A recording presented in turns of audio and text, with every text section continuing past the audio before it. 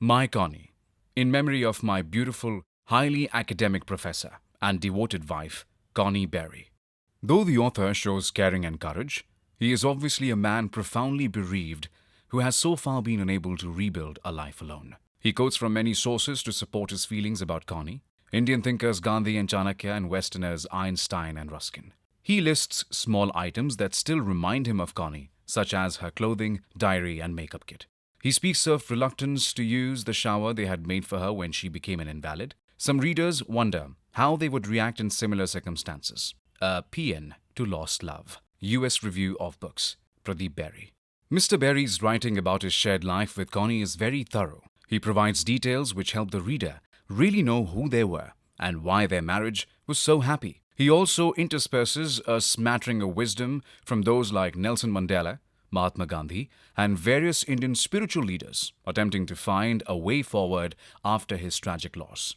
The ups of Mr. Berry's life with Connie always outweighed the downs, until that fateful day of her death, when his whole world came to an abrupt end. The strength of this book is not about her death, but about her life, seen through the eyes of one devoted husband. It's a tribute well worth reading. Pacific Book Review. A debut author pays tribute to his deceased wife in this memoir. Berry's spouse of 41 years, Constance Connie Berry, née Fuller, died of cancer in February 2015. Soon afterward, he began writing this book to chronicle the love that they shared. I can say with great pride that we were truly two bodies with one soul.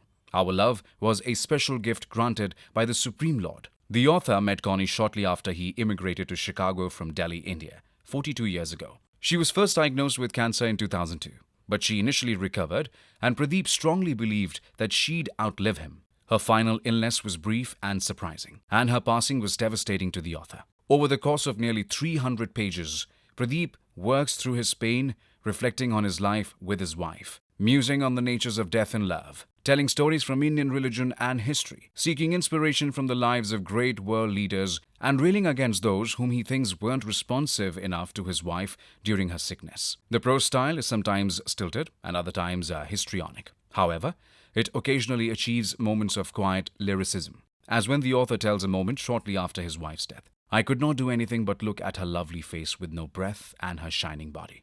What is missing? Breaths. Death means sleeping with no breaths. There are many books available about grief, but this one is unusual in that it's very clear that its author is still in the process of grieving. His anger at relatives on both sides of the family is quite strong, and the memoir's tone is hagiographic. As a result, it doesn't have much to teach readers about how to get over a loss. Rather, it's a raw document of the middle of grief and all the emotions that come with it. An emotional elegy that's somewhat undisciplined in life. Kirkus Reviews. Berry's book mirrors the stages of grief, including personal examples of bargaining with God, anger, and depression. Pradeep Berry's grief-steeped memoir, My Connie, is a tribute to the author's late wife as well as a search for closure. Berry meets Connie shortly after immigrating to the United States from India. They fall deeply in love and soon marry. After 42 years of marriage, Connie passes away in the hospital, leaving Berry bereft. The book jumps back and forth in time, repeatedly returning to the trauma of discovering that Connie has passed away and the sadness of her cremation. In between these scenes, Berry elaborates on Connie's excellent qualities and his memories of her, most notably their mutual international travels. As much as it is a biography of Connie, the book is most focused on describing Berry's grieving process. Descriptions of Connie are specific in some ways, for example, listing all of the things she kept clean in their home, but overly general in others, repeatedly noting that she was a wonderful teacher without providing details from her teaching life. The book acknowledges its own tendency towards repetition, but the text reads as unpolished because of its nonetheless. Generalizations about other people's grieving processes, experiences of love, and lack of empathy for Berry led to contradictory and unclear moments in the text. His frustration with former friends becomes a focal point, and his anger at his in-laws and other family members is apparent. The preface reveals that Berry's book is very much an exercise in relieving his pain, but such relief is not showcased by the end. Because of its inward focus, the project is not generally accessible. The close, first-person narration ably conveys Berry's acute pain and grief. Vague word choices hold audience at a distance, and Connie herself never seems fully developed. The book is organized in a stream of consciousness way. A section about the couple's vacation may easily circle back to Berry's anger and grief, foregoing conclusions to most accounts. Curiosity about Connie is prompted but not satisfied. Wisdom literature, including various Indian spiritual texts, is quoted throughout. It adds depth to Barry's mourning process but is interjected without substantial or contextualizing introductions. In focusing of authenticity, the book mirrors the stages of grief, including personal examples of bargaining with God, anger, and depression. It rings emotionally true but is often frustrating to navigate. My Connie is a heartfelt, if repetitive, account of a husband's grief. Laura Levitt, July 16, 2018. Barry's book mirrors the stages of grief, including personal examples of bargaining with God, anger, and depression. Forward, Clarion Book Reviews. In 2015, author Pradeep Berry lost his wife of 41 years. His new memoir, however, isn't an account of moving through grief to healing. Rather, it is a repository of his pain, like a personal journal. Its entries reflect his roller coaster emotional state, recurrent thoughts about his wife's death, and grief-stricken lamentations. Berry clearly intended this tribute for publication. However, it is written in a rambling style that jumps around in time and is often repetitive and confusing. The result is a deeply personal project likely to distance readers. Following accountancy training in his native India, Berry moved to Chicago to further his career, planning to return home shortly until he met and married Connie. Berry writes that she was his destiny. We were two bodies with one soul. Settling in Evanston, Illinois, they had no children. Berry began his book soon after his wife suffered a fatal heart attack in a hospital. Berry had taken her in following a fall and 8 days later witnessed her final breaths. I relive that painful episode and it gives me panic attacks. Berry revisits this scene many times throughout the book. Bereavement and rancor are some of Berry's themes. The main problem with me is that Connie did not die of natural causes. Her life was snatched away by these doctors. He frequently mentions medical negligence without specifics.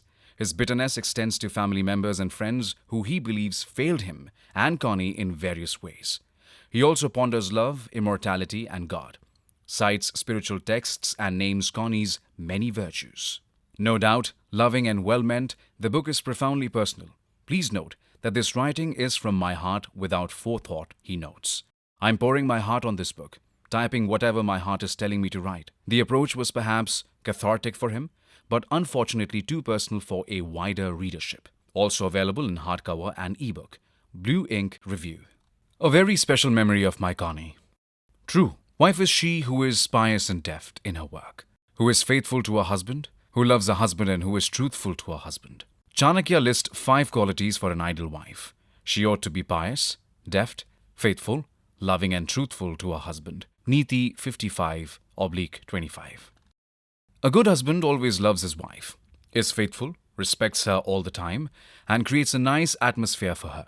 His wife is the most important part of his life. Both husband and wife are assets and keep their relations till death. The commitment for love and sorrow must be carried throughout life regardless of the circumstances. The wife is an incarnation of tolerance and she should expect only one thing from her husband: love. The rich never selflessly contribute to the noble work, for they always seek their financial gain in whatever they do. Chanakya, 352/169. Pradeep K. Berry, June 6, 2017. Author's note. Writing has always been one of the prime skills that I have needed, from the 6th grade to the present day. From high school to undergraduate, postgraduate, and my professional career, writing skills were absolutely necessary. As I advanced my career, I developed a greater interest in writing and discovered that reading was the thing I enjoyed most. I must mention that my beautiful, educated, precious, priceless, and most loving wife of over 41 years, Constance A. Berry, or Connie, always encouraged me to read and write in subjects other than my professional reports, newspapers, and research. I recall many incidents when Connie took me to different parts of the world, and interacting with people from different cultures was one of the most joyful things for us. Many people asked me to write books, and I considered doing so but did not act on those thoughts. Finally, Connie told me, "Pradeep, I wish you were a professor and a writer." Those words are still in my brain, in my heart. I could never have imagined that my first book would be for my wife. After thinking of many titles, I invented a great one, My Connie. This is to honor her and to show our love. I decided on February 28th, 2015, that I wanted to write my first book of our immortal love. This book is my life, my happiness, my sorrows, my power, my biggest strength, my companion, and my new life. There are many happy and sad chapters of our lives in this book. It is very easy to understand that happiness and unhappiness are parts of life. But it's much more difficult to bear the reality. This is the difference between what we study in school and in the practical world. Experience. Our love remains immortal. I must thank many people without whom it would have been difficult for me to handle the most tragic time of my life on February 28th, 2015. They also helped edit and proofread my Connie. My thanks to Mr. Sanjay and Mrs. Parina, who were with me when Connie was dying. Their help was timely when I was crushed with Connie's death and later at the cremation. The interment of her ashes and the Chapel of Peace services, which I wanted to have at the earliest possible time, Sanjay and Parina's help and support will always be remembered by me. My brother and his family. I was successful because at my humble request, Elizabeth and Justine at the funeral home and memorial cemetery fulfilled my wishes, and everything was done on March 2nd and 3rd, 2015. Florida Harris, the caretaker of Connie, was a big support to me. I have written more about Florida under the Death Episode section. Connie was the president of the Condo Association for 25 years. And everyone in our building helped each other take care of mail and plants during vacations. After Connie's demise, our neighbors started picking up the mail and watering our plants in the house when I went to see my family thrice in India after Connie's death. At the same time, other residents were gracious to extend help to me, and I am thankful to them for attending Connie's last rites. I would like to thank Judy DeStefano, our neighbor, for introducing me to Jessica Harrison, who was a big help in editing of my book until my first submission on August 19, 2016. However, after 2 weeks, Author House asked me to revise many conflicting issues, which in my opinion were true for my Connie. They were absolutely true facts of our lives in the years 1989, 1999, 2000, 2002, 2004, 2005, 2006, 2011 and 2012. The worst were in 2013, and the most devastating and heartbreaking started in July 2014 and continued to February 28, 2015. However, since that date till today, October 30th, 2016, the effects of all of 2014 and 2015 are hanging in my suffering and in my pain. They are getting deeper and deeper, transforming into different situations after the demise of Connie. I know how much revisions I had to do to get this book published. I am now working by myself on all this. I am hoping I will be done with all these changes by November 4th, 2016. They insisted I revise and take out some of the things relating to Connie's sickness and some family-related issues. I did not, because the book had the true facts, and I was given full clearance by my legal attorney. However, later, due to some publication issues, I had to rewrite a lot of different things while taking out some of the previous content suggested by the Author House. This is the third time I'm making changes. I also acknowledge Randy Morell, a good friend of Connie's, and her finance advisor for her support at the funeral services. My thanks to Akhil, a professional videographer, for covering the full services for 2 days. This video is my possession of my love and is important in my life, if I want to see Connie's last rites. I am very grateful to my biological brother, Mr. Arun Berry, his wife Shobha, and their 2 sons, Ashim and Ashish. Thanks also to Ashish's wife, Mona, and their 2 daughters, my grandnieces, Krishna, age 10, and Radhika, age 5. My grandnieces cheered me during my depressing times. I have written a whole chapter of my life from February 28th to October 6th, 2016, and going forward. My uncle, Dr. P. N. Behel, a world-renowned dermatologist, was the first person in the family to have an English wife, Mrs. Marjorie Behel, and they were prominent in Delhi from the early 60s to today. Dr. Behel was more than a father to me in India until his death in October 16, 2002. His mother was my grandfather's sister. I can't believe when I first visited India in July 1979, after close to 4 years of my arrival in the United States. While flying, my mind was wondering why I was so reluctant and depressed to come to the United States 4 years ago with $7. Now, I was flying back to India with my highly educated, beautiful, intelligent, and intellectual American wife, Connie. I take pride that I am the second person to marry an American wife. Mrs. Constance A. Berry became the darling of the family. I never thought that Pradeep would be the second person to marry an American girl. Dr. Behel was a shining star in India. and his influence on me as a child and teenager was great. Later, Connie's influence on my career, education, culture, world travel, arts, and adventures were her gifts to me. She succeeded in this mission with full capacity. I owe all this to Connie. There were over 100 immediate and extended family members waiting to receive us at the Delhi airport. I do not recall how we all went straight to my elder biological brother Arun Berry's house. For days, from morning till night, family members and friends came to us to visit. It was very common for family members to stop by with no phone calls or invitations. It was amazing. My family and friends judged immediately that Connie, an American, was educated, self-made, polite, and intellectual. On top of that, she was my wife. She was the second daughter-in-law of the Berry family and the maternal family. I would not hesitate to say that after our marriage, Connie was the star of the family. Now, Connie's loss has not only broken me, but has been deeply felt everywhere. As a customer, I give thanks to Mr. Sanjeev Sachdeva of World Cyber in Delhi, India.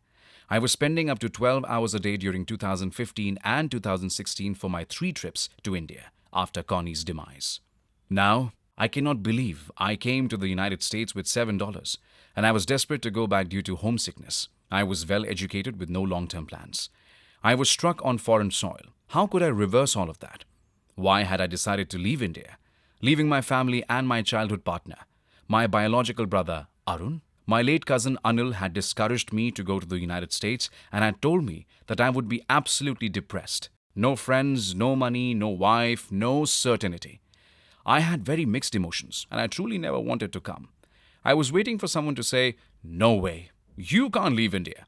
I mentioned in my childhood tragedy chapter that my biological mother, if she were alive, would have never let me come under such confusion. I never saw my biological mother, Shanti Mummy, because I was 2 months old and my brother Arun was 11 months old. When Shanti Mummy died, later her younger sister Kanta Mummy was forced to marry my father for the sake of Arun and Pradeep, avoiding having a stepmother. Kanta Mummy died when we were 5 and 6 years old, respectively, after the birth of my sister, Pappi, who was 2 hours old. I remember her death, her dead body, and the cremation. However, I do not recall whether we had the emotions or the power of thinking about where Shanti and Kanta Mummy were. If they were alive, perhaps I would have never left. It was a new life and a different culture. Looking at the snow and downtown was somewhat depressing.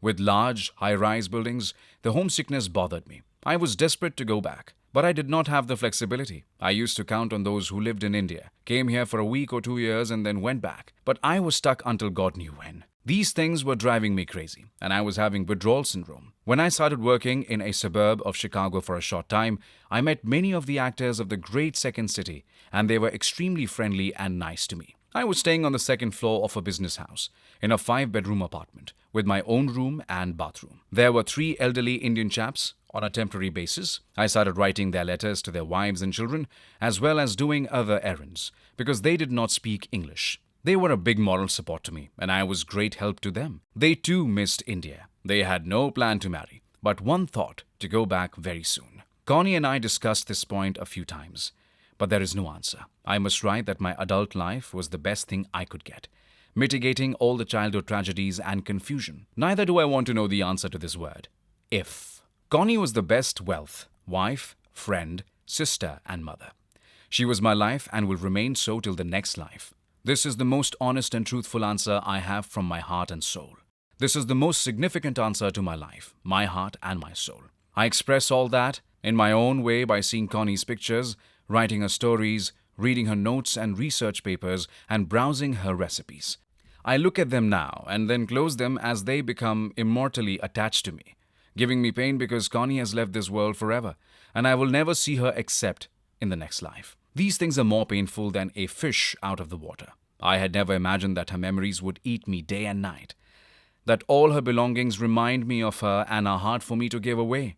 With everything she possessed, I am reminded she had an innovative mind. Truly, she was disciplined and organized, and I never noticed that when Connie was alive. How could I have known all that? We were so happy among ourselves that my mind never thought to ask her to show me anything because her love and her presence was more than enough for me. Now, her possessions and things haunt me. Why did I not ask her many things about her collection of those things? I would say that she was keeping them to enjoy for the next 20 to 30 years, but we both never expected her sickness in 2013. I'm not going to mention anything about her sickness and or any good or bad medical treatments.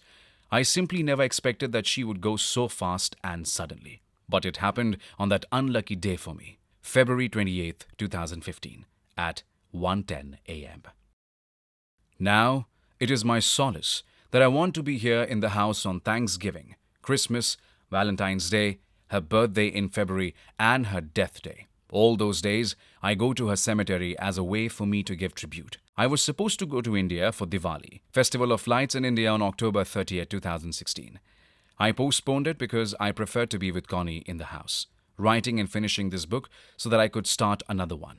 I'm never bored as long as I'm in the house because her blessings and her pictures all over the house are a big comfort for me. I listen to some of the sad, emotional songs of where two loves are separated. Those are great old love melodies from 60 years ago. Now the next generation has a different approach, which I do not know or want to know. My mind is occupied mostly in my own sorrows of losing my wife. My friends, her siblings, my cousins, musical programs, theaters, movies, and anything else is far away from my life. I must admit that I'm happy being alone and staying at home. I have no desire to meet anyone. Connie's death took away all my social and fun life.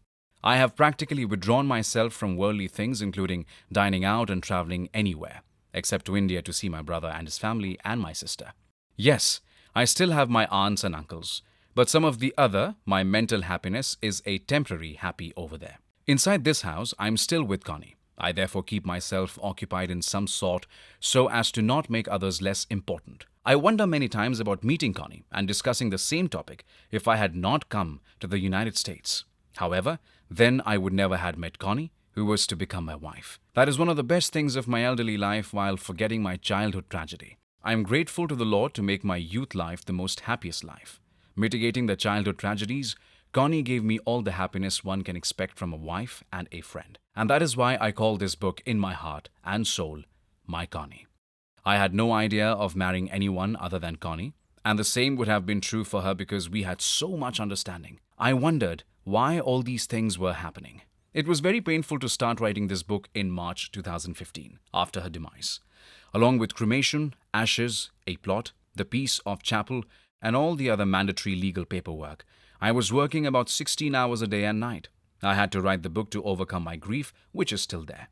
Sometimes it is difficult to write because Connie was and still in my mind. Connie was the darling of my immediate and extended family. I am the same Pradeep who came alone and was happy for 42 years with Connie. Now I am again alone in United States. I wonder if it is a movie, if it is fiction or reality. It is a reality. I see Connie sleeping next to me every time. It looks like truth as I get some vibrations in the middle of the night and in the morning when I get up. But when I see her side of the bed, with her pillows and her favorite silk satin cover, it's upsetting. I pray there as I would do in the temple or church, but why go anywhere? She is my temple, and her room and bedroom is now a new dimension of my love. I'm very upset with the unbearable pain. The truth is very painful. Finally, my thanks to Diane Hyatt and Joanne Connors of Author House for publishing My Connie. To end my notes, no matter what I write or say, there is no way I can ever forget my Connie. She was very special and priceless, and she was the one who made my life and my destiny. She will always remain in my heart and soul as long as I am alive. Connie, I am very grateful to you for all the help in my career and your devotion as a true wife and friend. I have lost the most important part of my life, a true partner, a diamond at this junction. You have left me too early. I can't say goodbye to you because you are always with me, in my heart and body. Your loving husband forever, Pradeep K. Berry, June 6th, 2017. Preface. My Connie is the first book I have written in memory of my loving and precious wife, my true friend, and my whole world, with whom I spent over 42 years.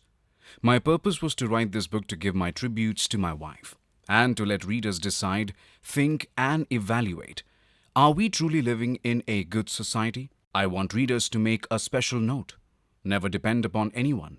Test your relatives and friends when you are in trouble financially or sick. When you cry alone. When you laugh, they will laugh with you. Connie told me that in the United States, daughters take care of their parents in their old age, instead of the boys doing this in India. It was something new for me. When we got married, during the course of a long marriage, her message was a reality. I can vouch for Connie. She was right. She emphasized that the biological brothers and sisters are raised with love and are very close to each other when young. Later, when people are grown up, married, and have children and grandchildren, the childhood love diminishes. Sometimes, inheritance disputes and their own lives supersede the childhood love. I truly believe this. I saw it during my childhood, and I am still seeing it everywhere. An important saying in India is, a blind person distributes sweets to his own. All parents give to their kids, and the same kids give to their own. This cycle keeps going forever. During the current period, there are so many disputes, greed, and bad relations among families all over. It is very common. Lucky are those who are past all this. Connie and Pradeep were far away from all this. I can assert that I would never fight for my own inheritance back in India. I am contented and believe in earning with my two hands, as Connie did. That was her message to me, and I will follow that message till I die. Connie was instrumental in teaching me to save and work, and to never ask for a dime from anyone because no one will ever help. I do not want to be a burden on anyone. She never demanded anything from her parents after she finished her college, and the same was with me. That was one of the best things we discussed during our first meeting in the restaurant with her students, before getting married. She had valued education as the best thing, and so did I. She had a choice to ask for money from her parents, but she did not. I had no choice to ask from my father and my stepmother. As much as they were nice to us, I never wanted to ask, and a need never arose till October 28, 2016. God has been great in that way. Connie and I have been givers and not takers, with the kind grace of God and our hard work. As painful as it is, it's still better than wasting time outside the house. I would not try to find any companion. I would not marry again. Connie was more diversified in reading and writing, but my focus was on the different kinds of many readings and different issues. Now, I will focus on that. I have new experiences in my life after the greatest setback of losing Connie. The wife is the best friend of the husband, and vice versa. I have written a separate chapter of my childhood tragedy: her sickness, her blessings, her last 4 breaths, her demise, and the cremation and ashes in her plot. When she was dying in front of me, with her last 4 breaths before she was gone, I was shaking and lost the power to think. I was seeing her face and was at her side when she took 4 breaths. I was hoping what I saw was true, but it was possible that her good karma and my love and devotion would be heard by the Lord, and those last 4 breaths would keep her alive. I have seen many miracles and true happenings, where a dead person suddenly starts moving on the bed, or even the casket. After her demise, I was with her body for over 6 hours, touching her feet, kissing her on her forehead, asking for forgiveness, taking blessings from her feet, a very powerful tribute in Indian and ancient culture. I failed and was reminded that I had to do her cremation, placing her ashes in her plot next to her parents. I must write that there were no family members, not her one sibling or any of my first cousins. I wanted her last rites by myself because she was mine, and she did not want any funeral. In many ways, it was good that her siblings and my first cousins did not come. I never wanted to show to anybody how big the funeral was. I have seen many families showing how many guests were at a wedding, birthday, graduation, or even at a funeral. They have come to show off to society how popular and connected they are. This is shallow pride, showing oneself like a royal family, which they never were. Connie and I were academic and were not into this shallow show-off or false pride. Connie and I were modest and never asked them to come. I never informed them of the death of Connie. I never wanted them to come at the cremation because they never bothered to call or visit when Connie was alive and sick. Now, why should I want them at her death? To show off how upset they were? It was an artificial formality to come with a crowd. They had no time to visit Connie when she was sick. They had all the time for their daily and weekend parties. They never even called to inquire about Connie, knowing she was sick. Why inform these people? Her one brother knew, but he, his wife, and their two boys never gave us a phone call. Their younger daughter and her husband never came till January 2017. I do not ever wish to see them or keep any relations with them. As much as they would like to pretend, I promise my readers that I do not want any relations with them now. Rather than coming, her brother was asking the morning Connie died, "Pradeep, do I need to know anything about her money?" I said no. He told me I'd better find out or hire an attorney, otherwise there would be a probate. I told him not to worry, and Connie had left money for his 4 grown-up children. His wife said to me, "Pradeep, that is good. They were more interested in Connie's than coming to her cremation. Now they are only asking about her money. They knew Connie died but never came to visit until after 2 years. Neither would they come to the cremation and give condolences to me. Now, I do not want any relations with them. Connie and I always hated all that kind of show-off stuff. We were very modest and private and not shallow. Many families live to satisfy their egos. We both believed in education, academics, and being constructive rather than wasting time on big events, marriages of 5 days, and asking people to come for funerals, imposing on working days. Very close families, okay, but not everybody. This relationship with all of them is over from my side, and I do not want to have any relations whatsoever. I would have to find my own way of a new life, a new beginning. I'd have to find a way to keep myself occupied. It may be teaching MBA students, working as a senior management consultant, spending time alone watching the symphony and Broadway shows, traveling for a few days in different cities, or spending a few months a year staying with my brother and his family in India. It's the beginning of a new journey, like an 18-year-old. How difficult it is going to be for me. But what choice do I have? I would follow the guidelines of my Connie. What would make her happy? We never discussed this topic, except in December 2014. Connie told me that if something happened to her, I should go to India for a few months to be with my brother and his family. But I should not move back to India permanently. Upon my mentioning my old age, Connie told me that I should buy the medical alert device and put around my neck for any emergency. One painful conversation I remember was on June 16, 2006. We went to see her mother in the nursing home, 178 miles away from our house. We were going to stay in a hotel for 2 nights, as always. Her mother had moved to nursing home due to some very controversial episodes from her one sibling, and it was a very difficult family drama. Connie and I were very hurt and would remain hurt all my life. That episode was one of the biggest events of her sibling relationship till January 1st, 2017. Now the 43 years of relations are all gone. We had planned to stay 2 nights in the hotel. This was the first time Connie and I had spent the whole day with her mother. And at 6 p.m., we cancelled the hotel room.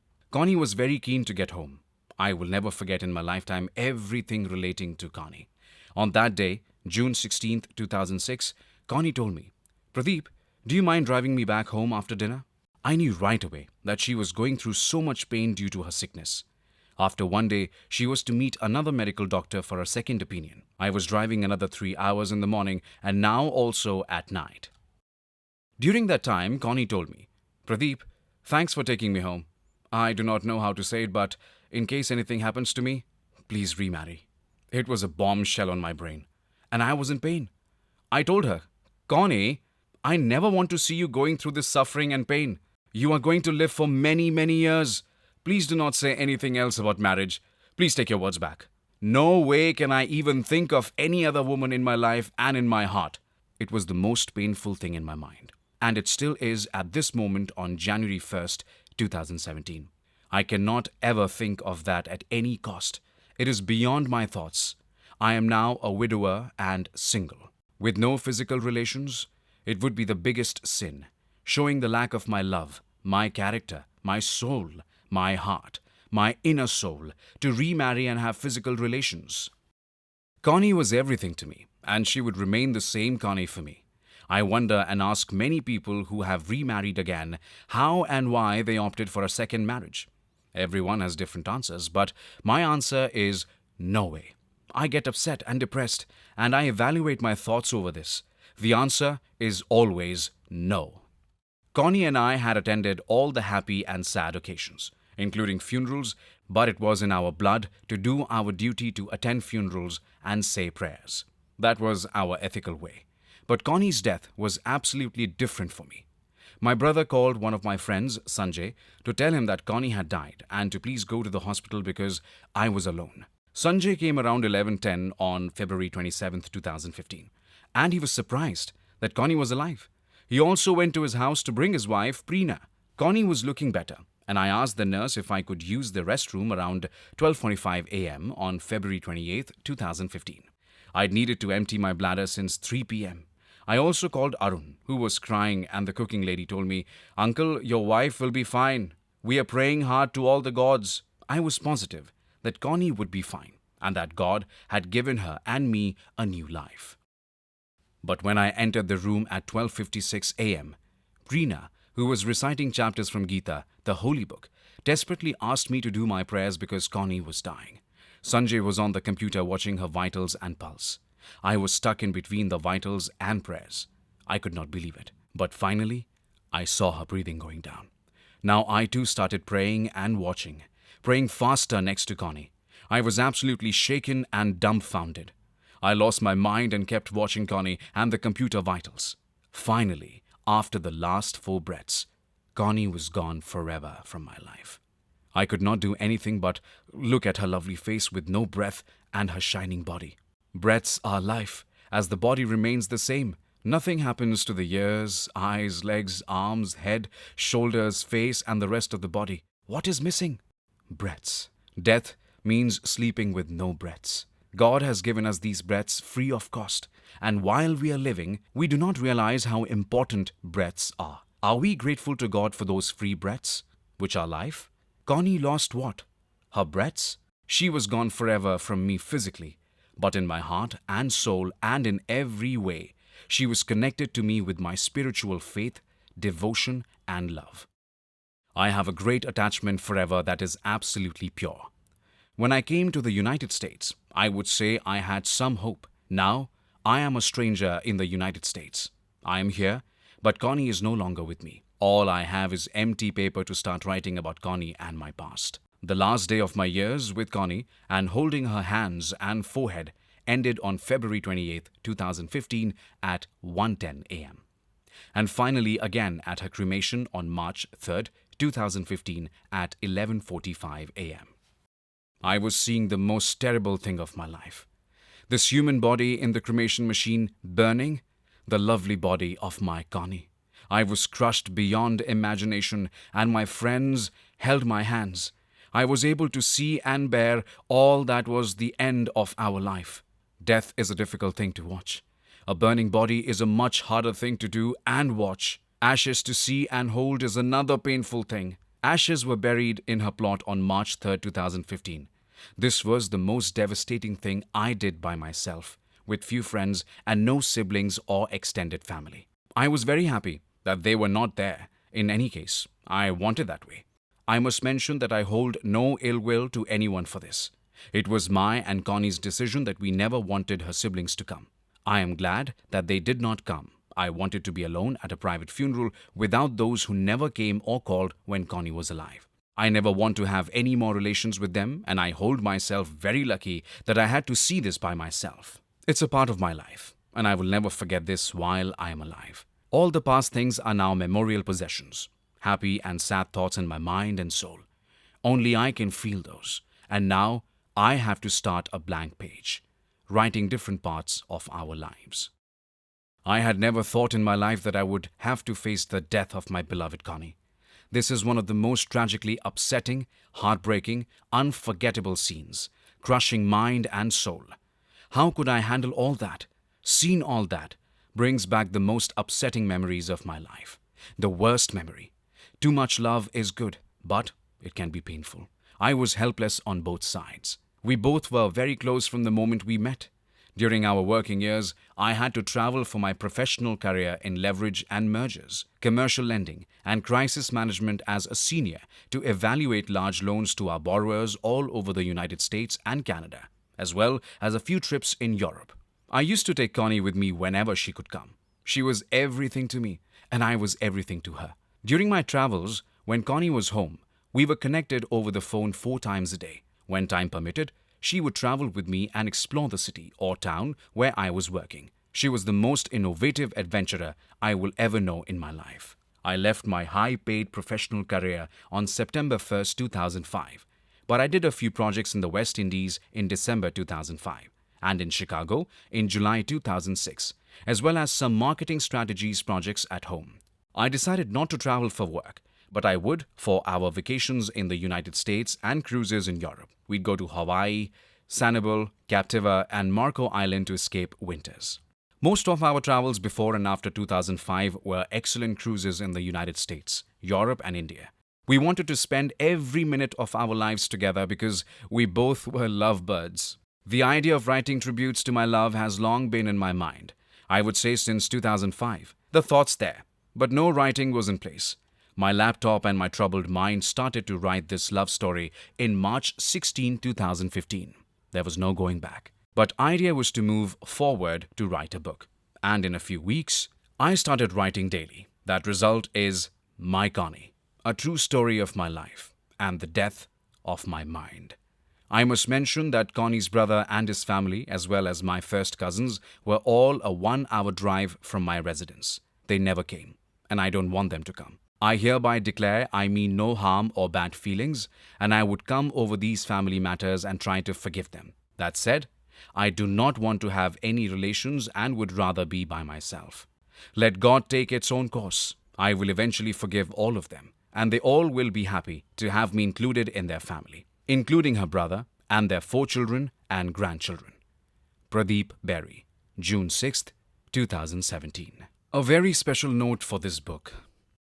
Please note that I was very angry with my father and with my third stepmother, Uma Mummy, and their children, but I have forgiven them now. This is because Connie's loss was much more painful than that. Now, when I'm writing this book, I realize what my father must have gone through after losing our 2 mothers and his 2 wives. I have all the good feelings for my father, but not a good feeling for his 3rd wife and his children. Regarding Connie's family, I don't have any more relation with them. Only God will take care of them for their acts and their bad karmas. I was angry when I started writing this book. Immediately after the demise of Connie on February 28th, 2015, now it's June 6th, 2017, and I concentrate on doing humanity work for my Connie. Please let me make it clear that by any means or anger, Connie is not going to come back except in our next lives. I'm sure we will be a great couple again in our next lives. Keeping it in view, I would rather concentrate on doing good things so that I can get Connie back in the next life. By this thought, I don't want any more bad feelings for Connie's family or my family. My darling Connie would not be happy to see Pradeep Berry is annoyed with her family or her family. So I have no bad feelings for anyone. I am angry and upset as to why Connie died, and I wish she had lived till I was gone. I think of good for all the humans and animals of the Lord. I am extremely interested in Connie's happiness, and this is the best way to come over my sorrows and my suffering from Connie's demise. At this junction of my life, I want to keep the best memories of my life with Connie darling, my beautiful wife and my world. Connie is still with me in my life and heart. All hours of each day, it will remain that way throughout my life. This hope will provide me with some soothing in my mind. I don't want to live in anger for Connie. Let the world keep going in peace and love. God bless Connie and Pradeep Berry, because we both had beautiful and best lives. How lucky I am to have my Connie in my life as the greatest partner for years and years. Very few people get this love, in my opinion. I would pay my highest priority to Connie and the good deeds she did for me, as well as the charitable institution in her life and after death. I truly appreciate Connie's loss and presence, but her good deeds keep me going forward. I don't have time to think bad feelings for my family and Connie's family. There are plenty of better things to do rather than be angry with anyone. People do what they know for Connie's loss and her peace of mind and body and soul. Constance Berry will be alive in my life every moment of the day and night. A wonderful and beautiful thing happened to me. Connie was the first and last choice of mine, and I was hers. The best things happen to lucky people, and we both were lucky. I will never get tired of naming Connie in my book and my soul. This is a very strong message for the love of a wife and a husband. And the wife played an extremely important role in the marriage, at least in my marriage and family. Connie was the first time I achieved happiness, and Connie achieved the same happiness. That is why Connie and Pradeep Berry were a very special couple in the eyes of the world. Pradeep Berry, June 6th, 2017. Introduction. Connie the Light. My Connie was an extremely rare, priceless, precious destiny, and she was a special gift from God to me. We were two bodies with one soul. Before starting this biography of my true love, I have to give my highest tribute to my Connie and how she became an immortal love for me. A love that will perhaps be immortal for us both. I write this book to share my love and to give maximum credit to Connie for destiny and for lifelong love. This book, with valuable messages about the nature of love, is a creation of the love, hope, faith we shared. Imagining this destiny and love is the only comfort I have left. I had never realized how life can be changed by love, because of my devotion in fulfilling Connie's desires. I am sure God will fulfill my wish and hers. Perhaps her illness was a difficult test of life, an exam we had to face in order to pass again, with a gold medal in our next love. In this book, I examine how destiny and love have shaped the course of my life. It is extremely important to mention that Connie's demise created the most painful and shaking trauma in my mind, every moment of my day and night. Even before sleeping, I have dreams. When I get up, pain and thoughts wander in my brain. I feel as if I'm dreaming, but while getting up, I have to face the facts of my life. Connie's love is in my mind every minute of the day, maybe except when I'm sleeping. However, the moment I'm up, my pain is extreme. In addition to thinking about her, I'm still avoiding the reality and don't want to believe at all that Connie has left me. I go through the pain that upsets in my mind, body and soul. I don't know what to do and how to cope. I start looking at her pictures, videos, computer, chair, walker, and whatnot. I can't decide whether I'm getting peace of mind or more pain. Then I try to compromise by praying by her pictures and touching her chair, computer and walker. That gives some peace mixed with pain, and the lights in her study room are a small solace. It still looks as if I'm on a business trip and will be with her on Friday. Once I dreamt that she was no more, which made my pain extreme. That time I was in a world of thoughts, specifically how intelligent, intercultural, and intellectual she was. I have never met any person like that. I have compared her to too many of my family and friends, but I can't find anyone like her. I then suffer from extreme, unbearable pain. I go deep into my thoughts and stop whatever I am doing, sometimes for a short time and sometimes for a long time. I then have to force myself to concentrate on the things I was doing or was planning to do. This much distraction is due to the love we had for each other. After that, I want to be alone and be isolated. I read one anecdote. Life asked Death, "Why do people love me but hate you?" Death responded, "Because you are a beautiful lie, and I am a painful truth." Yes, it is painful and unbelievable that God didn't fulfill my prayers.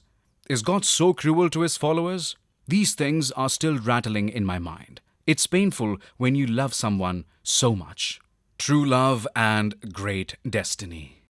True and pure love of anyone, whether that person is your significant other, parent or sibling, is a double-edged sword that brings pain and joy. If on the one hand you were never gifted with that love, you would not feel as much pain when the loved one passed. However, if you have been blessed with a deep love, the downside is that the pain is that much deeper after the loved one is gone. According to Lebanese author Khalil Gibran, life and death are one. Even as the river and the sea are one, Gibran also wrote that, like seeds dreaming beneath the snow, your heart dreams of spring. He says to trust in your dreams, for in them is hidden the gate to eternity.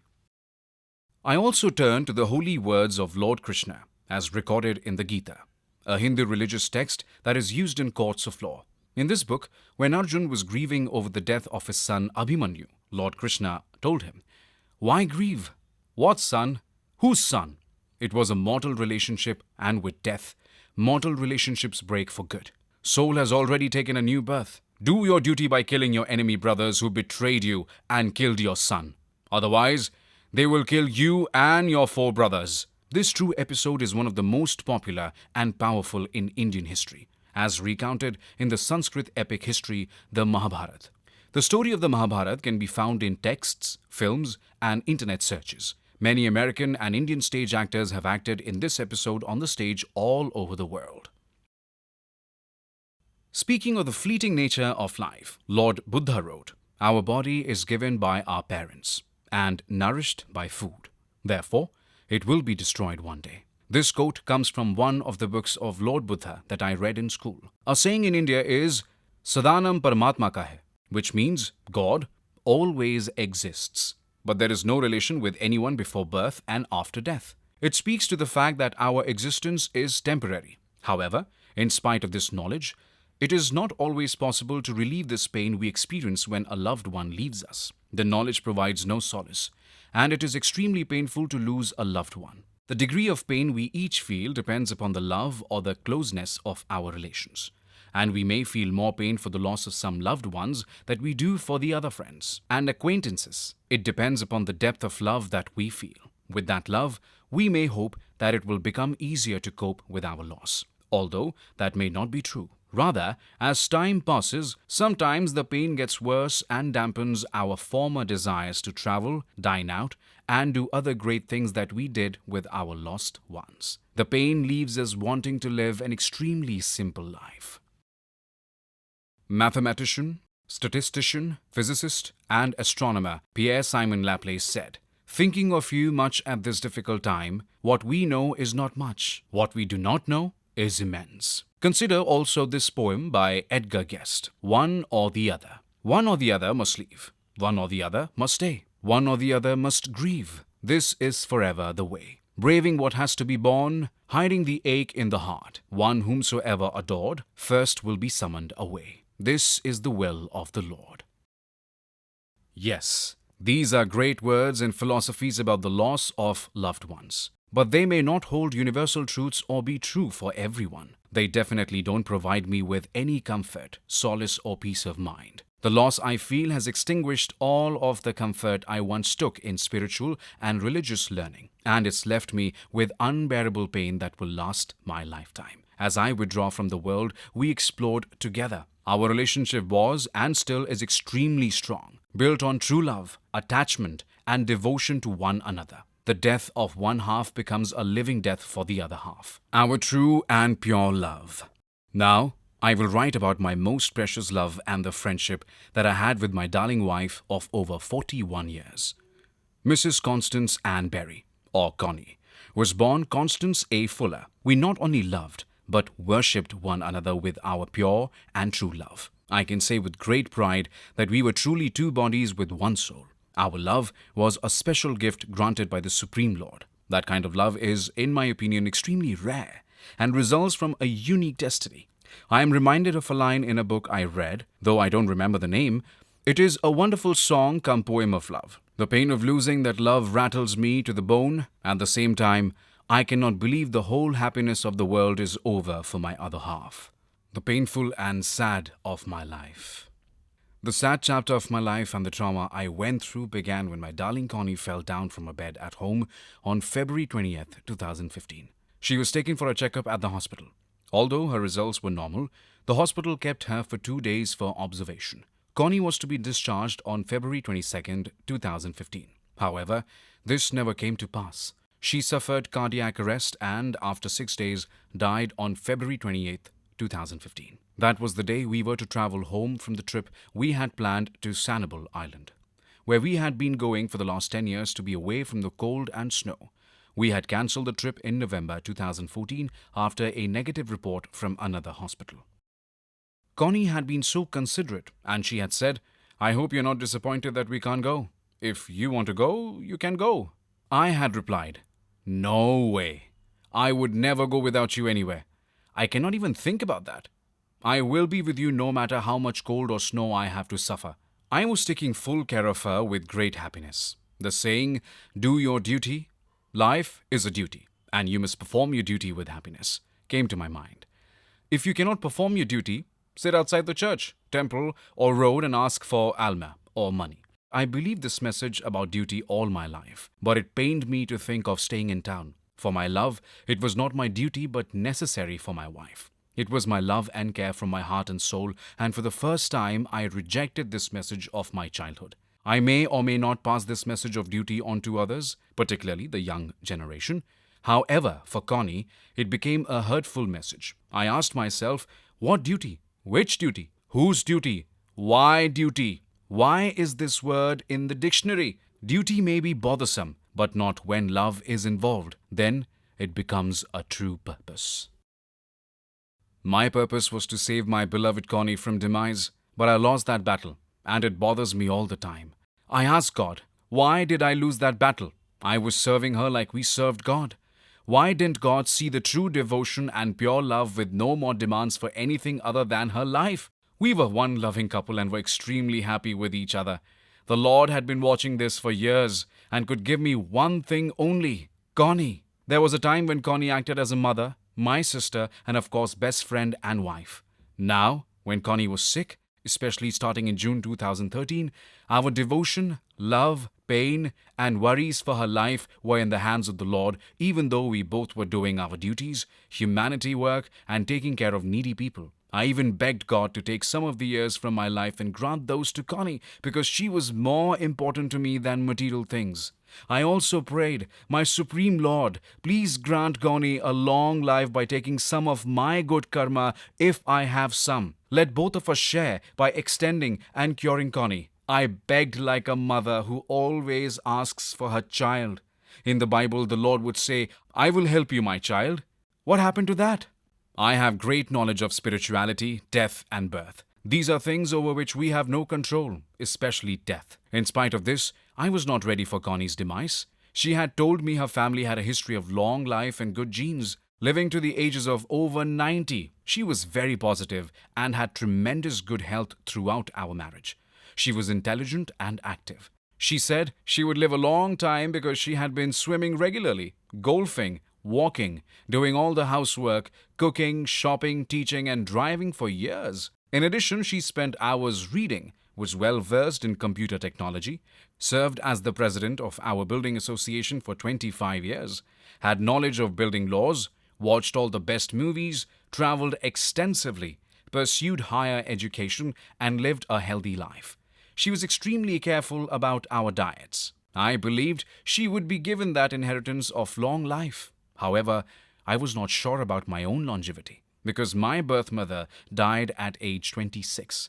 My younger auntie, my mother's sister, was forced to marry my father to avoid bringing a stepmother in our family. She was married to my father for 5 years and died at the age of 25, 2 hours after giving birth to my sister.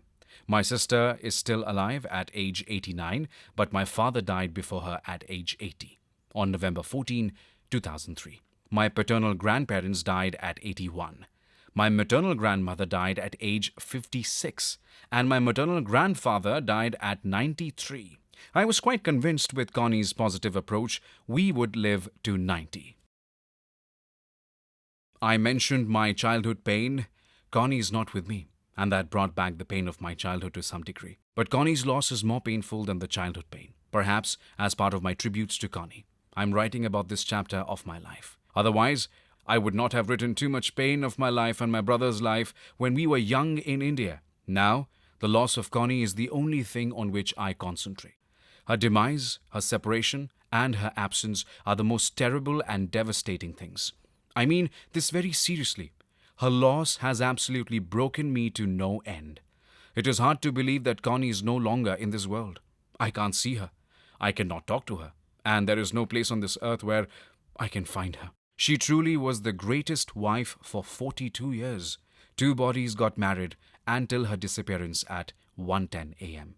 I saw the same body, the same Connie I was serving food and watching movies and seeing her in the house, car, dinner, bedroom, giving clothes, sending messages on my cell phone and cutting jokes. I loved seeing her smile and her beautiful shining face till February 22nd at 6:28 p.m. when she had cardiac arrest. After that, she was on the artificial breathing, being intubated. I was watching, and she was talking in body language. Though painful, she wanted to say something. She was forcing herself to say something to me, and I was very close to her mouth, holding her hands. She had wanted to say something for 6 days. That scene, that moment of the day will stay in my brain and heart all my life. What was in her mind? What was she thinking? And what she wanted to say? Not know is very upsetting. What exactly did she want to tell me? What particular topic was it that she was trying to get to me? There was something in her mind for sure, which she was forcing to tell me, but she could not. I wish I could have known what her desire was. I wish I could hear what was in her mind. I am dumbfounded when those scenes are crystal clear and I go into hours and hours of thought as to what she wanted to convey to me. It's extremely painful and only Pradeep Berry can feel that. No other person can even think of the depth of my experience of those 6 days. Only I can feel that. And not a single person on this earth, including my family, friends, neighbors, or any human being can answer. I pray to God, at least some miracles happen, and I hear the voice of the Supreme Lord in my ears. God has given me the answer that Connie was saying this. Maybe, if my devotion is true, one day, through her soul, God's messenger, some dream or some power, I will hear the message coming from somewhere. Then I would know that Connie wanted this particular thing. I would not take second to fulfill that desire. I would follow that desire like an order from the army general or vibration coming from the Lord. I have read many books about this in Indian civilization. It happened to great saints and great swamis, holy people who had totally surrendered to God, dismissing their families and worldly things and waiting for enlightenment. Buddha is one example. Bandit Ratnakar, who was into the act of killing and looting people, was taught by saints. They crossed the jungles and enlightened Ratnakar. And from a great bandit, he became enlightened. After 12 years of 100% devotion to Valmiki, who wrote the great holy book Ramayana on Lord Ram, Kabir Das was enlightened by Lord Ram. Tulsi Das was obsessed with his wife and in one incident mentioned in this book became a disciple of Lord Ram. Surdas was fascinated with all the women and he was enlightened to change himself. He poked his eyes and became blind so that he could not see any woman anymore. These people came so close to God that they could sense and declare in advance as to when and where they would leave their bodies and take their last breath. These people are called tapasvi, absolutely devoted to the Lord. To do that, it needs a lot of sacrifice. However, in my case, I was still lacking this much devotion. I don't know from where, when, and how should I start to become one of them, so that I could find out what was the last wish of Connie. My love and devotion is very close to these people. But I need some teacher to encourage me and show me the path to become one of those people. I have tried. And especially when I stand a few hours at Connie's granite stone, I ask the same question and same power. At that time, I am absolutely lost in my thoughts and far away from the worldly things. My thoughts and soul are pointed only on her granite stone with the engraved words, I chose. Constance Ann Berry, best friend and most precious, darling wife of 42 years, death, February 28, 2015. This place under which her beautiful copper and gold urn with her ashes is sitting is a great holy place for Pradeep Berry, with flowers spreading all over. The trees add to this holy place under its protection. I go to this holy place any day and any time to pray, at least 3 to 4 a week. I must be honest, whenever I went to India in the last 2 years, 3 times, I made it a point one day before going and the day I landed back in the United States to go to this place to get power, peace of mind, and some soothing but painful vibration. Cold, snow, hot, rain, darkness, I go there regardless. If it is pitch dark, I turn on my car lights to see and stand there. Death is truly a very dreadful thing to watch, and it takes away all the education, wealth, and human investment. How much education and knowledge has the world lost from these people who were teachers, doctors, presidents, CEOs, and thousands of other professions? How much schooling, PhDs, and other professional knowledge is sitting under the grass or in the caskets? Buddha was right when he stated that the body is given by parents and nourished by food, and it would be destroyed. Another saint in India stated with death, the world loses the deepest oceans of water in the shape of knowledge and education. Even the ocean does not have a space to accommodate all that knowledge after death.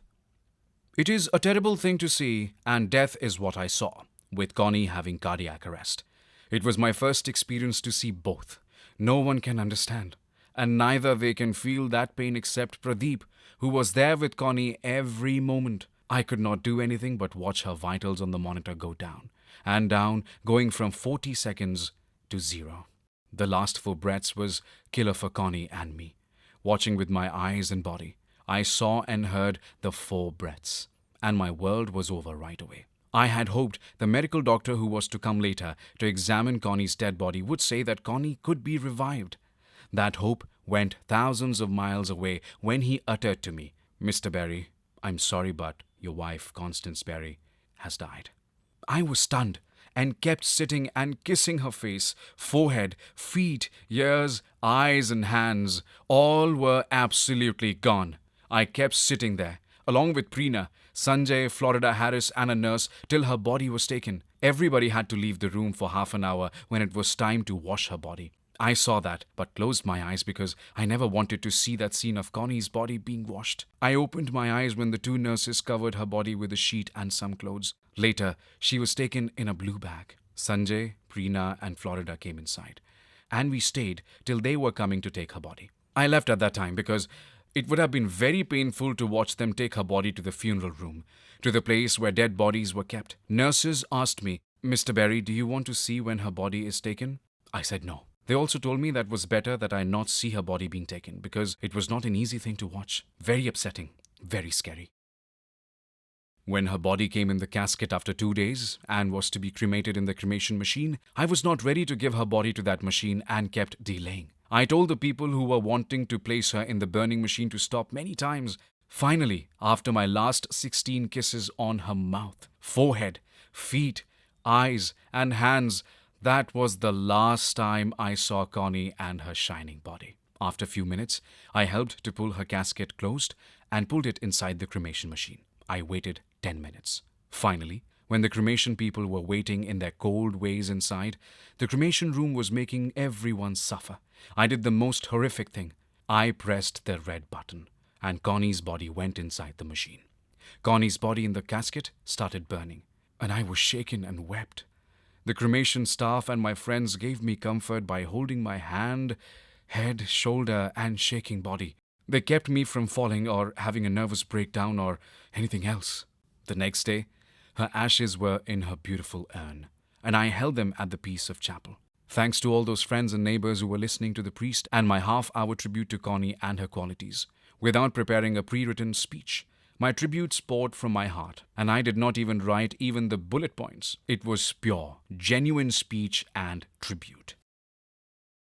Later, the ashes were in my hand, and people were waiting to put those ashes and the urn in her plot. There were 6 blue chairs for the visitors to sit in, and snow was giving its blessings. After half an hour, and my last kiss to the urn, it went down the ground. I watched. The last 2 hands to cover the grass over her hole were the hands of her beloved husband, Pradeep Berry. Was this life, or was this death?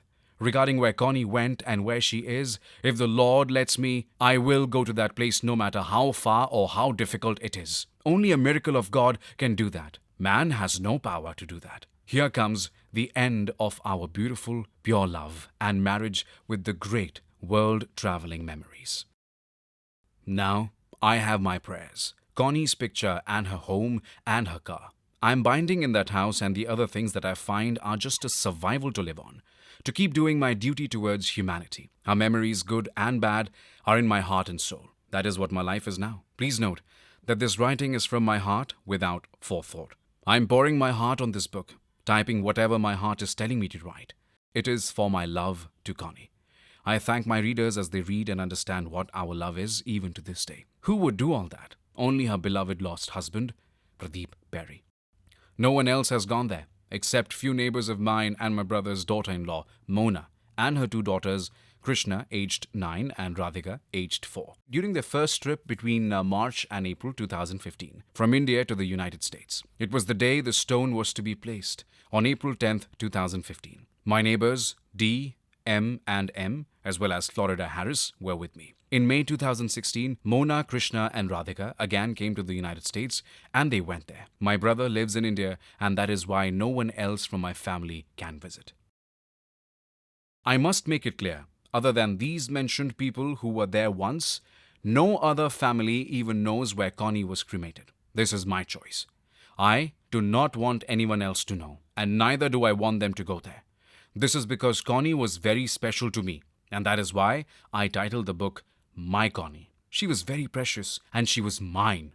I'm not worried about worldly affairs, the formalities of life with no true feelings and artificial tears. Some used to show how much they are upset. If I find anyone who is sincere, he or she is welcome. Otherwise, I am not going to leak this immortal secret of Connie. Connie and Pradeep are the ones who matter to me. The rest of my friends and relations are only relatives and friends, nothing beyond that. Only I can feel that love. I do not intend to offend anyone, including my readers, but I am sure that readers are very bright and can understand my feelings. I would be very grateful to them for understanding what I have written for my most precious and darling wife of 42 years.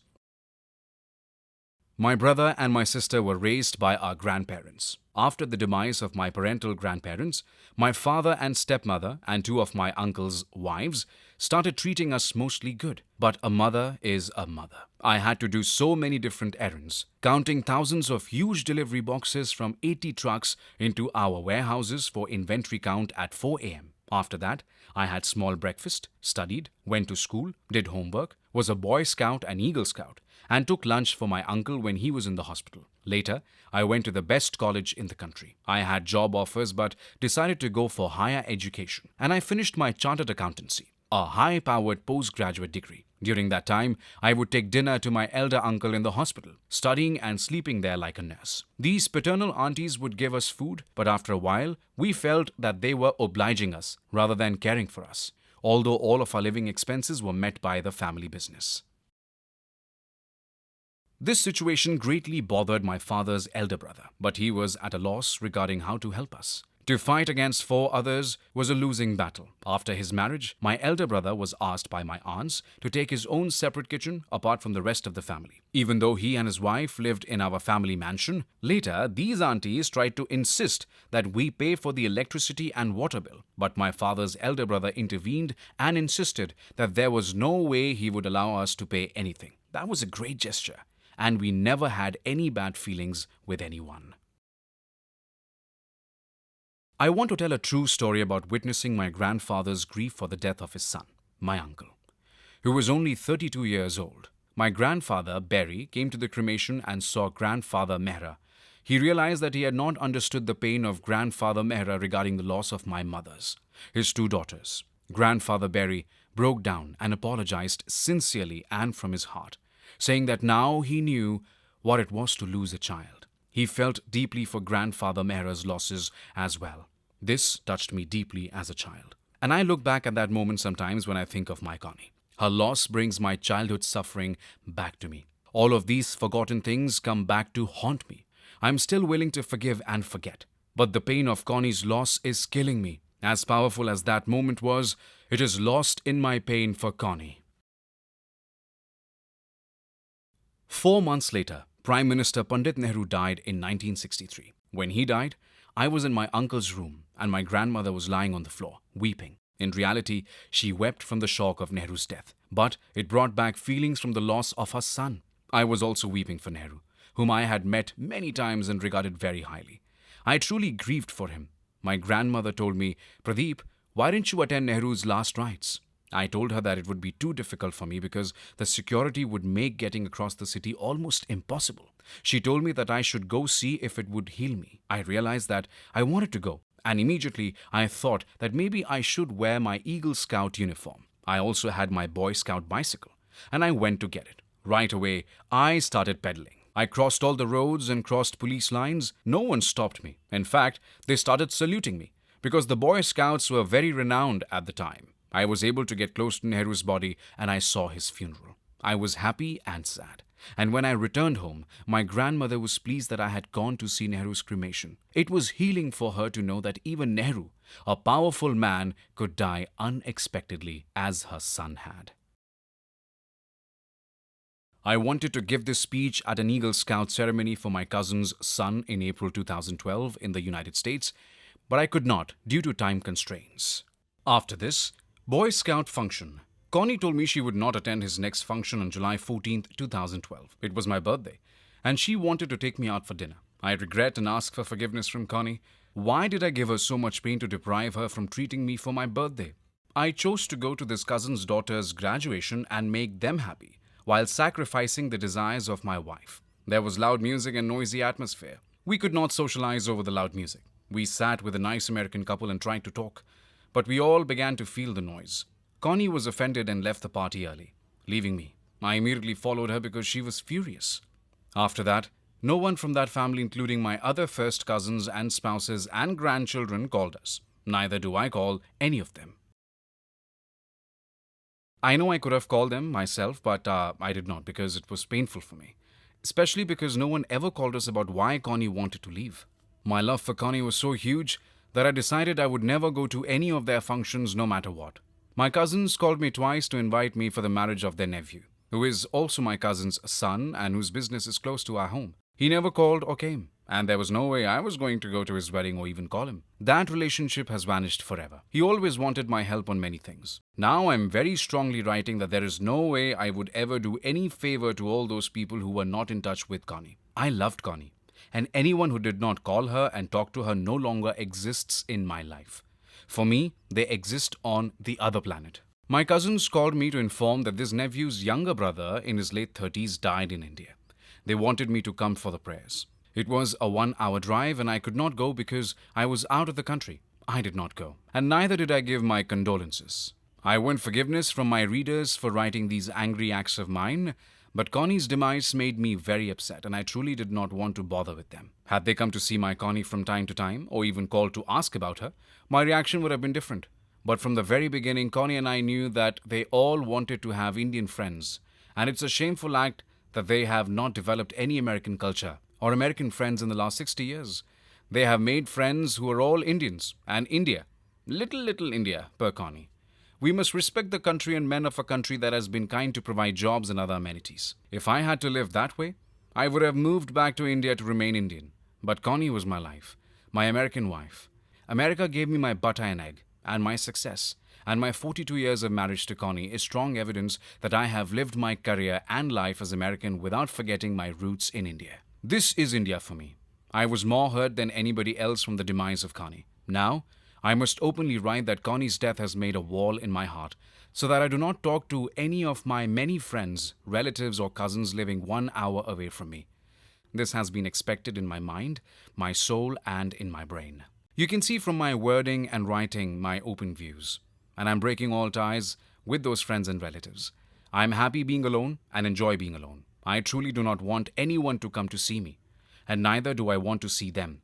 Pradeep Berry can handle living alone without meeting any of my relations and friends, except the few outside friends in the health club or when I happen to buy groceries. These activities of going out for shopping and talking to the cashier are enough. I recall, during college in 1966, a friend of mine told me, "Pradeep, hello, that would always last a lifetime. And too much meeting and depending upon the long-term friendship cannot replace hello and hello. I find they're worth 1,000 words and have depth. I am seeing that had not Connie died, my reaction would have not been so strong, bitter, and angry while writing all of this in my love book. When Connie had some illness in March 2005, I left my senior position and, per Connie's desire, traveled more and did so much all over the United States and in Europe, including many cruises and different trips, till March 2014. During this time, I rejected all the senior positions and my consulting, and I truly surrendered to be with Connie. I am lucky and happy that I did. I have no regrets except wishing Connie had not gone so early. I would have never thought of going back to work. It was all right to do some projects from home once in a while, but working outside or traveling was history in my life. That strong love was the main cause. Connie meant a lot to me. During her sickness, I had many job offers for senior positions, but I refused them because I wanted to be with Connie. For the last 42 years, I have wondered why. And I think the reason is that I wanted to leave the painful atmosphere of my family home. Now I am convinced that it was my destiny to have Connie as my wife. I am happy that I forgot my Indian career and would take Connie as my destiny over wealth and a great career in all my future lives. Only I can feel my loss, no matter what family, friends, and outsiders tell me. The comfort they try to give me has no effect on my loss. I only want Connie. I'm not ready to follow anyone's advice or to try to forget the past. I want to bear this loss alone, grieve alone, cope alone, and find some temporary ray of light, although darkness will always be in my heart and soul. I'm trying to stay healthy, keeping myself busy by working on legal cases and housework. I feel that the cleanliness of our home is important because Connie was a perfectionist and always kept a spotless home. I have written a separate section about the importance of her housekeeping. I have lost my one love. I am well aware that people die suddenly. But I'm angry that God did not listen to my prayers and devotion. It has taken my happiness and left me with pain and withdrawal from the world.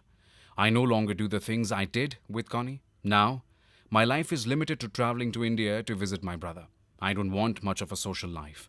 I make business calls, run errands, speak with people from vendors and marketing people, and teach new MBA students. Knowledge theory versus practicality for myself. At some point, we must come to the following realization of death. Everyone has to die. Man is born alone and will die alone.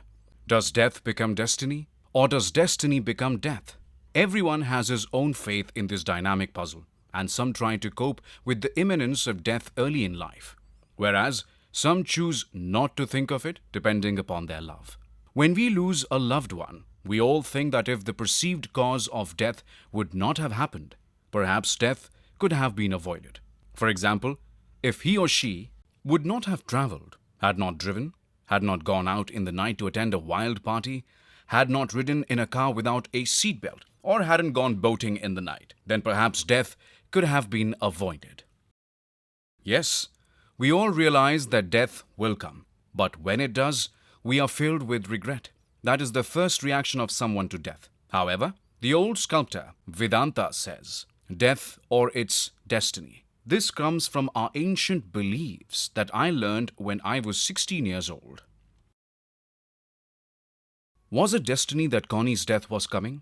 Or was it due to other reasons? Some people commit suicide. Some shoot others and then kill themselves.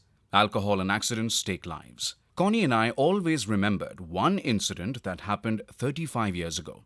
I was driving on the Eden's Expressway with Connie around midnight, coming back from Oak Park after a party. We both saw a big man in his 40s speeding on his motorcycle. Connie and I were surprised by his speed. Connie told me, I do not understand how some people are so daring and take their lives in their own hands. Look at him. He might be going over 100 miles an hour. Connie and I discussed how bold this person was to drive at such a high speed. Connie said, I'm surprised that he's taking such a risk and without a helmet. She mentioned that she worried about him slipping on the wet road because it was raining, and we should pray that nothing would happen. A few minutes later, we saw him coming toward us. Going south in the northbound lane, he crashed into the wall and died on impact. Cell phones were not available in 1983, so we went to look for a phone booth. But before we had gone far, 3 police cars arrived on the scene. Would you call this his destiny, or the result of his lack of common sense? Connie always told me to drive defensively and with full concentration, and to avoid driving at night, especially when we went to parties and functions. She was always careful to make sure that we had just one small drink. I had the habit of drinking 3 or 4 scotch and sodas, whereas Connie never liked me drinking that much. She would only have one drink and had good control over her habits. I don't know how she put up with me at that time, and I ask for her forgiveness for my childish habits. Although I didn't see it at that time, now I know I was wrong. I regret it, and I think about her love, her care, and concern for me, which she had from the first time we met. I even think of that time, that place, and our expressions and happiness. I see that moment in my thoughts, and have gone to see that place many times and stay there for hours thinking. The place is there today. The windows and stairs and neighborhood and streets are still as they were, except for minor changes on the side roads. The street names and roads are still the same. And the place where I lived when we met is there. We walked together on those streets for safety. She had to put up with my childish habits, although it made her angry. I realized her advice was right, and she wanted me to cut back on drinking. God helped me one day in 1989, and I decided I would try not to drink the next day. It was a Saturday, when I would not have to go to the office. I had a wonderful meal and a lovely sleep. Since then, I have never touched wine or beer. My friends and relatives were shocked and begged me not to be a saint and to have just one drink. But I had made my decision. A few times when we were flying first class, I was tempted to have a few drinks, but I decided not to start alcohol again. When we used to drink, I had the habit of continuing to buy wherever there were great sales. Connie asked me why I would stock up on liquor, which took up space in our home. Once I quit, Connie was amazed by my determination. My brother and friends were also amazed. Why drive in the dark when you can drive in the sunshine? During snowstorms, drive in the morning when you can see more clearly. It has been over 15 years since we found out that the motorcyclist in the horrible crash was not drunk, but driving and speeding for fun. Connie and I discussed that accident with many of our friends, and they agreed that he must have been stupid and brainless. Vedanta would say it was his fault, and that if he did not speed, he would not have died. After Connie's demise, even if someone offers me millions of dollars, I will not drive on the highway for more than a few miles. Our life was most wonderful throughout the 41 years we had together. Every moment of those years are on my fingertips and are running in my head all day like a movie. And it was painful. I must write that our love was so special that her death crushed me forever. This is because of our love. I cannot help but repeating many parts of our love. Now her death moves around in my mind all the time. And I openly write and admit that I do not like to deal with anyone. Every moment, Connie comes into my brain, my mind and my soul. I always keep with me her pictures, in my pocket, my jacket and on my phone. I wear some of her unisex chains and watches. I do not want to give away many of her things, and neither do I want to sell them no matter what someone offers me in cash. Our love and sadness during her last few months from 2013 to 14 was worse and worse. And February 2015 was like a death for me when my Connie died. I cannot ever forget our 41 years of marriage. And I can say that each and every moment is like a photogenic memory for me. 6 years ago, Connie and I attended lots of parties, and I loved driving at night, drinking, dancing, and going all over the city. In India, and perhaps in other old civilizations, people are of the view that when death has to occur, it takes the person to that place where death is to occur. To some degree, I believe this is because I have seen many instances of it in my life. I will give a few examples to demonstrate. At the same time that some people's deaths are predestined, other people fall asleep and simply never wake up in the morning. People get heart attacks while driving, while in the house, and while in the ambulance. Some get saved and some die. Who or what should we believe, and why? Do we justify the reason of a loved one's death for our solace as God's decision? Or do we place blame on a series of events and decisions to explain why the person went to that place of death? Would they be alive if they had not gone there? I think no one knows this answer. And if someone says he knows, perhaps he is justifying death to himself and to others. However, even if those who believe that life and death are in the hands of God, and fate will still question whether a loved one might have lived, if particular events had never come to pass. Going back to death or destiny, I want to mention a true story involving a relative of my close uncle Dr. P.N. Behel, P.N.B., and his English wife Marjorie Behel, M.J. Their marriage is proof that love is blind. Dr. P.N.B. was a world-renowned dermatologist who studied and practiced in the UK and the United States before eventually returning to India permanently with his wife. He traveled the world for conferences and served as a visiting professor at numerous institutions. MJ's parents would frequently visit her and my uncle in India. In the early 1920s, a young Indian Muslim boy, Dr. Rashid, left India for the UK at the age 6. Eventually, he was befriended by my aunt's parents, who raised Rashid like a son. Rashid remained a bachelor his whole life and lived with MJ's family, Mr. and Mrs. Hopkins. In time, Rashid became the Surgeon General of the UK, where he met a young PNB at a hospital and decided to give the young student an internship chance. In this way, they had a father and son kind of relations. In 1971, there was the death of Mr. Hopkins, whom I met in India in 1968 and spent lots of time with. He was a very decent person in spite of being rich. MJ went to the UK to visit her mother, Violet Hopkins, and her godfather, Dr. Rashid. She came back after a few months. I was looking after PNB, his son, Anil and Vanita, an elder brother in the absence of busy schedule of PNB, while finishing my education and teaching Hindi to Anil. In this way, we were closer to Anil and Vanita, and later my elder brother Arun was part of all that. After a few years, Mrs. Hopkins was coming to visit MJ. In 1972, Mrs. Hopkins became very sick, and MJ went to England along with Anil and Vanita. We missed all of them. PNB was alone with his mother, and I used to visit PNB all the time. It is important to mention that while Anil was in India, he went to medical school and also met his girlfriend, NH. MJ met with a serious car accident in Brighton, England, where they had their houses and resorts.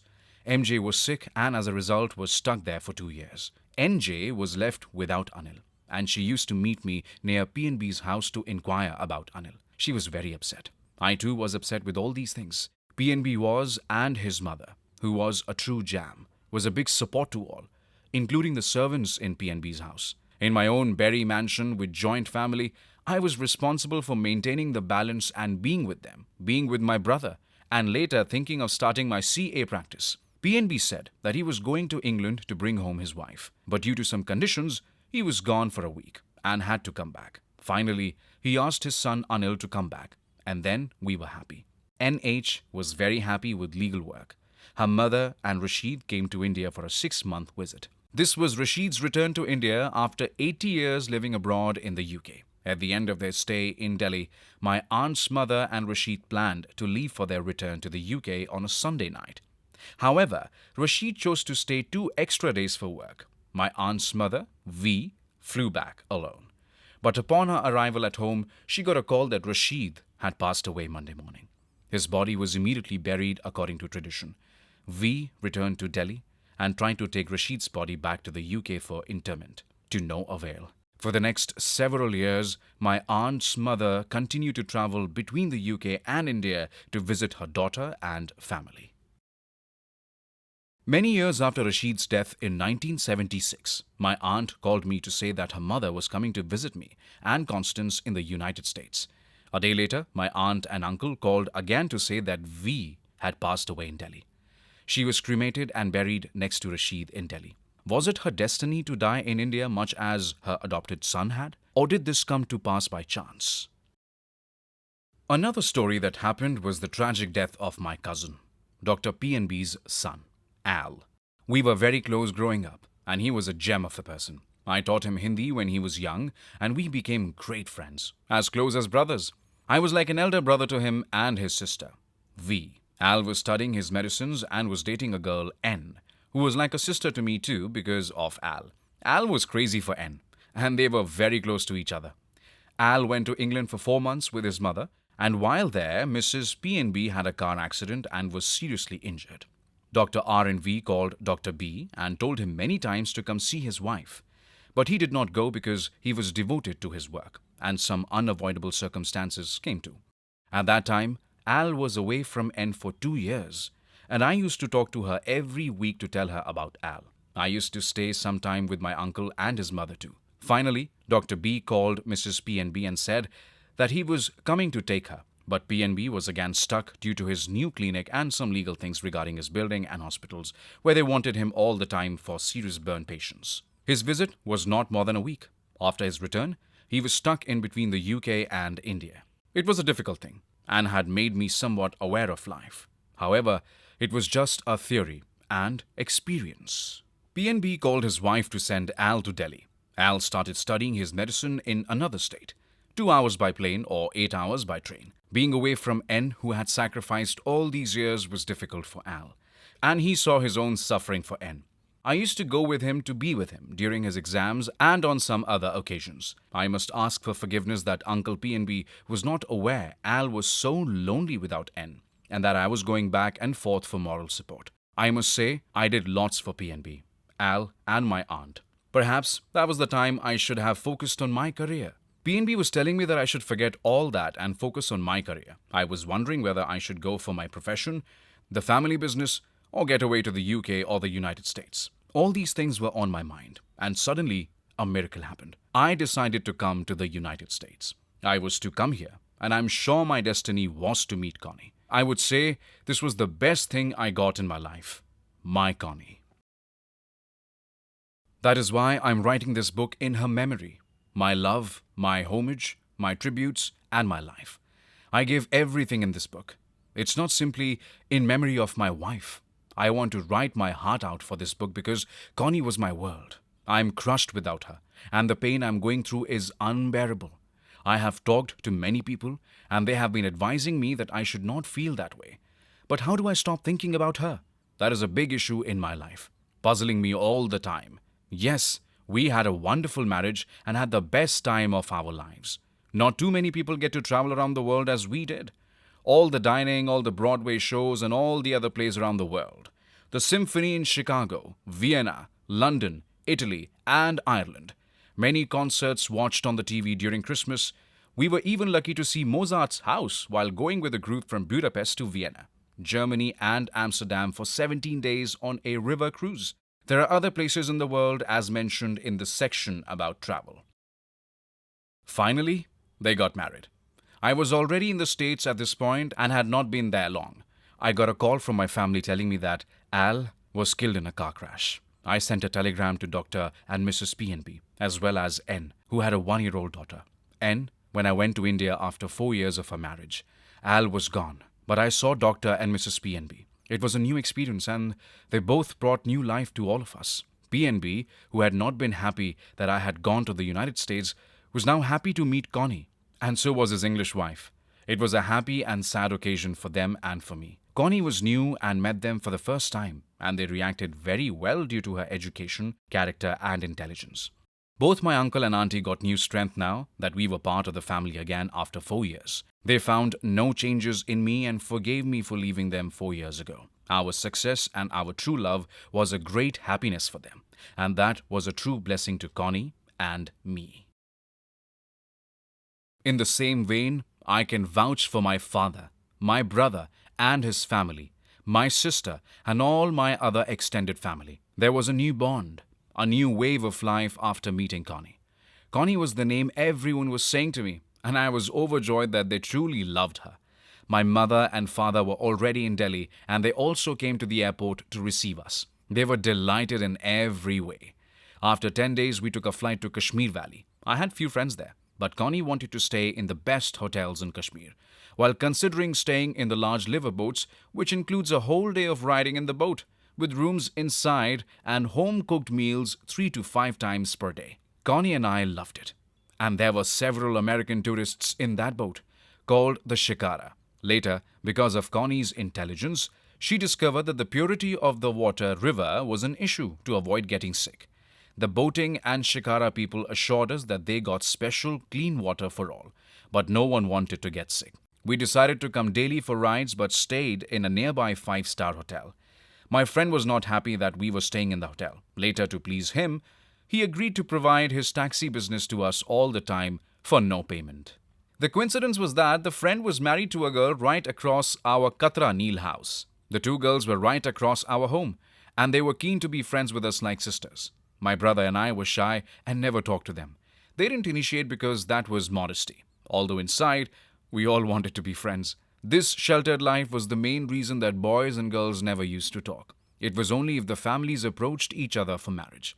There was no shortage of brides, but I was not keen. I'm sure Connie was my destiny, and she was a beautiful, highly educated girl. I could not ask for anything better than Connie. Connie was the brightest wife compared to others who were keen to marry me. Connie was much more educated, intelligent, and self-dependent.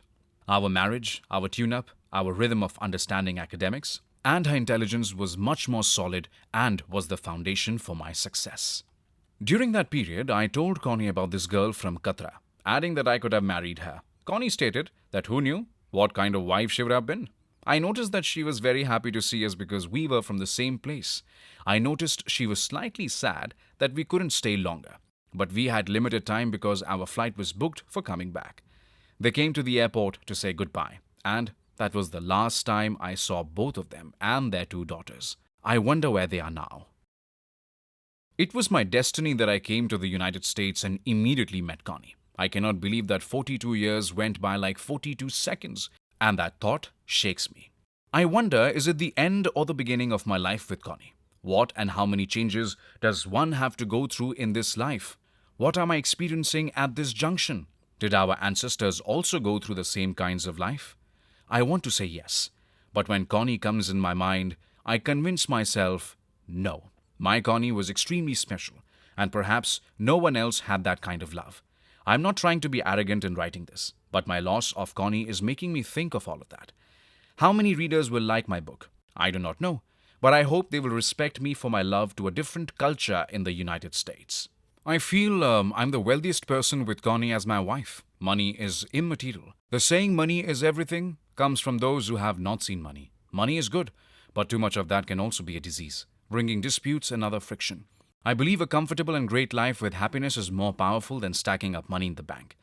We believed in a good life, traveling, dining, and having all sorts of fun with no compromise, while also doing humanity work. My maternal grandfather and my Berry family were an amazing thing for all of us.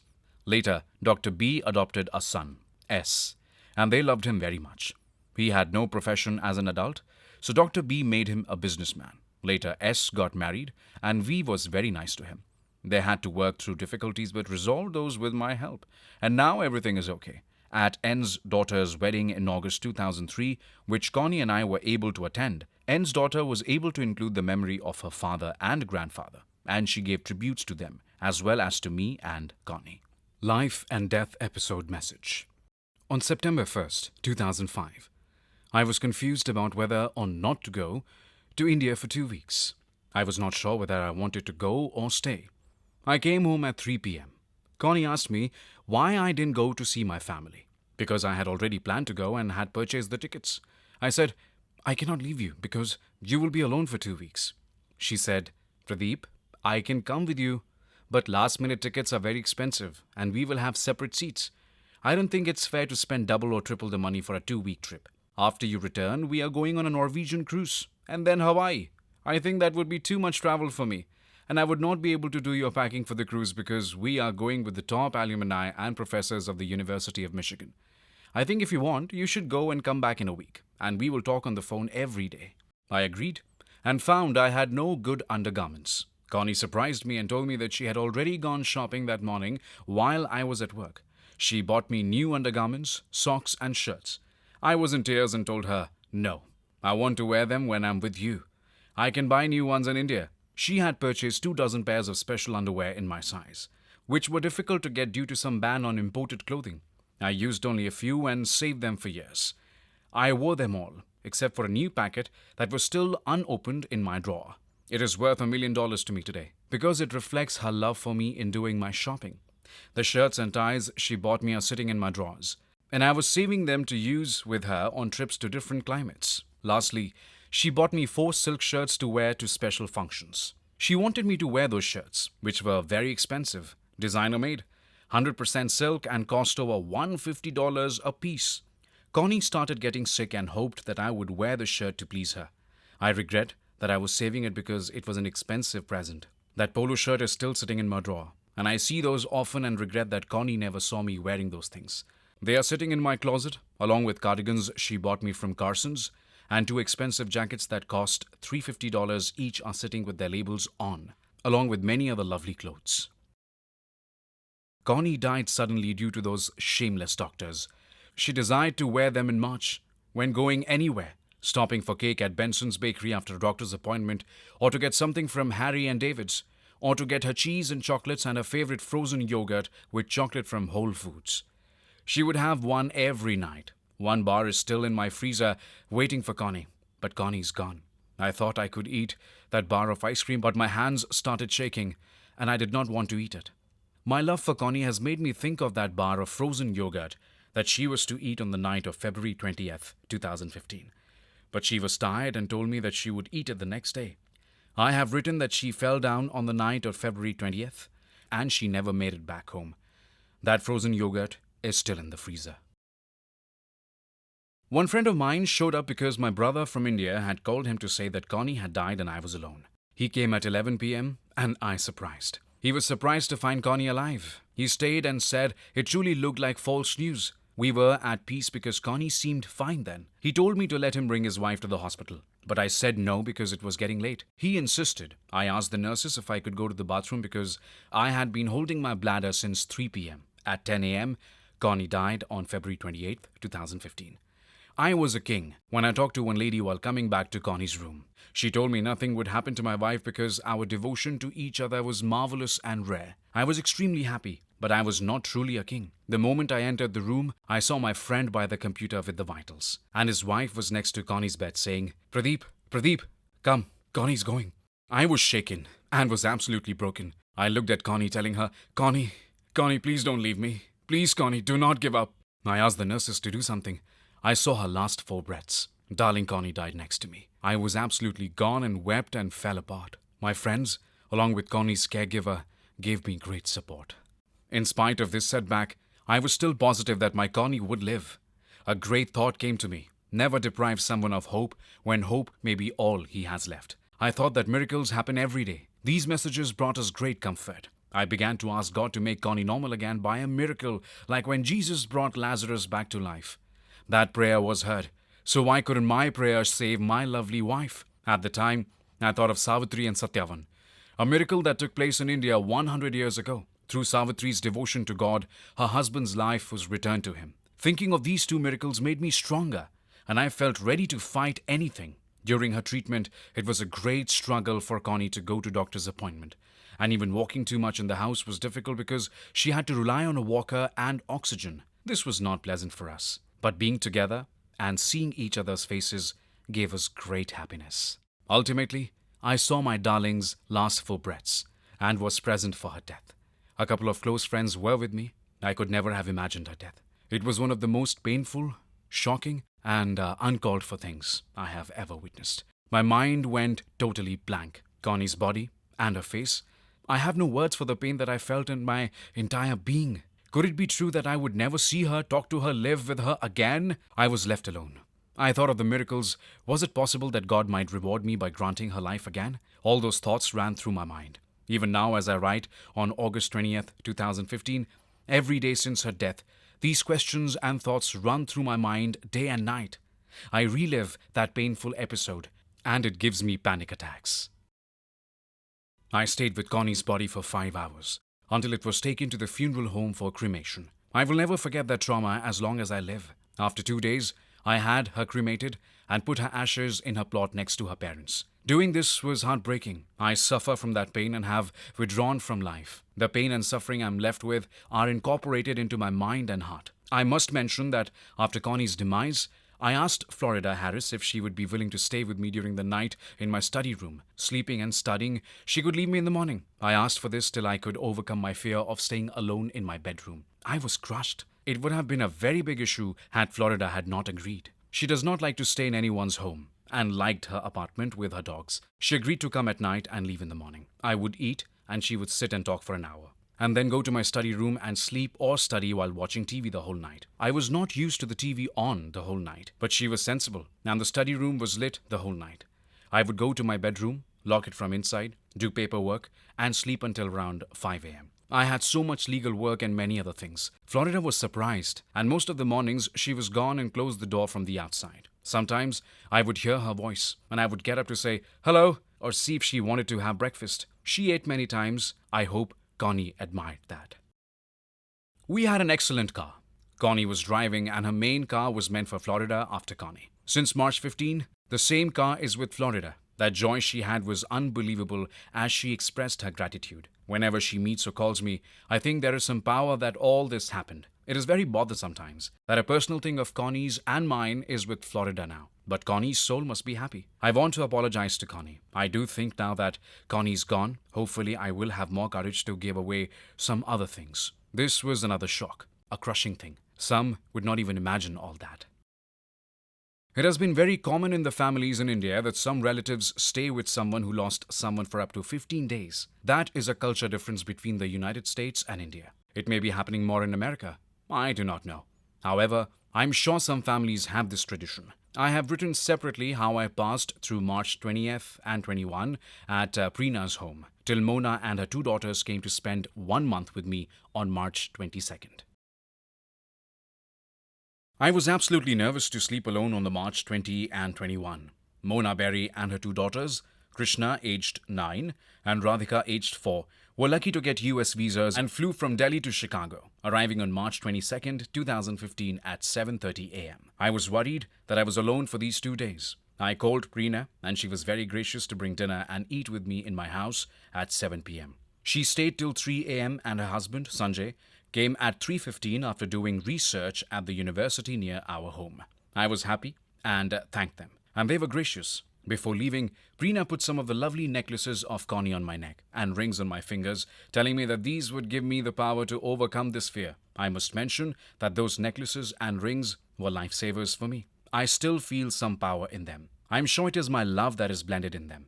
Whatever it is, I wear them all the time and do not take them off when I go to the health club. I must preserve them, and they are the most important part of my life. I find peace and power of Connie in her rings, especially her marriage band. At one point, I never used to wear because it was loose, but now I cover them with other lucky rings. I am wearing them now and will continue wearing them till I die. Preena took me for shopping for Mona and the family on morning of March 21st. Then she brought dinner in the night and took me to sleep in her home. She had offered to pick up Mona and her family in her SUV. I delayed Preena on March 21st because I was cleaning the house. Preena and I left around 1 a.m. I was on the phone and Preena was driving. Once we reached her home, not too far from my home, she offered me some food. We chatted because her husband was to come soon. However, we had to get up early, by 6:30, to go to the airport. I called my brother and nephew in Delhi, asking them to call me in the morning as an alarm clock. Preena went to her room and slept, and I had a fantastic 3 hours of sleep in their guest room. After getting the wake-up call from Arun and Ashim Berry from India on my cell, I quickly got up, had tea and woke Preena. She drove to pick up Mona and the family. It was a new experience in my life after Connie's death. Her demise affected me badly. Florida kept in touch with me when Mona was here, and she offered other help. We went to dinner and other places together. Mona Berry and her 2 daughters, Krishna and Radhika, came from India on March 22nd, 2015. I took Mona, Krishna and Radhika to Disney World, Animal Kingdom, Sea World and other places in Orlando for 10 days. They loved it because it was their first trip to the United States. Later, back in Evanston, Chuck E. Cheese was one of the favorites for the grandnieces, as well as different Indian restaurants and shopping. That month was great because they were there with me, and I was not alone. Florida Harris also met Mona and the girls. Connie's granite stone was placed on April 10th. I had invited all the building residents. Some came, and I took the people to Hackney's restaurant. Mona, Krishna, Radhika, Mary, and Florida enjoyed it. I was extremely happy when they got their passports and visas so quickly. Mona and her family left on April 20th, 2015 for India. I was supposed to go with them to India because it had been close to 4 years since I had seen my brother and others. No way could I have left Connie to go to India when she was sick. I never thought of leaving her alone.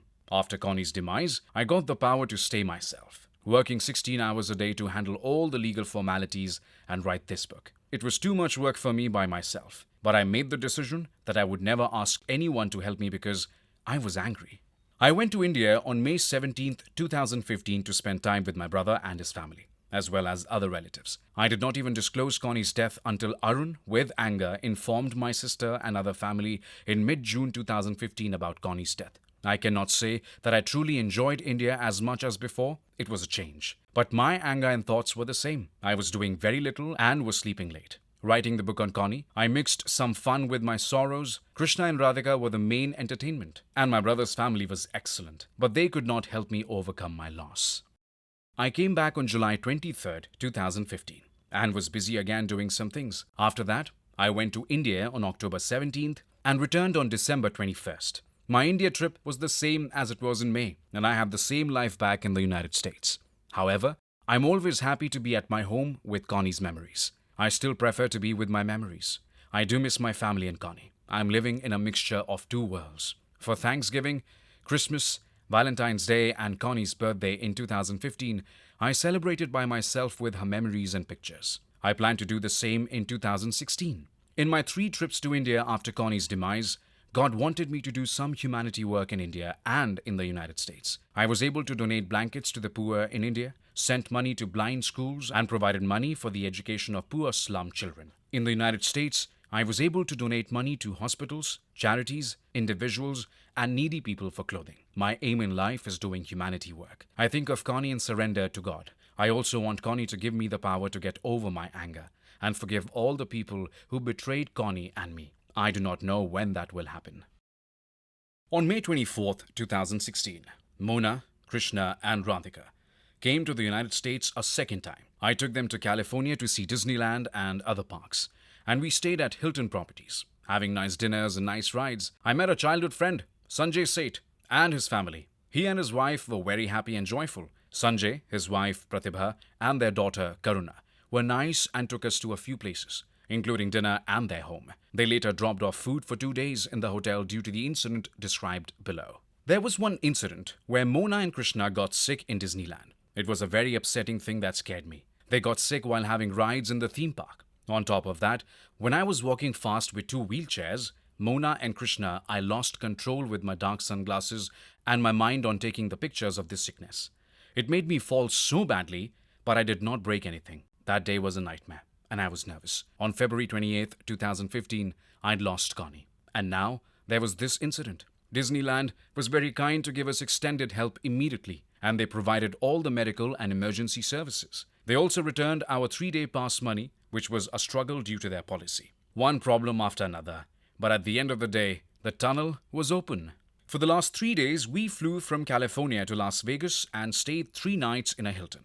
I must admit that Mona, Krishna, and Radhika had the maximum fun in Circus Hotel. I cannot imagine that Krishna, age 10, and Radhika, age 5, were in the United States twice and saw both Disney World and Disneyland, SeaWorld, and other theme parks, shows, and restaurants. They experienced 4 14-hour, non-stop international flights from Delhi to Chicago and back. I'd only had $7 when I'd come to the United States 41 years ago. That was change for me.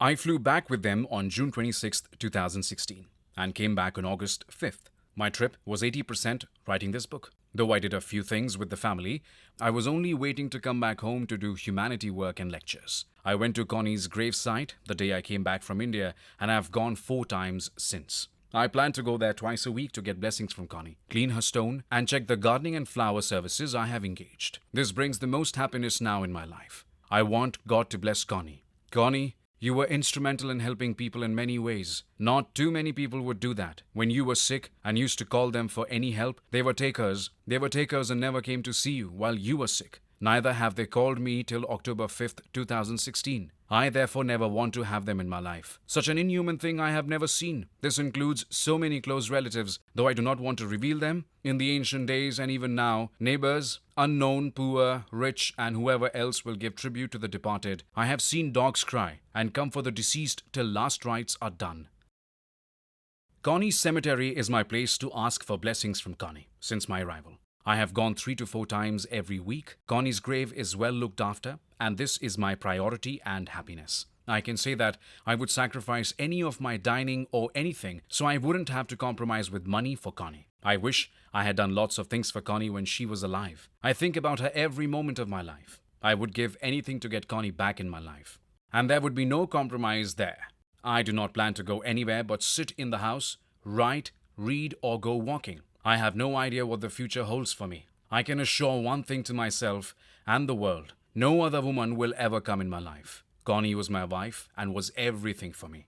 I have only one true love, and that was Connie. That's why I'm writing this book from my heavy heart and soul. I never imagined that so many things come in life. Connie's sickness worsened in November 2014, and she died on February 28, 2015.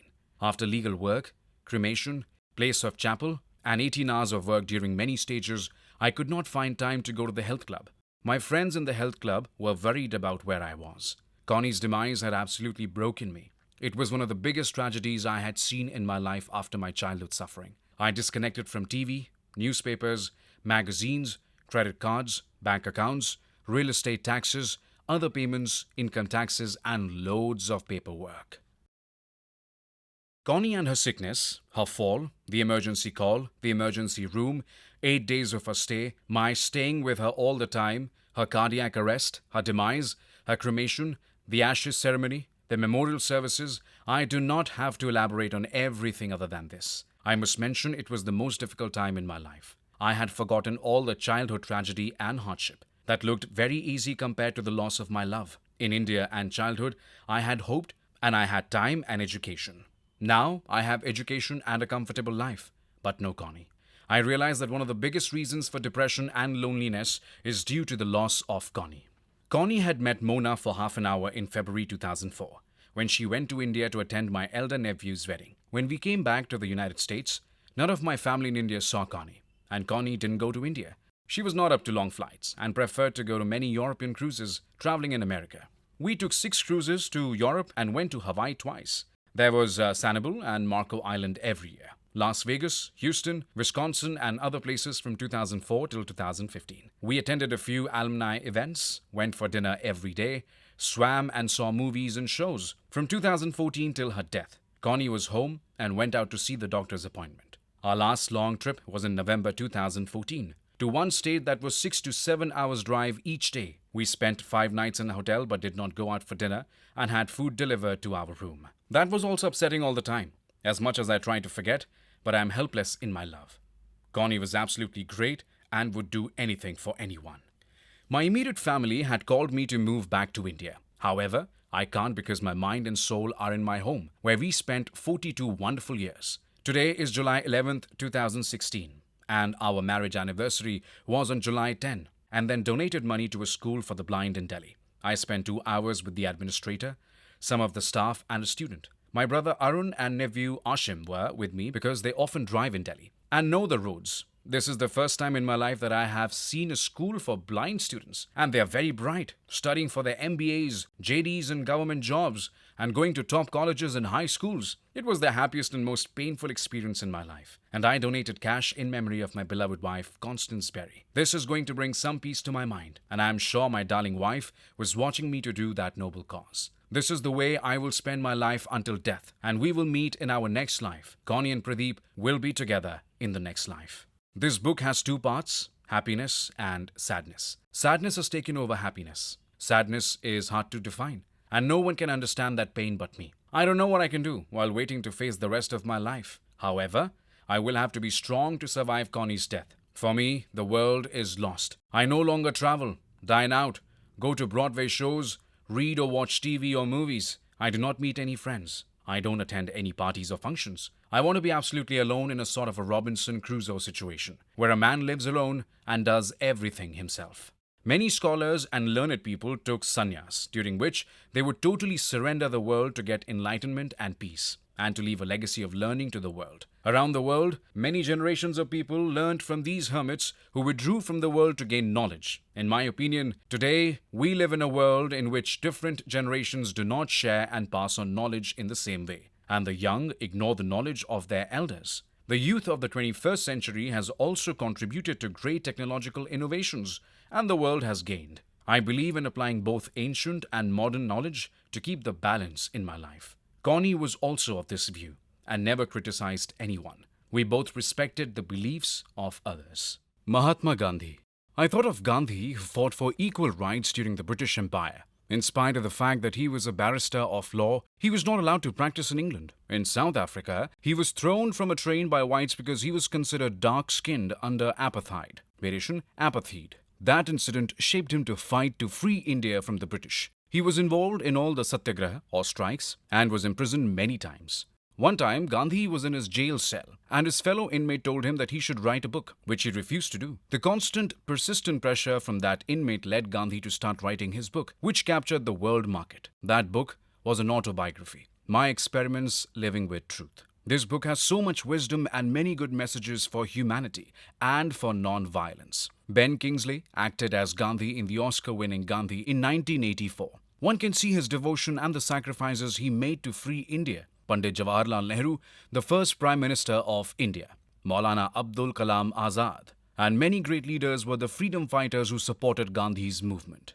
Gandhi, who is called the father of the nation in India, is well respected. I feel upset that his approach of non-violence was not followed for a long time. For the past 60 years, the world has changed. The non-violence looks like it is gone from the dictionary. John F. Kennedy was a great president, along with Abraham Lincoln, Franklin Roosevelt, and others who did so much for the United States. Dr. Martin Luther King Jr., Nelson Mandela, and the other great leaders also did so many great things. George King, the father of Her Highness Queen Elizabeth of England, who had a speech problem, finally gave a wonderful speech during wartime. The film based upon this true story, The King's Speech, won an Oscar.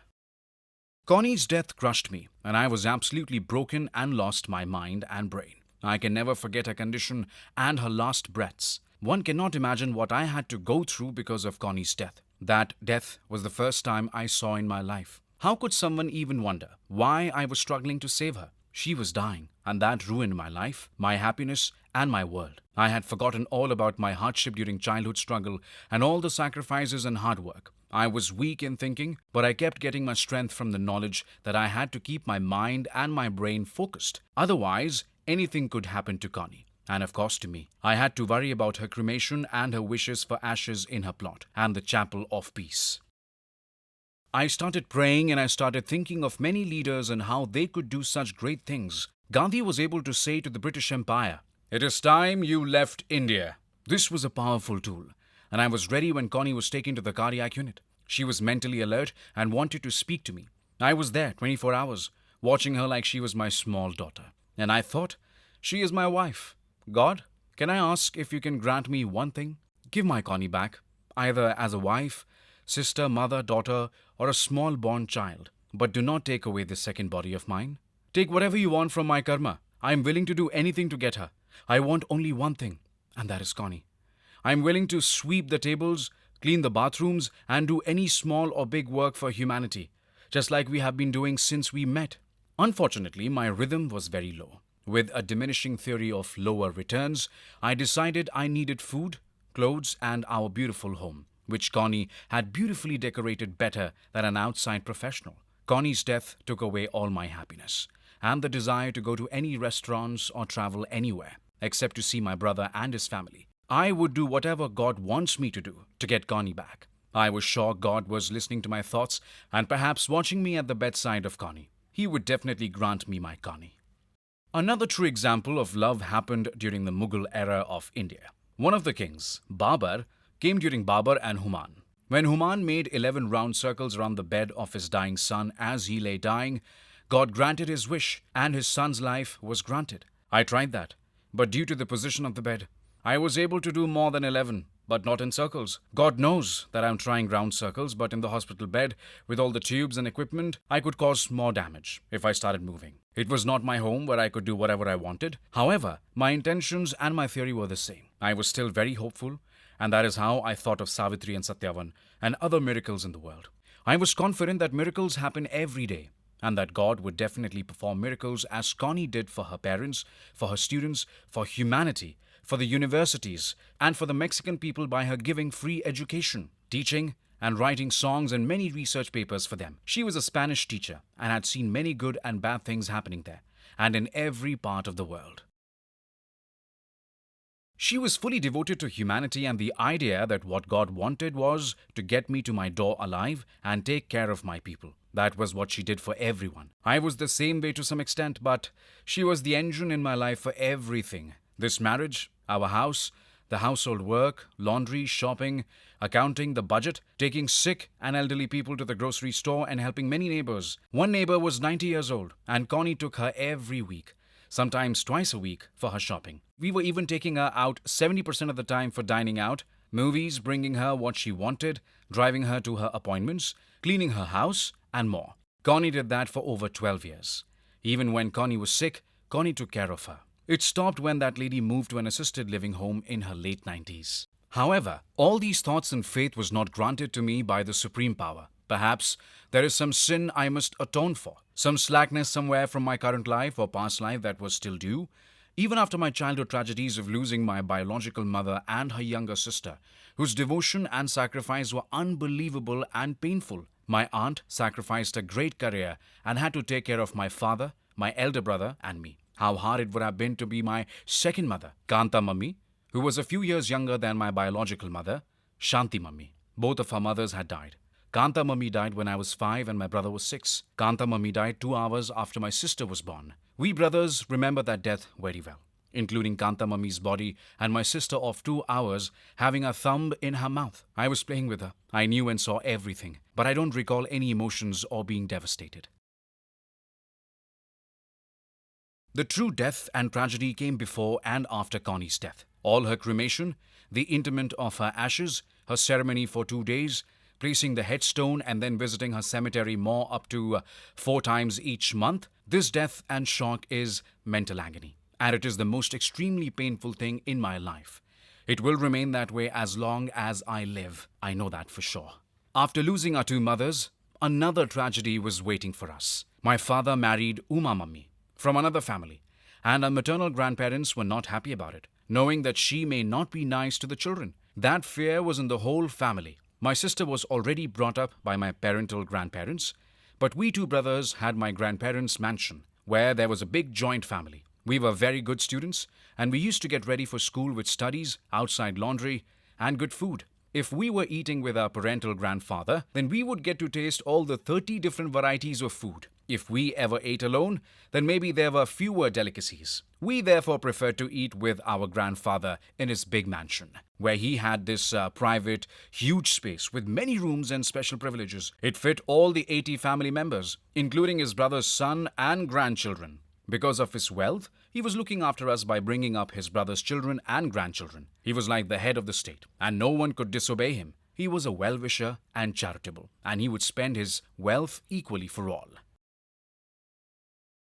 Pradeep and Arun were 16 years of age when Uma Mummy wanted to move out from our huge mansion to a newly built large bungalow. My father and Uma Mummy's two sons moved out to a newly built home 1 hour drive, which is 45 miles away. My father asked if we too wanted to move with them. We told him no, and that was the end of our wealth inheritance chosen by my brother, me and my sister. Because of the three of us, my mother's parents wanted Uma Mummy to be part of our family and more or less adopted her like their daughter. I remember Uma Mummy was nice and loving, and she had some passion for us. She was part of our studies up to 4th or 5th grade. The change came because of all the expenses of the joint family of over 100 members, including Grandfather Barry's 4 children, grandchildren, and 3 brothers and their children, Grandmother Barry's family, their children and grandchildren, outsiders, and so many extended family members were all paid for by Grandfather Barry. Grandfather Barry was very wealthy. We would have loved to get our 2 expired mothers gold and diamonds. Shanti Mummy and Kanta Mummy each were given 4 kilos of gold and diamonds. A very exclusive dowry that we feel should have come to the 2 brothers and sister Puppy from Kanta Mummy. But Uma Mummy kept everything. We did not mind including, after all, she was our 3rd mother. I must admit that we have no grudges because we have no desire to get anything from her. We have cordial relations and we are happy that God helped us to make our own destinies with our education. Uma Mummy now realizes some of her errors, and Pradeep, Arun, and Puppy have good relations with her. Once again, we have no grievances, and I write very clearly that Pradeep Berry declares all the wealth was distributed after the Berry grandparents were gone when I was 22 and had finished my post-graduation degree and my chartered accountancy. I should have started working and would have achieved the highest position while making a big salary, and perhaps we 2 brothers would have bought a house. Real estate is extremely expensive in India, especially in Delhi. We still have some of our ancestral houses. Although some of them have been sold, I could not even think of buying that. It costs millions of Indian currency. I think that if we had not lived in our big house with Grandfather Berry, we would have been with my mother's parents' family. My mother had 7 sisters and 2 brothers. During those days, having lots of kids was culturally valued by the rich and wealthy families. Things are different in the last 50 years. We refused to take anything from Berry but education. Boy Scouts, sports, clothes, public transportation and pocket money, which was very small. We only received our basic necessities. We 2 boys were the first who'd finished high school, college and post-graduation. I did another 4 years of chartered accountancy to make my own destiny. We were residing there and were given the food and basics, as well as some small pocket money until my brother finished his post-graduation degree and got a job. I had 1 year to finish and 2 years to complete my chartered accountancy. And then my brother started taking care of me because he was told to separate his kitchen from our main kitchen, meant for 38 people, though the house could accommodate over 300 people. But slowly, every other uncle and the Berry family members of my grandfather were being supported. I used to depend upon my brother because doing chartered accountancy is one of the toughest degrees, with 3% passing. Then I worked an apprenticeship from 9 to 6 each day with no salary or stipend, because no scholarship was allowed for this course. After I finished that, I was confused about which way to go. Start my own practice, join the family business, or join the army. I was C certificate and would have been a major after 3 months training. I kept refusing great job offers from banks, foreign institutions, the US Embassy in Delhi, Australia, the United Kingdom, and anywhere in India. It was a confusing battle, and I had no money to travel. I made a great mistake by not looking into my career at that time. But I'm extremely happy that all of this happened. Connie was my destiny and was waiting for me. I was waiting, and God had other plans for me after suffering with my rich family and never receiving my share of the inheritance. I've never even seen a nickel of the inheritance my grandfather left to distribute among my family. I do not have any bad feelings for my father and Uma Mummy, and I truly have great respect for her. She too is extremely fond of Arun and Pradeep. In fact, had Uma Mummy not been old and slightly sick, I would have brought her to my home in the United States, and she would have been very comforting to me. It would have been a great moral support in my life after the demise of Connie. Uma Mummy has knowledge of karma and spirituality, and I could serve her food, juice and fruits as her best meals. She likes fruits, milk, tea and almonds. I would have fulfilled her desire to travel in business class and I'd take her around. But this is not possible. Connie would tell me many times, Pradeep, what are you taking for Mummy? Connie had no bad feelings for my father and Uma Mummy. She truly loved them, and they loved her. My father died in November 2003. Had he been alive, I would have called him too, and he would have been devastated to know that Connie had died. I'm sure Uma Mummy is very upset about Connie, and the next time I go to India, I'm going to spend time with Uma Mummy. She will be very happy to be with me and talk about Connie while healing my wounds, pain, and suffering. It's a common tendency that wherever there is big family and money, there are always disputes and hindrances.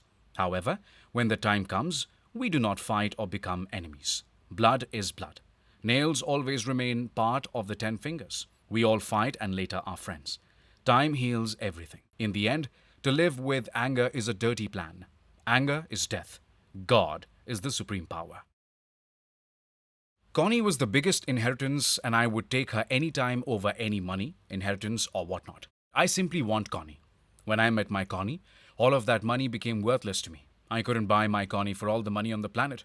She was my wife and my Kohinoor diamond. I wanted her for myself. Now, I'm heartbroken and living an isolated life after the loss of my precious Connie. That loss is much more painful than any of my childhood suffering. I do not want that inheritance. Connie's loss is the thing that has broken me, and I will always suffer. I will continue to live a simple life of high thinking, with my outings limited to the health club, her grave, and once in a while going somewhere by myself. My company is in night and nature, the moon, stars, and sun. I find happiness in Connie's study room and in sleeping with her beautiful pictures in our king-sized bed on my side. Each night, I prepare her bedside table for her with a glass of water and her sandals by the bed. In the morning, I put out her water glasses in her study and in the kitchen, and I look at her beautiful pictures hanging in the living room. Our house is a great museum of science and art. This is my happiness. I can go to India to see my brother and his family for a few months, but now I am living in the happiest of places, my Connie's house. It is ours, but I call it my Connie's house, her temple or church. This is the way God wanted me to find happiness. I'm not happy without her. I think of her each second, but I have to follow the law of nature and God's order, because we're all puppets in his hands and have to do whatever he asks of us. So her house is very soothing for my troubled mind. I have no other choice. I have resources to travel anywhere, but I will not, because Connie's memory would follow me wherever I go. We both traveled extensively in the United States and Europe. India holds no fear for me, because I am with my brother and his family. Connie's room and all the big rooms are decorated with her pictures, so that is very comforting. I have my grandnieces, 2 nephews, and my niece by marriage who are very kind to me. My brother, his wife, his 2 sons, and his 2 granddaughters are fun and take away some of the pain I feel for Connie. But Connie is in every part of my body. I will never touch another woman in my life. Never. I will wait because I am sure I will meet Connie in my next life. I'm certain this will happen. Today, April 25th, 2016. I went to the Connie's cemetery and cleaned the granite, the grass, and a few other things. I generally spend 1 hour when I visit her grave. I could easily spend 4 hours, and I would not even mind going daily. That is my love for Connie. I was thinking what a shame it is to Connie's memory that her only sibling, his 4 children and their spouses and his grandchildren did not ever visit her. I was standing close to Connie's beautiful granite stone where I had them inscribe Constance Ann Berry, best friend and most precious darling wife of 38 years. I wondered why I did not have them write 40 years, because there were some errors in my troubled mind. I chose the inscription, the granite, the color, and the design of a headstone. I was the only person making those decisions because Connie's one sibling and his family have had no relations with me after Connie's passing. It would be very painful for me to see them without Connie. Neither do I want them to visit me because I am happy by myself. Connie's death made me totally different. Connie had one college student, Roberto Sierra. At the same time, I have a great friend in Mexico, Alfonso Pena Sierra, whom I was thinking of calling. He worked under me along with 36 other people when I was the senior management consultant in 1998-99 in a suburb of Chicago. Alfonso came from a rich family, and I used to bring him home to meet Connie. Connie immediately told me that he was from a rich family. Later, he tried to come to the United States and wanted me to join him in San Francisco with his business. I didn't join him, and so he went back. If I ever go to Mexico or if he comes to United States, I would be very happy to meet him. Dogs are serious and faithful to their masters without thinking if people are rich. They give unconditional love and eat anything given to them. They are faithful to their masters even if they have to kill themselves to save their beloved masters.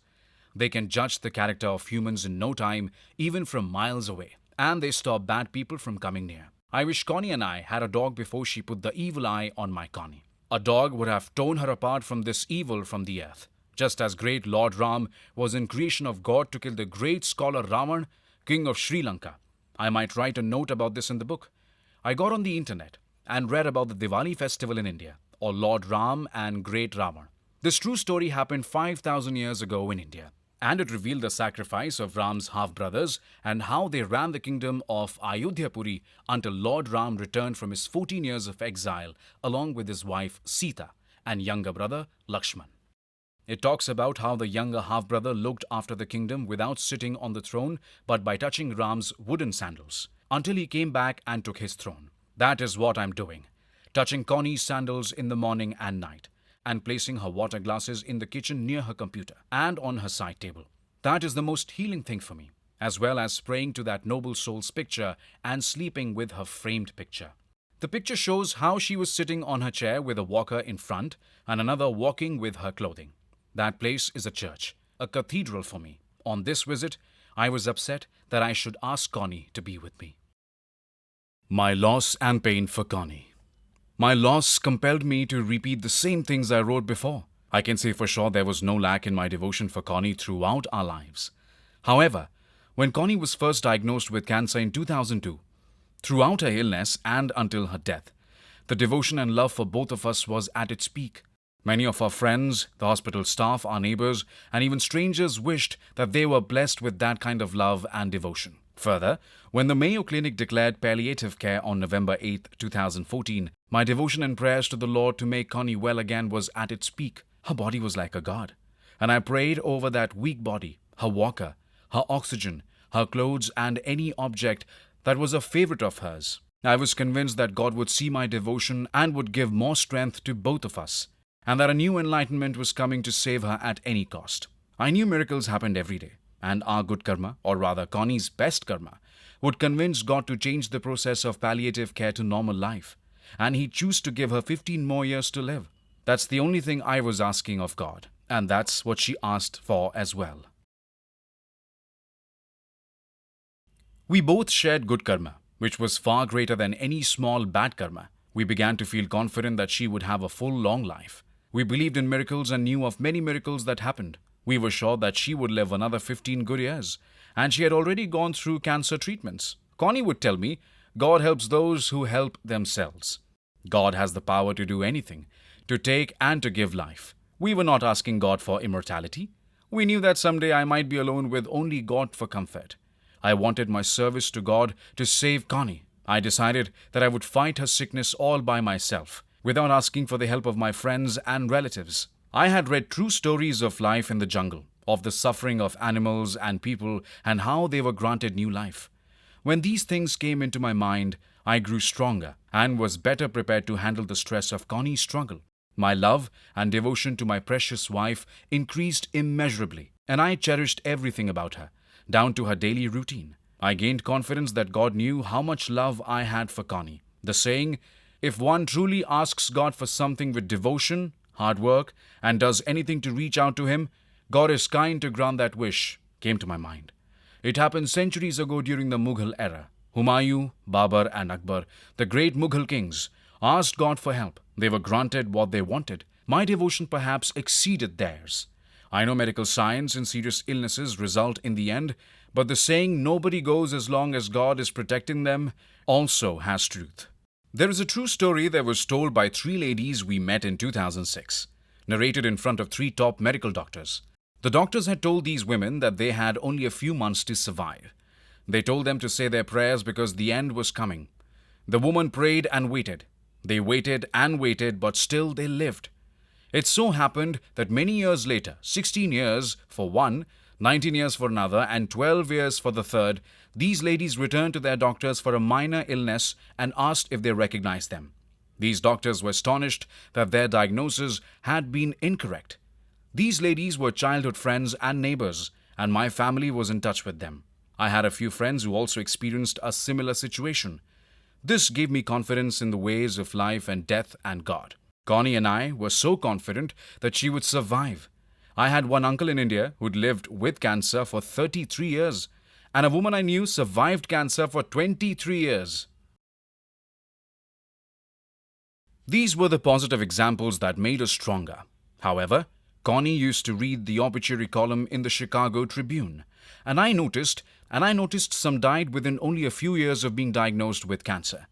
There were encouraging and fearful thoughts, but we chose to be positive. I truly did not want anyone to know how ill she was. First, I was angry with my friends and relatives who had not reached out to us in several years. I took an oath in 2012 that I would not call them or tell them that Connie was not doing well. I would not be open with those friends who were only interested in paying lip service to our friendship. They never once told us that they were with us and that we could count on them. I could read the difference between lip service and sincere friendship. I know everyone has problems, but we had always gone out of our way no matter what. We still called them to inquire about their well-being, their families, and more. Connie was in touch with their sorrows.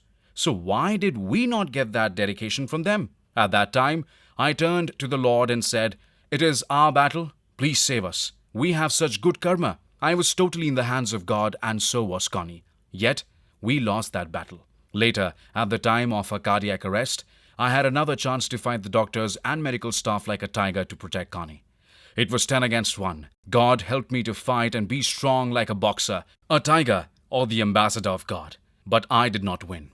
Instead, I lost the most important battle of my life. I will never forget this lost battle of love and my future. Another painful for Connie and Pradeep. I'm the biggest loser because my darling Connie is no longer with me. It's a terrible loss in my life. Perhaps I'm writing this sad family episode to share my loss. I pray to God that one day I can forget the past and forgive people for their behavior. It takes years and years to make friends and develop love with family and friends, but in 1 second or at one incident, the love can be gone forever. However, I find peace by writing Connie's biography, which gives me happiness and sadness.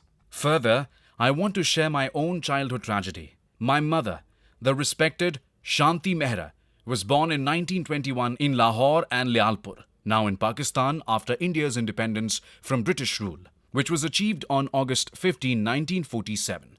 She was highly educated and wanted to go into the civil service during the British Empire. But can we play with destiny? My maternal grandfather was not wealthy, but he was well off. He was convinced by his close friend, Puran Chand, whom I never saw but I'm still angry at, that ladies do not go to the UK for jobs and should be married. He suggested that the boy of an extremely wealthy merchant in Delhi, India, as a possible husband for my mother. My mother was absolutely devastated and did not want to marry. Instead, she wanted to work towards a great career. I'm still very angry and ask why she was forced to marry my father, Mr. Ram Prasad Berry, born in 1921. My paternal grandfather was extremely wealthy. Shanti Mummy bore my elder brother Arun and me before dying tragically young. Arun was 12 months old, and I was only 2 months of age when Shanti Mummy died. I did not see my mother. My family suffered a big loss and thought that because of my father was 27 years old and would remarry, we two boys would get a stepmother who would neglect and ruin us. My maternal grandparents forced my mother's younger sister, Miss Kanta Mehra, to marry my father in order to avoid having a stranger stepmother. Respected Kanta Mehra, who completed her double masters in English and was going for a great career, was devastated and did not want to marry. She had no choice but to marry my father. I'm extremely upset with my grandparents and my father for forcing her to marry. We two brothers remember her being a great mother, and she was extremely beautiful and educated. She loved us like her own children, but God had other plans. She bore one daughter, my sister, and died after her birth at the young age of 25. Arun was 6.5 and I was 5.5 when we lost our second mother. We both remember her death and funeral. I was upset when my father died in November 14, 2003. I and Connie, we were upset that my father died and asked me that I go to India. Connie was upset that my father died and asked me that I go to India and attend the last rites. However, I was busy, and flight schedules made it difficult to arrive in time. I stayed with my brother and two half-brothers connected on the phone from the United States to India all the time. We all pooled money for my father's death. Connie also gave her share for his last rites and tributes, and we had no grudges against my half-brothers and Uma Mummy. I must mention again, if she was not old and sick, I would have brought her to America and asked her to stay with me as long as she wanted. She would have been a great support to me because she has some way of healing and pain. She is and was extremely fond of Connie. Connie was her favorite daughter-in-law. She truly loved her. It did not matter whether she gave money. Her love for Connie was always there, from time they met in 1979 till today. After my father's death, she loved my brother, me, and my sister more than her two boys. I want to be fair about her. We do realize our mistakes and our deeds sometimes in this life, rather than in heaven or hell, as people talk. I wish I could bring her and serve her. Connie would have done the same thing if she was not sick. After my father's death on October 14, 2003, I don't know whether or not I felt sorrow for his loss. Greed is ruining humanity everywhere. However, the world continues to exist because there are good people, and some of them are very compassionate. Connie was the most ethical, honest person, and I am the same way, as is Arun. My great-uncle Dr. P. N. Behel advised me about the family war over money. He told me, son, either fight or forget. He told me to give him my power of attorney, and he would get my share because he was very well connected and had a way to get us our share of the inheritance. Arun and I did not listen to him. According to Indian law, grandchildren have the first right to their grandparents' property and assets.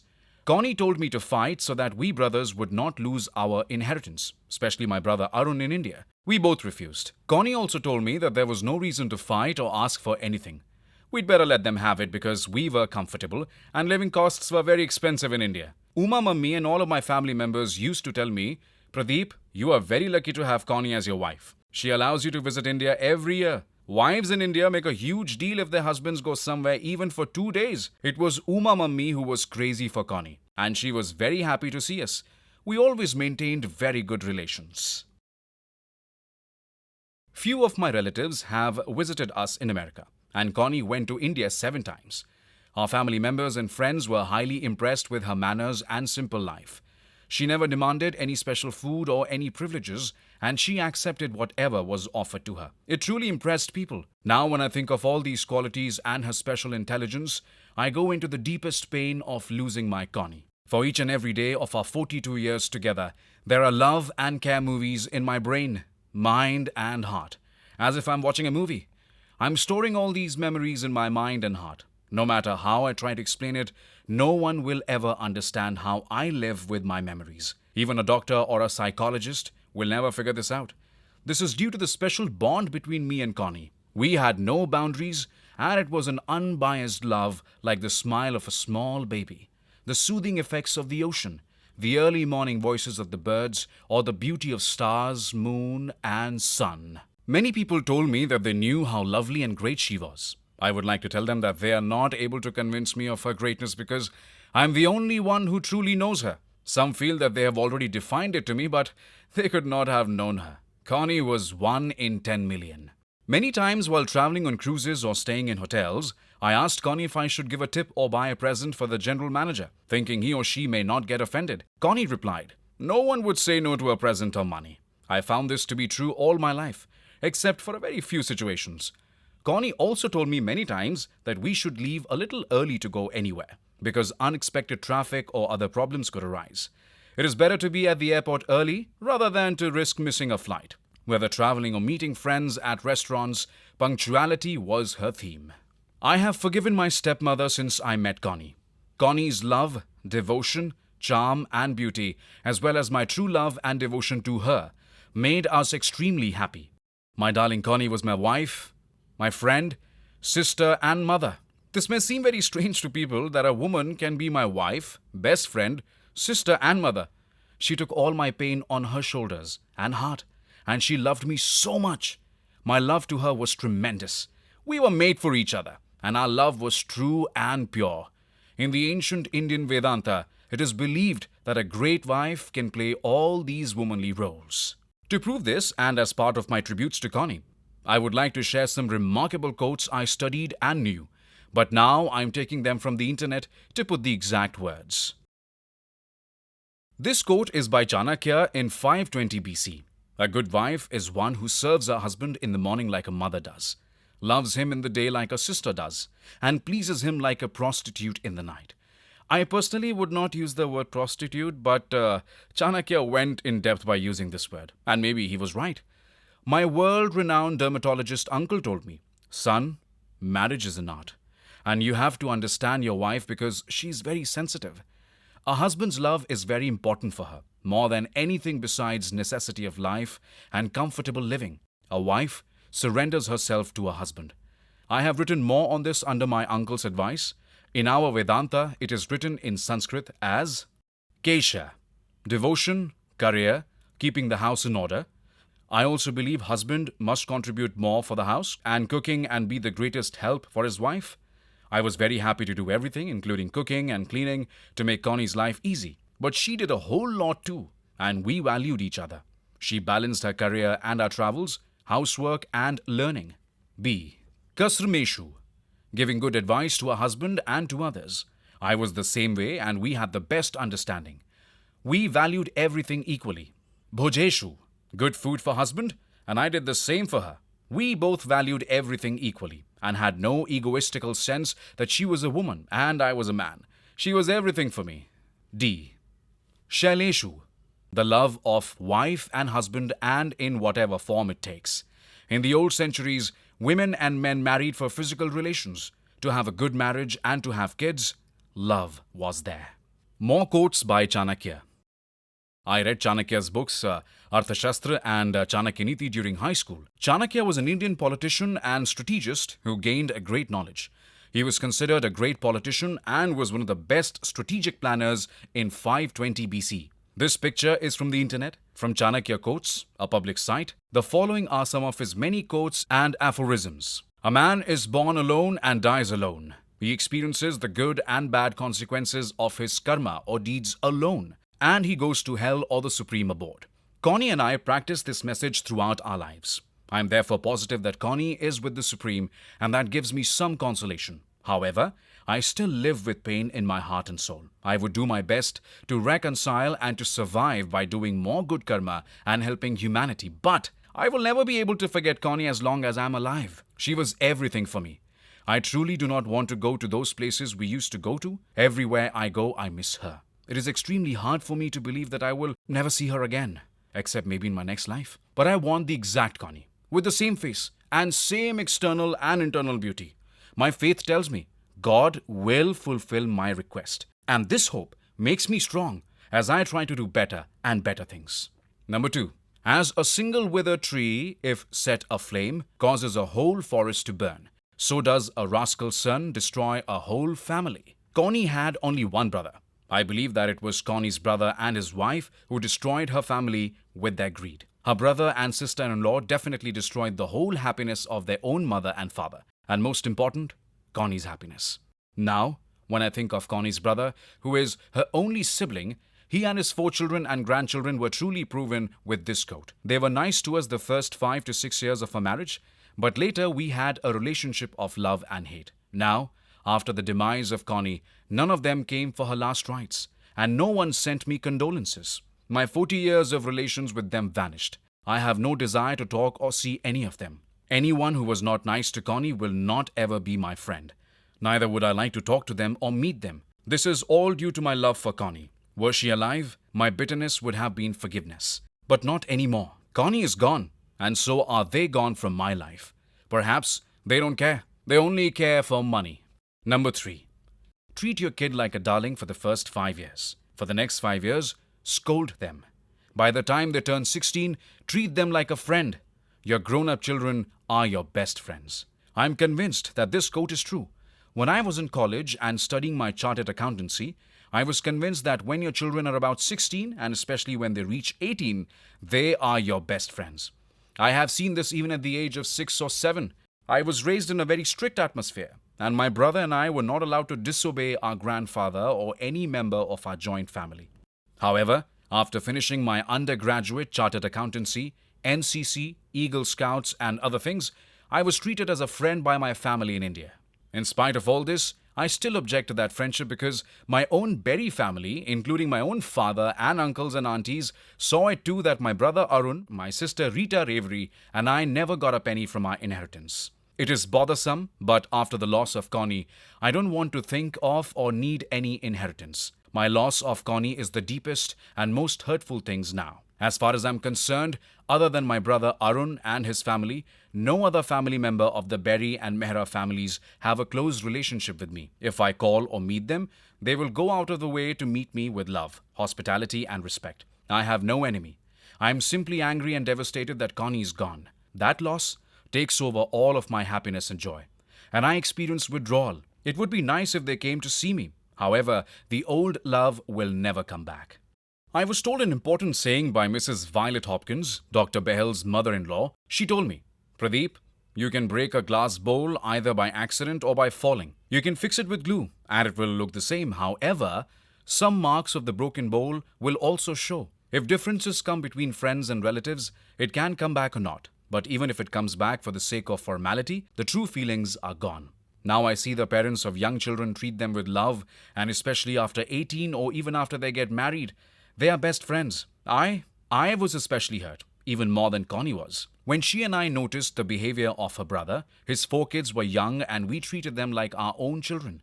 We all were very close, and Connie's sister-in-law was a good host. But when the children grew up and had their own children, lots of distance came between us. It is natural all over the world. All of this started some 20 years ago, and it got worse with the time because of distance, responsibilities, and many other reasons. We had our own lives, and this is the way this world operates. We were invited for Thanksgiving and Christmas, and during the summer for 2 days. That was enough for them, and for us due to distance and other things in our lives.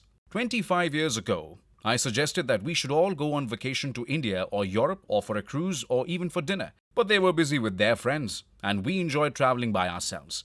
Our style of late nights and their style of early nights conflicted. Connie went to the UK with her fellow teachers and friends, and I was happy that she should go. None of her other spouses wanted to go. So I told Connie, "Please do not deprive yourself. Go enjoy yourself." I was very happy, but she was guilty that she went with her friends. I told her, "Didn't I go to India for 2 weeks alone to see my brother and family?" At that time, my father, paternal grandfather, and Dr. and Mrs. Behl were alive.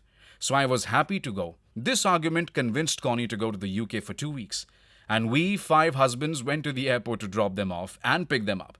I called Connie twice a day in the UK, or a few times a day when she went with her teacher friends to Cancun, Mexico. Taking Connie to the airport, picking her up, and talking to her on the phone no matter how much it cost was my true happiness. While writing this, my memory is photogenic, and I'm in pain.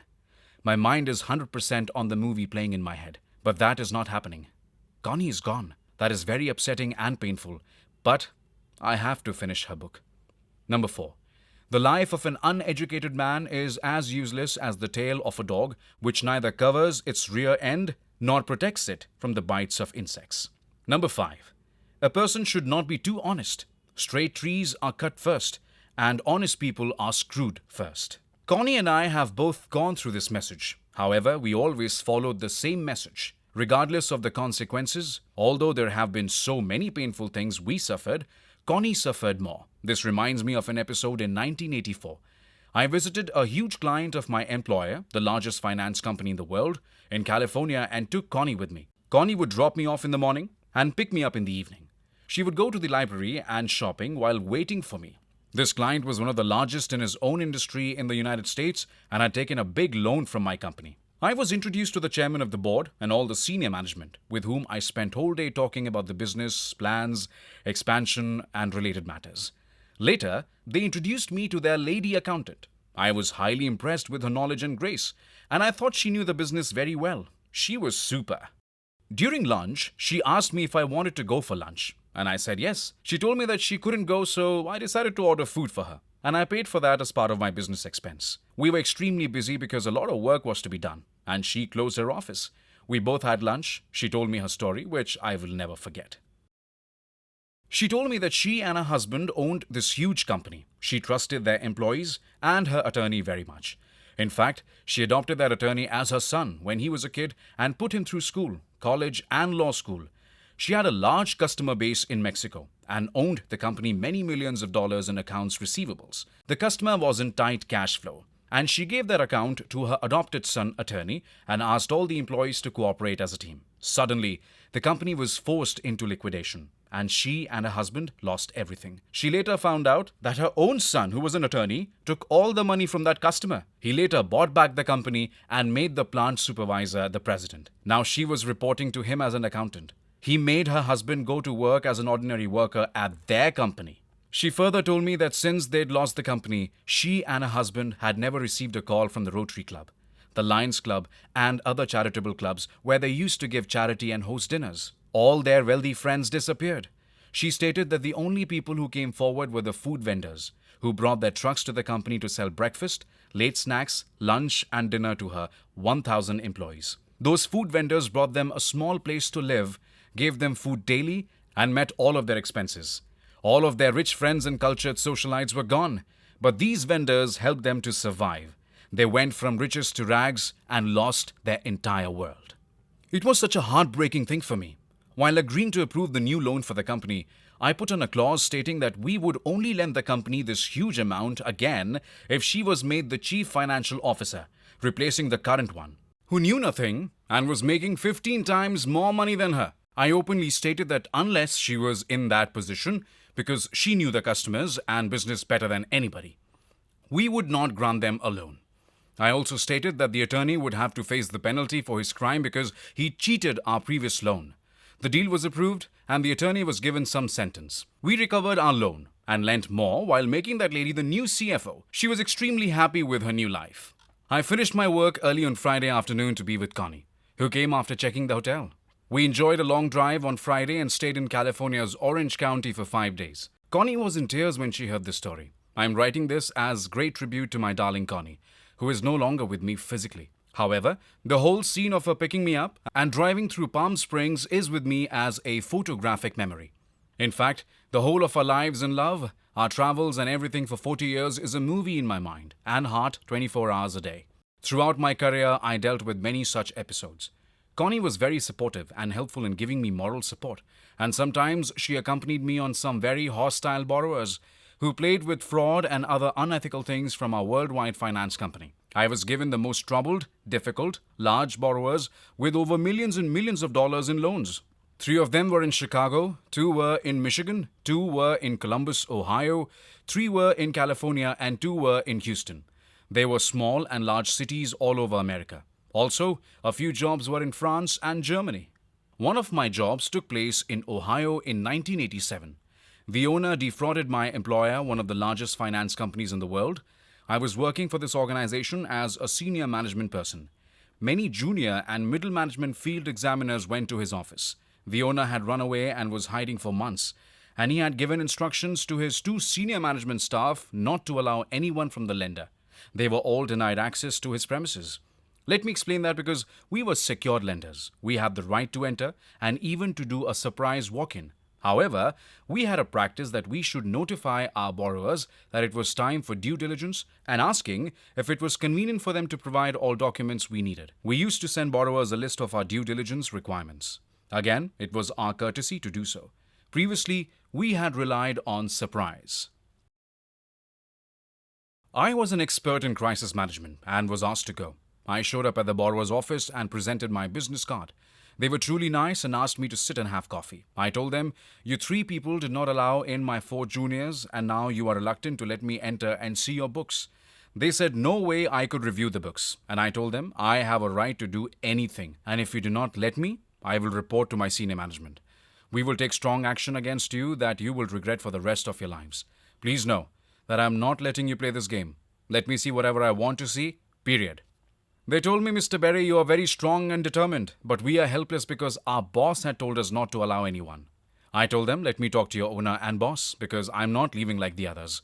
You'd better be careful and let me talk to him. If he has refused to give his number where he is hiding, tell him the senior management person is here and is determined to be here until the whole thing is discovered." They were panicky and went behind closed doors to talk to the owner. Slowly they told me, "You can only see a few records, and we cannot provide anything else." I was determined and told them, "I am even going to go through the locked room of your boss, and you'd better be ready to cooperate with me. Otherwise, you will be part of the fraud, and if we have to go to court and take orders, you all will be involved for protecting your boss. Perhaps you should think of yourself, your wife and your children. You do not want to be involved in a case where the issue is turned over to the senior government agencies. Now, listen either to your boss or to me." They both went to a room and came out after 20 minutes. "Mr. Berry, we are going to do anything for you because we do not have the money and salary, and we would lose all. Go ahead. Also, do us a favor. We have not been paid for 3 months and have been working for free for him in anticipation that we would be paid all our dues soon." I assured them that we would make sure they got paid, but they should let me do my work. We could go for lunch or dinner to talk and be friends. I am here to save you and your boss if he cooperates with me. They were happy. I took them for a nice lunch and an exclusive dinner. At dinner time, they told me, "Mr. Berry, it has been over 6 months since we've had dinner, drinks, and desserts. You truly are a gem, and we feel that you're going to do good things to us. We are with you because we do not want to go to prison or pay heavy fines. We can't find other senior positions and would be doomed forever." The next day, I worked and worked. I went to the owner's room and was thrilled to find a stack of locked files. It was clearly mentioned and signed by the owner regarding his scheme to defraud my employer. And there was a conspiracy between the owner and his largest customer, the largest US company. I took all those documents and told them that I was going to the Federal Express office because some information in the office was important to overnight. Now, Connie came in the picture. I told her about it, and she was worried about my life. I was as well. I kept flying from Chicago to Ohio for 2 months from Monday to Friday. Connie was instrumental and withstood all that heavy travel of mine. Internally, we were both concerned. However, she was strong and encouraged me. "This is America, Pradeep. Don't think anything. You have been doing these kind of hostile situations, and you have earned your name in your senior job. That is why they had promoted you to this senior position. I take pride in you. I am with you. I can accompany you for a few weeks, and I can even get my vacation and teach during schools and college breaks." She did take a week off and went with me, staying in the hotel for dinner and all. I told my employer, and they were thrilled and told me, "Pradeep, please take Connie. We will pay for everything." It was advantageous to both of us, and they knew that I would detect a large fraud. That perhaps was my last Friday, and I was to meet the owner in the office at 9 a.m. I did not tell Connie that I was slightly worried about what the owner would do, and neither did I disclose this to my employer. God is great. Somehow or the other, he had found out that I knew everything. I went to him. Connie was sitting in the restaurant downstairs in case of some violent to help me. That was the greatest support I had. I went to the owner, and surprisingly he stood up, shook my hand and asked me to sit down. He ordered coffee and some bagels and closed the doors. Only the two of us behind those big closed doors. I bluntly told him that I knew everything, and perhaps he knew too. He agreed to cooperate with me and said, "Mr. Berry, I do not want to go to prison. Please tell me how you can help me." I politely told him, "Mr. Z, please cooperate with us. Admit it to us. How are we going to get those funds? You have defrauded us, and you know well that you can go to prison. Please ask your customer to help you because they have deep pockets and would not want to be in the paper or on TV, and that they were part of the crime." He was asking me for mercy, and I was regretting it. He was crying that he did it all and was willing to do anything and cooperate. We also needed him because he was an expert in turning millions of dollars worth of raw materials inventory and work in process inventory into the finished goods to sell and get paid on a COD basis. He could start paying our full loan, and we did not have to take any write-offs in our P&L and financial statements. The owner cooperated with us for 6 months, and he and his company worked hard while we funded the payroll and started paying the IRS part of his liability of loans. In 1 year, we were paid back the large loan. The owner had to sell his home, car, and everything for any shortage in our loans. He was practically on the road. We helped him to refinance his home and find a decent job. He was an engineer and expert in his field. I took the initiative to help get his three senior managers get other jobs. It was one of the wonderful things in my career. And I kept doing the same kind of difficult situation in my career. The same type of episodes happened in Michigan, Austin, Columbus, California, Seattle, Indiana, Baltimore, New York, New Jersey, Chicago, Denver, Philadelphia, Phoenix, and many more cities. I will always wonder how I was able to do all of that.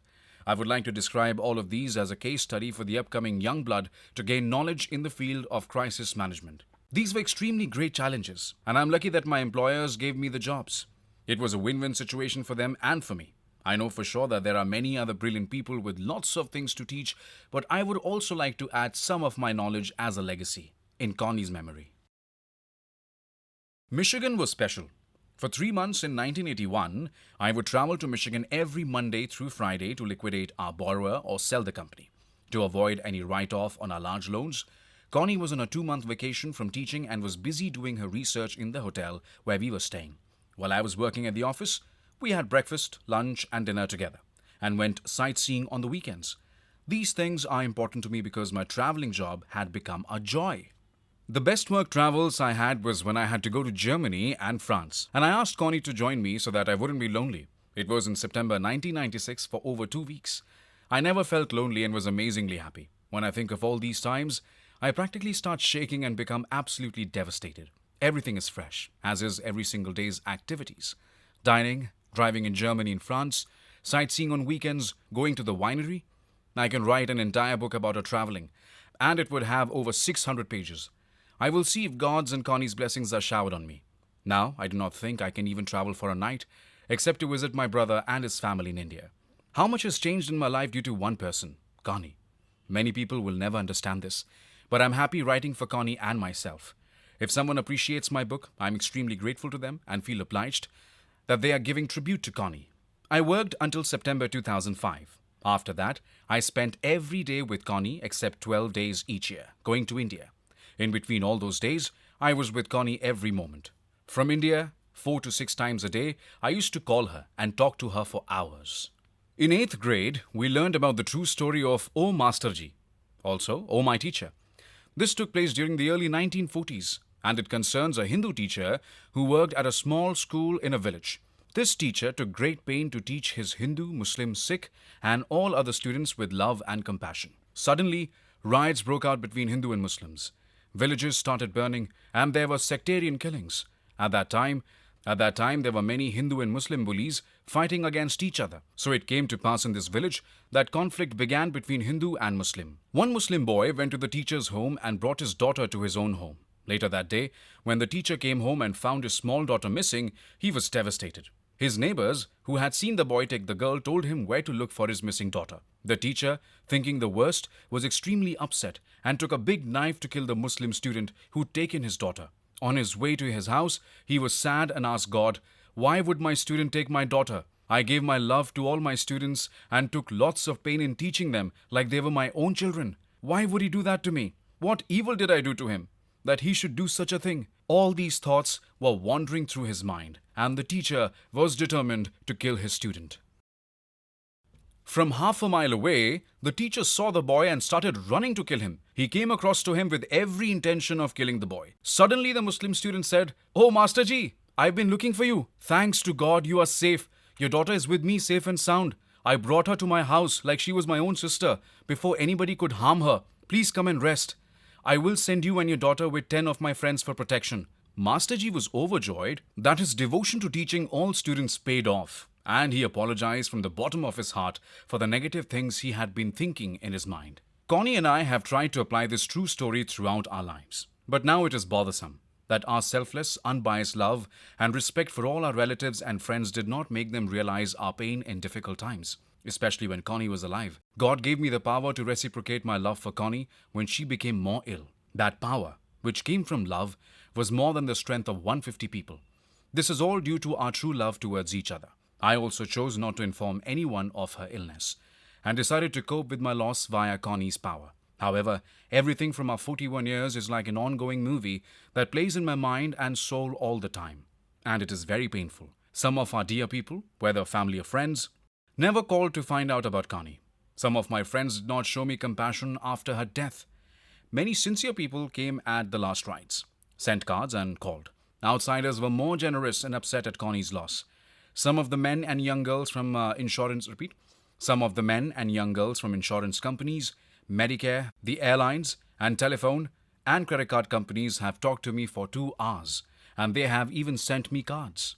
Some outsiders in food stores gave me flowers for her cremation, free on behalf of the organization, which I had to accept as a small token for Connie.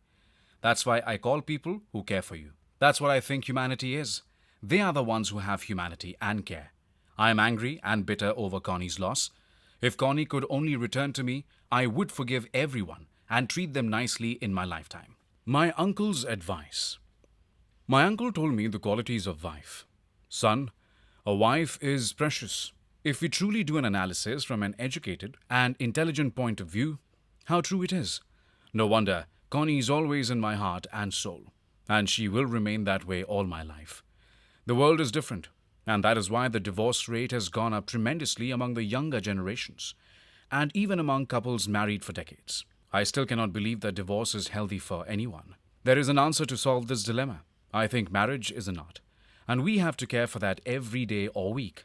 Just as we give water to the plants and to the gardens, our cell phones and new innovations such as the internet are good for emergency talks and important things. What did we do when we had no cell phones 30 years ago? What did we do? What did we do when we had no TV or other gadgets 80 years ago? We had simple lives and high thoughts. It is terrible that a sacred marriage is so easily broken. How can we expect the people of the world to be friends when there are fights between couples or within families with kids? Are we progressing or going toward darkness? Gandhi truly stated technology would ruin mankind. Now the world is different. Perhaps newly married couples enjoy intimate relations and fun, entertainment and kids, but then they end in divorce. Why? This is not the case with everyone. There are beautiful marriages that last for lifetimes. I give credit to those couples and they have my greatest respect. In our marriage, it was love. To love and care for each other was the most important thing for us. I want to mention openly, without offending anyone, that Connie had the same beautiful body until she got sick 2 years ago and was getting weaker and weaker until she found it hard or even walk or do anything. 2 doctors spoiled her body with their mistreatment, and I hope God takes care of them. As she grew weak, her body became a god for me. I used to touch her feet and worship her beautiful body. I was not praying to God so much as I was praying for her body. It was and still is my most painful memory. I knew I would have to live for her. Her weak body was my God. Perhaps when Buddha left his palace as a child, he saw weak and fragile bodies, death and other suffering. I was no different, but I did not become Buddha. However, I would serve Connie's wishes for charity, education and better humanity. Although we were from different cultures, I never thought that a wife was secondary to a husband. In my case, Connie was extremely important, and I cared for her as much as she cared for me. Perhaps that is why I am writing this book. That is why Gandhi said, I have the highest respect for women as she is the incarnation of tolerance. I followed that message all my life. He further stated, women can tolerate most of the things a husband does, including drinking, gambling, and cheating on her. Although she would be extremely hurt, she finally may forgive him. However, if her husband suspects a woman's character, that is death for her. As I mentioned before, I had forgotten my bad childhood memories once I met Connie. My happiness was Connie. Now, the tragedy of my childhood is nothing, because Connie's death is much more painful and unbearable. This is due to Connie's love, but Connie's death is absolutely unbearable. My biggest loss and unhappiness is the demise of Connie. I don't care for all our wealth and would concentrate on helping humanity and teaching others to follow the path of Connie's honesty, loyalty, ethics, charity, and selfless work. I followed these same principles, but I would do more to get some ray of happiness from her memory. I will never be able to forget her goodness in my life. Now, I feel I understand why the young in India used to consult their elders during crisis and when facing problems. The elderly have worldly experience that can't be learned in school. The knowledge of seniors comes from facing a life of problems. Perhaps within my limits, I'm getting ready to share what I have learned from my own experiences. I still have to learn more. I can learn from everyone I meet. Education reaches an endpoint, but knowledge keeps going if one seeks it. Knowledge is like an ocean. There is no depth to it. That is what I have always believed. Beginning of our love. As I look back, I cannot believe I came to the United States with $7. I was desperate to go back due to homesickness, regretting I was well educated with no long term plans. I thought, I am struck on foreign soil. How can I reverse all that? Why did I decide to leave India, my family, and my brother? It's a new life, a different culture. Looking at the snow and downtown was somewhat depressing. With large, high rise buildings, homesickness truly bothered me. I was absolutely desperate to go back. But I did not have the flexibility. I used to count on those who live in India and who came here for a week or 2 years and then went back. I was struck till God know when. These things were driving me crazy, and I was having withdrawal by myself. I started working in one suburb of Chicago while staying in Old Town.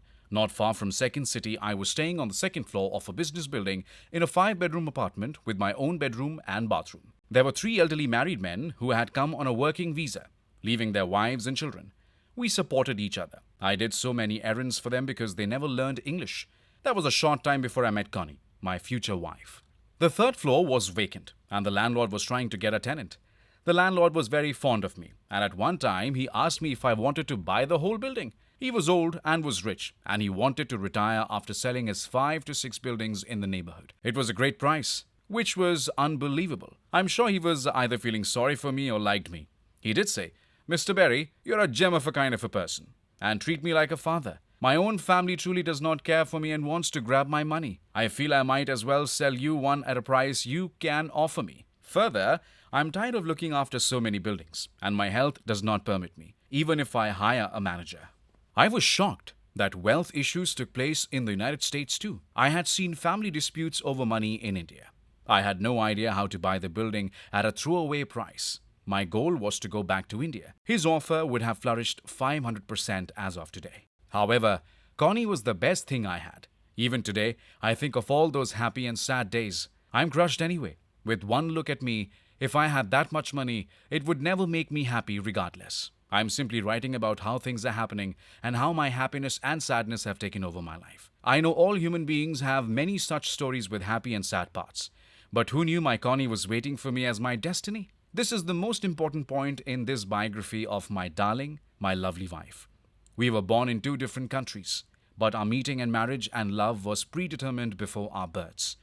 I could never had imagined that I would come to America for a very short duration and go back to India because many things were supposed to be happening, including my consulting, marriage with an Indian girl in Delhi, and my brother and I living together with an extended Berry family. These were unknown variables that were difficult to solve. However, I am the happiest man because I had Connie. This small paragraph in my book is the short version of my script for the movies based upon true stories, and many of them have had won Oscars. When I came to the United States 42 years ago, it was an extremely difficult decision to make. Back home in India, I had an excellent education, all the comforts of a wealthy family, and the makings of a successful professional career. I did not feel in control of the unknown variables of my life by going to a foreign country, whether for a short or long period. A possible destiny of mine had already failed to come to fruition. I had thought to go to the UK to study chartered accountancy from the Institute of Chartered Accountants of England and Wales. My grandfather, fearing that I would leave India, forbade me to study in England. He wanted our family to stay in India. Some of my friends and my chartered accountant colleagues left for the United States and the UK, which made me think that perhaps my future lay in America. With the encouragement of a friend who was teaching at an elite American university, I considered moving to the United States. I eventually decided to come, but postponed my move by 6 months to rethink my decision. Finally, I did it. I took a Lufthansa flight to Chicago with a stop in Frankfurt. I had a 5-hour layover in Germany. Those 5 hours waiting for the flight to Chicago were the most troublesome hours of my life. Once the plane was on the runway, I became extremely homesick and depressed, thinking that I was giving up my brother, my maternal grandfather, my aunts, my friends, and my education to restart everything. I would be like a newborn baby in a new place. I got up from my seat and started calling the hostesses, who tried to force me to sit down with my seatbelt on. Their many attempts to force me to sit failed. I was desperate to get down from the aircraft. And eventually, the captain came to me to ask me what the matter was. I told him honestly that I wanted to go back to India and to please let me get off the plane in Frankfurt so that I could take another flight for India. He tried to persuade me that it was not possible because the aircraft was on the runway. But my persistent request made him feel compassion for my predicament. I would have been arrested for this behavior in the present day. He asked me to show him the return ticket and told me that I had a restricted ticket, so I must stay in Chicago for 14 days. He asked me how much money I had, and I said $7. His response was that I would be stuck in Frankfurt airport for a long time with no food, no hotel, and no flight. I told him that I could request any airline to take me to India, and upon landing, I would call my brother, who would pay for the ticket. The captain told me it would not happen that way, and he advised me to go to Chicago, spend the 14 days, and take a return flight back to India. After landing in Chicago, my relative came to pick me up. I asked him if he could arrange for me to go back to India the next day. He was dumbfounded and did not say anything. I stayed with my first cousin that night, and she was surprised by my behavior but calmed me down with scotch and dinner.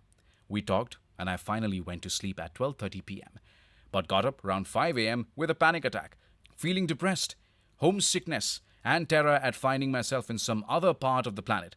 I started thinking desperately of how I would go back to India. Later, some friends and cousins came to welcome me, thinking I was happy to have arrived in the United States. I was depressed and only thought about going back home. They told me to calm down because homesickness happened to everyone. I wondered why they were no longer homesick and why didn't they offer to help me to go back to India. After 10 days, I came to live in an apartment in Old Town, Chicago, right across from Second City. At the same time, there was a great pressure placed on me to go back to India by my uncle for my professional career. He wanted me to help run a family business and commit to an arranged marriage. This pressure caused me great stress. I was living in a very confused state of mind and dealing with homesickness. I started meeting many Americans and Indians who became my friends. Late at night, John Candy from Second City came to a restaurant where I was sitting. I did not know anything about him or Second City at that time. Later, they became my good friends and were a great support to my troubled mind. Each weekend, a good-looking man would come to one of our beautiful bars for drinks and sit, smoking and drinking by himself. I did not know who he was. One night, an American teacher whom I had known as a part-time waiter asked me if I knew who he was. I told him no, and he told me the man was a famous film critic, Roger Ebert. I introduced myself to him, and he was extremely happy and was full of love and passion for his work. He started coming for long hours to talk to me. He became a good friend of mine and showed me some of his work, and he asked me to come for a movie premiere. The people I met, Roger Ebert, John Candy, and the Second City cast, Don Ross, the editor of Reader's Magazine and now a political advisor, Andy Shaw, journalist, and politicians like Honorable John Metcalfe helped cheer me up. Eventually, I fell out of touch with those friends, and I have not seen or met them since 1977. Students of international languages at the University of Chicago also met me with their full class. Mr. Douglas Goodman, who was studying Indian languages, became my dearest friend, and he started taking me out for recordings to send to my brother in India. Douglas got married to his college girlfriend, and both of them went to India and visited my brother for 4 days in our huge ancestral house in Old Delhi. The house is still there, but no one is living there anymore because my family is living in different houses today. I have not met Douglas since late 1977, but I would love to try to find him now. He and his wife would be great friends in my life now, although Connie cannot be replaced. I get panic attacks and feel depressed from the unhappiness I face by writing this book. I cannot imagine that Connie is gone. It is absolutely heartbreaking, and I find myself extremely weak in writing this book. I am of two minds, unsure whether or not I should write. But I also feel that I must write this no matter how difficult it is for me. Putting the words on the page, I truly want to restart this life, taking me back to where I was 40 years ago. That would be the happiest thing. Connie and Pradeep in this life again. My Connie met me, and that brought me happiness, a new life and passion. We had lots of conversations regarding our plans to go back to India, and she respected my desire to return but suggested I must see some parts of Chicago before I left.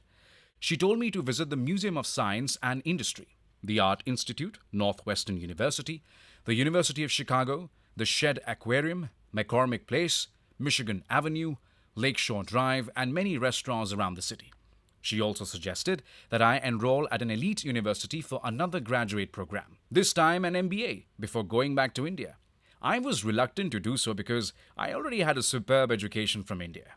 But then it struck me that education had no end, and an American MBA would prepare me for more knowledge and advance my career worldwide.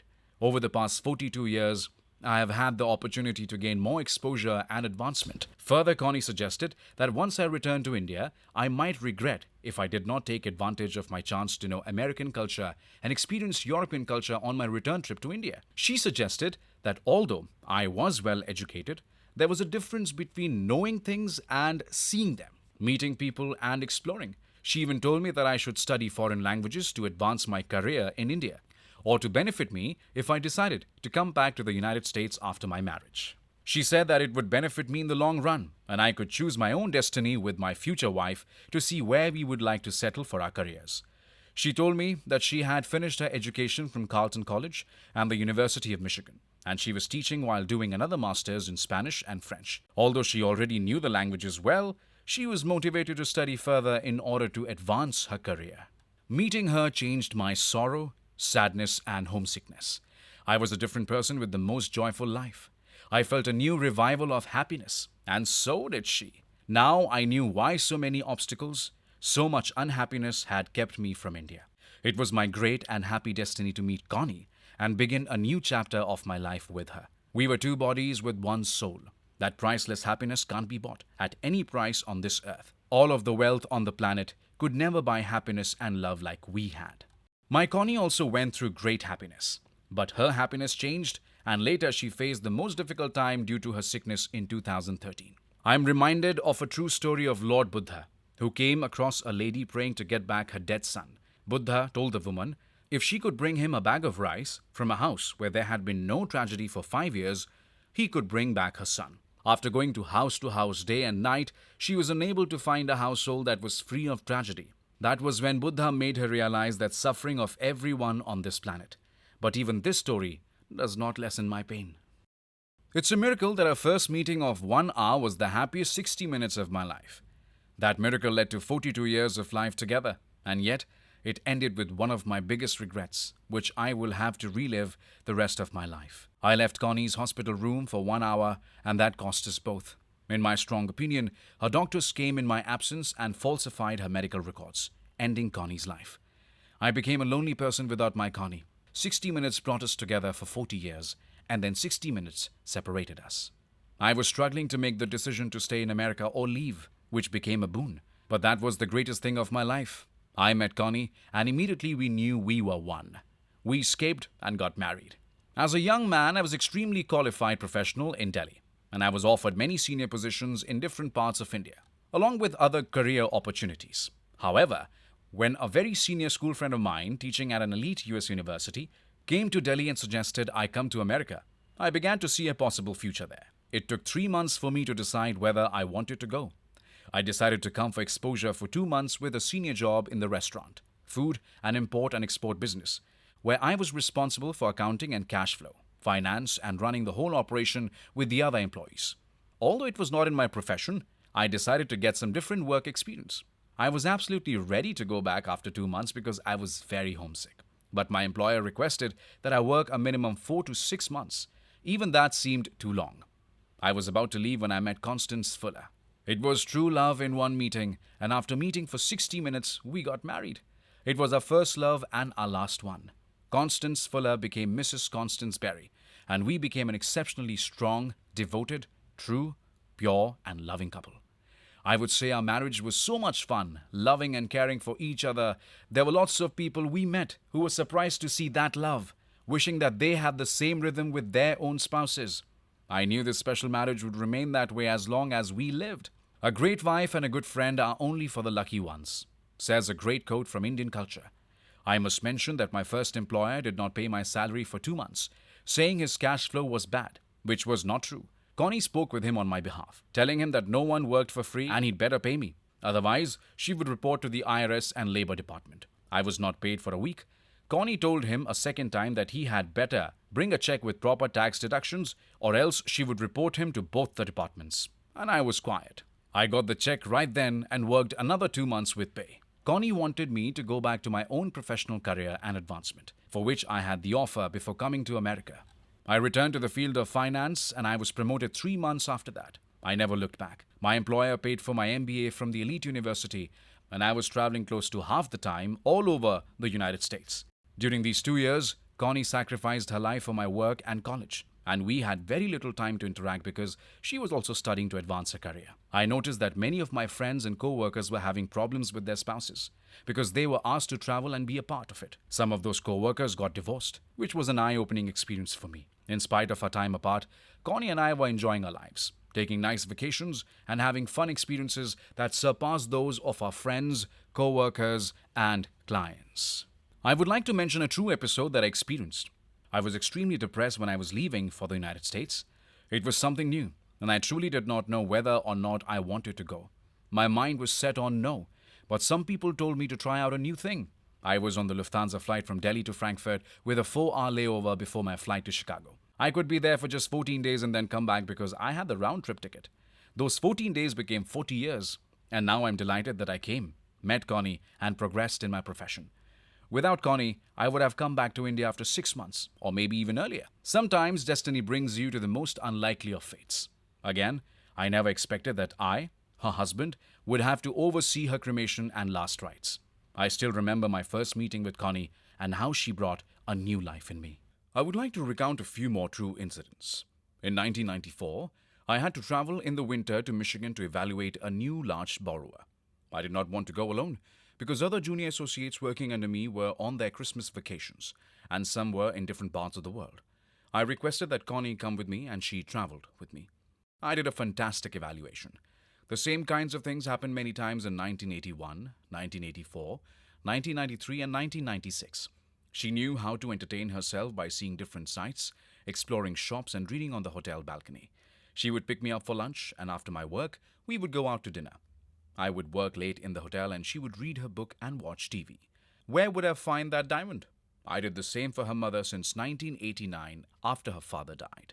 On September 1st, 2005, I left my career to devote myself to her and traveling all over the world. Although we traveled from the early days of our marriage, we wanted to see the world. With 5 weeks of vacation a year and my own consulting, we could not work and travel as much as she wanted. During her last 3 years of treatments, although we traveled some at that time as well, I was with her every moment of her life. It is so painful that she died before her time. I must mention that our love was unconditional. We immediately knew on our first meeting that we were in love, and there was no need to have a second meeting. We knew that this was a non-stop flight, and we wouldn't think of getting off the plane. Many people have many dates and meetings. Sometimes their families inquire about one another or ask the family's permission before couples decide to marry with a huge wedding. We were successful without fighting these hassles and compromising for our families. I'm always happy to see those couples who have been married for a lifetime. Our faith and values were that marriage was a lifetime commitment. We are lucky we passed our silver anniversary, but we failed to make it to our gold anniversary. In my strong opinion, because of medical negligence. That negligence was so quick that it did not give us time for me to save my partner. I absolutely failed in my battle and a big war, fighting alone against so many people. I wish I had a strong army behind me, but I was alone. And the other side had too many fighters. One black belt, no matter how well trained he is, cannot win if he is attacked by many enemies or betrayed by those he trusts. This is what happened to us. What a shame to humanity. Even animals have some principles. Kings many centuries ago had some principles. At the same time, there is an old saying, never let your enemy go. I loved it when Porus won many battles against King Alexander and pardoned him. Later, Alexander won, and Porus was brought as a prisoner of war to the palace of Alexander. When asked Porus, how would you like to be treated? The brave Porus tells him, I want to be treated as one king treats another king. During that episode, Alexander's bodyguard wanted to attack Porus. Porus told the guard, don't you know how to behave and not interfere when two kings are talking? King Alexander was very happy and told Porus that he would give him back all of the weapons and wealth he had taken. Porus told him, it means you are obliging me and then you want me to be obliged to you, and always consider that you showed your mercy, and I would still have to respect you as my king. Alexander immediately told him, no, Porus, I want you to be my best friend, and now I want to come and shake hands with you as my dearest friend. I'm desperate to have a friendship with an extremely brave man, and I would feel honored that Porus is my dear friend. This true episode reminds me of many things in our life together. We were always best friends, and no differences would come between us. We always thought that if something happened to one partner, the other would not only love, but worship the one who was gone, waiting until the next life to meet again. This is what I am doing with great pain, but with hope for this love. I have seen these things in my 8th grade studies of ancient civilizations and the Vedanta, which is an open book for anyone to read and research, and which tells of various true episodes. With the technological advances of the 20th century, many Indian movies were made as much as 100 years ago, and they remain hits today for the older generation. It is sad that now the new generation is not taught the principles expressed in those films. As Gandhiji stated, technology will destroy humanity. Therefore, he was not in favor of too much technology. One can see that we have lots of technology, but the destruction of humanity, greed, love of money, and materialism have taken over new technology. The answer is hidden in the above sentences. It also reminds me of Julius Caesar and how his close friend, Brutus, betrayed him. In Connie's case, in my opinion, medical negligence and betrayal by the doctors during my 1 hour absence was a much more serious stabbing to a crippled person like Connie after her cardiac arrest. She was fighting for her life, and the medical staff in the hospital was supposed to be her parents because this crippled, sick old person could not speak or move, as if someone had tied her completely in a small cage. Even a tiger or a lion cannot save himself in that cage. If you think you are brave, go alone or with 10 people without any weapons and have a hand fight. I would call those people brave, and the medical staff was no braver than if attacking a helpless, powerless animal with weapons or guns.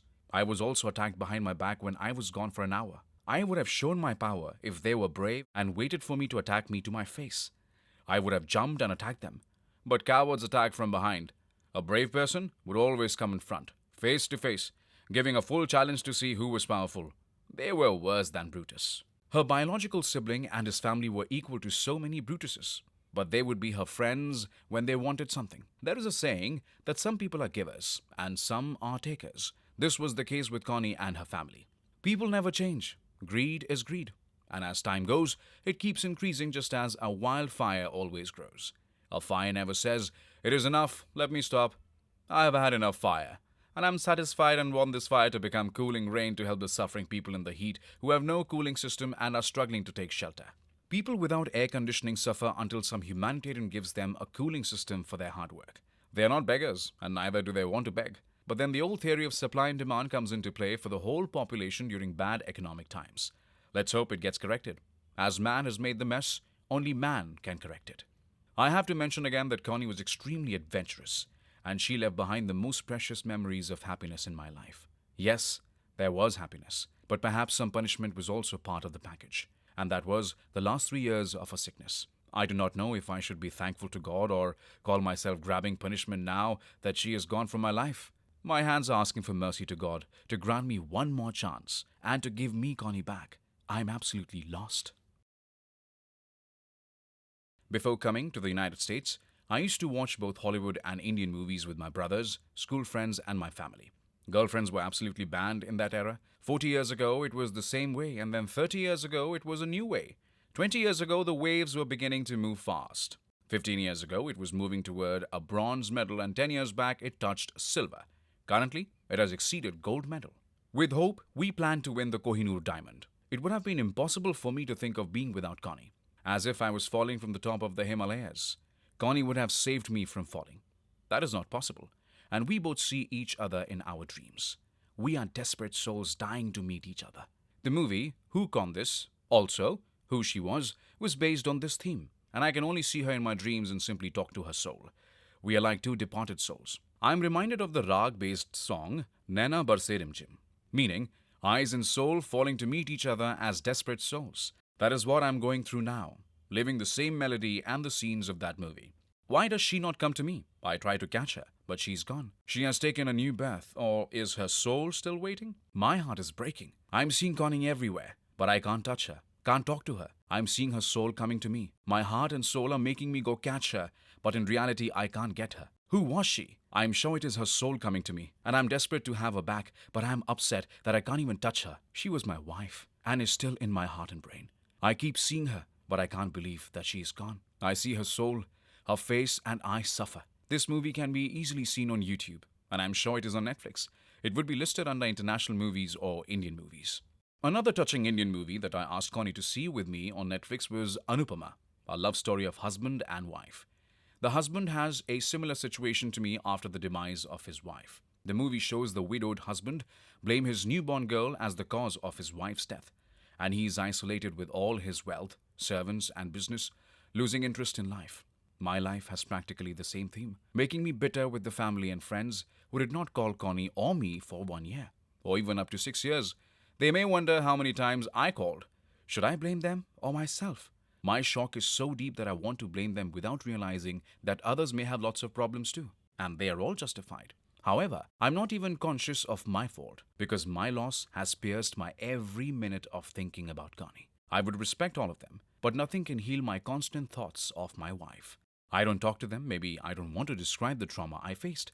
Even if my family and friends know or come to know, no one would ever be able to understand a fraction of that trauma. I wonder whether even God would be able to evaluate the trauma. But I have to thank the Lord to not punish me for my behavior. I surrender and ask for mercy and forgiveness. I am already going through the suffering of losing Connie, and I ask for forgiveness. From our very first meeting, we were happy together without even going out on a date. We wanted to spend more and more time together, and we were happy to be alone together. We did not try to cultivate hundreds or thousands of friendships to be happy, and we were extremely happy in each other's company. In spite of this, we were very social, going to parties, dancing, and eating out. We were honest and sincere, and we never let another man or woman come between us. All of our lives, we were pure. We never cheated on or hurt each other, and we were never jealous or attracted to other people. We took an oath to be honest to each other no matter where I had to travel, or if one of us had to work late or go to a work party alone. When I was out of town, Connie would drive alone to events and be sure to return by 10:30 so we could talk before going to bed. We both had to leave early for work the next morning, regardless of how late we stayed up talking the night before. Chapter 19. Connie was my destiny. Again, I was happy after meeting Connie. Connie was my destiny, and for my reason for coming to the United States. She was the greatest thing in my life and helped me to forget all my childhood pain. The true pain of losing Connie is much harder than my childhood pain. I would relive the pain of my childhood to now have Connie's presence. We had so much love for each other, and I'm living with a great pain now in the hope that we will meet again. This much faith I have, and the revival of this faith gives me the strength to bear this pain. I know miracles happen, that reincarnations happen. Hope gives life. Never deprive someone of his, never deprive someone of his hope. Instead, ask God to grant his wish. There are great tools and thoughts that wander through my mind at times. It helps to know that God knows all this and will definitely grant this wish in our next lives to be the same couple. I would be granted this desire of having Connie. Even if I have to see hardship mitigating the joy of having Connie, it would be the best thing for both of us. I'm sure. I only had $7 when I landed in America. Neither my father nor the rest of my family paid me a single penny from our inheritance. Connie and I got married. I was extremely happy and started working hard. I was smart and motivated to show her and my family back in India what I was capable of. After 3 years, once my family knew that I was doing great in the United States and that we were comfortable with what we had, Connie and I went back to India together. Things were very different with my family. They had always respected me, but now we were treated as if we were kings. And that is why I must mention success and winners are always respected. We must play to win no matter what the game is. I do not care for that now. But the loss of Connie is deeper. I practice many great messages that I have studied and known for years, in memory of Connie and for my own peace. I thought of what Jesus said, "Father, forgive me. They know not what they do."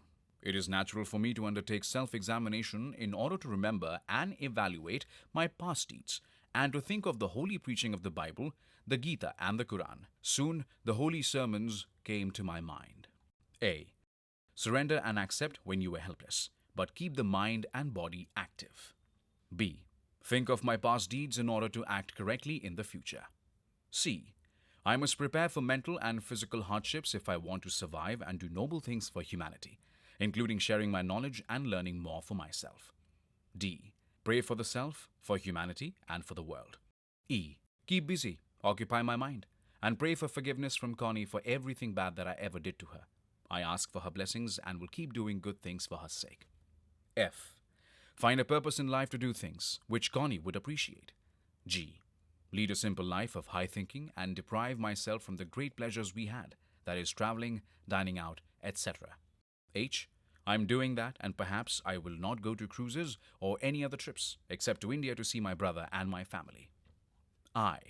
Lord Krishna stressed an evenness of mind in all circumstances and situations, skill in action and overcoming the law of opposites, and working without attachment and considerations of returns, rewards, and prizes. J. They told lies and got ahead in life, and here I am, telling the truth and stagnating. K. In the Bible, Adam said in a similar vein, allow your mind to think and say anything it will, only do not identify with it. Allow your body to do what it needs to, but do not react. Everything would happen on its time and accord. L. Religion is not a business. It is a mission, a great way of life. M. Manu said, the whole world is kept in order by punishment, for a guiltless man is hard to find. Through fear of punishment, the whole world yields the enjoyments which it owes. Some nice quotes for our daily life. I'm reminded of wise quotations from my late uncle, Dr. P. N. Behl. The following are things that he told me. Darts, barbed wire, and heated spears, however deep they penetrate the flesh, may be extracted. A cutting speech pierces like a javelin to the heart, and none can remove it. It lies and rankles. Bad language used in anger or otherwise hurts the person. The wound of the dagger heals, but the hurt caused by the speech leaves a permanent scar on the heart. Hence, control the tongue and speech are very important. Never hurt others with your words. I strongly recommend austerity in speech, body, and mind. A man's job is to help one another and not to hurt each other. The latter is an animal instinct and not a human one. A good, cheerful word can win the hearts of others. A bad word makes enemies. Similarly, a dirty look can be killing. A cheerful smile is always appreciated. Women can seduce with a winsome look and a sweet word. Self-restraint is very important and essential in all walks of life. Restraint in speech is important.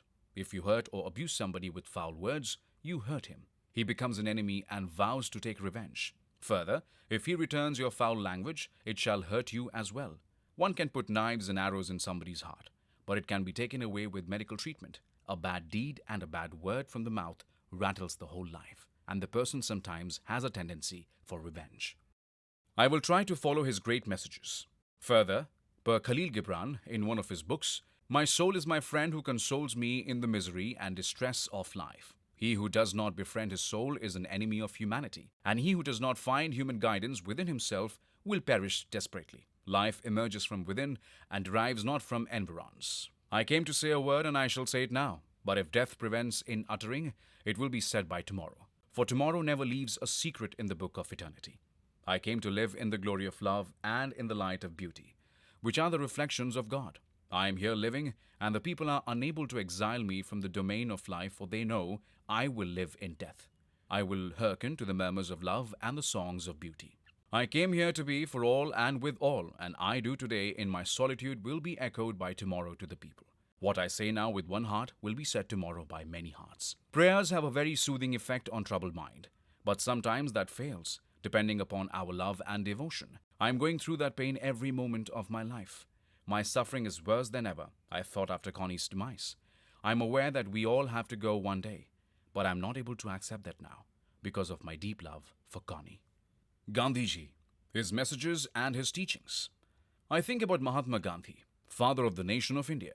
His sacrifice and fight for India's independence from British rule succeeded on August 15, 1947. He was a barrister by profession, and he fought for equal rights in India and in South Africa. A small-built man can get freedom for all. Why then can't I get peace of mind and the power to bear the loss of Connie? However, this is a personal loss, and I cannot use this example. Gandhi said things like, "My life is my message. Truth always remains forever. Non-violence. My uniform experiences have convinced me that there is no other God than truth. God can never be realized by one who is not pure of heart. Self-purification, therefore, must mean purification in all the walks of life. But the path of self-purification is hard to steep. To attain to perfect purity, one has to become absolutely passionate in thought, free, speech, and actions, to rise above the opposing currents of love and hatred, attachment and repulsion. I am bidding farewell to all the readers. For the time being, at any rate, I ask them to join with me in prayers to the God of truth that he may grant me the boon of ahimsa in mind, word, and deed.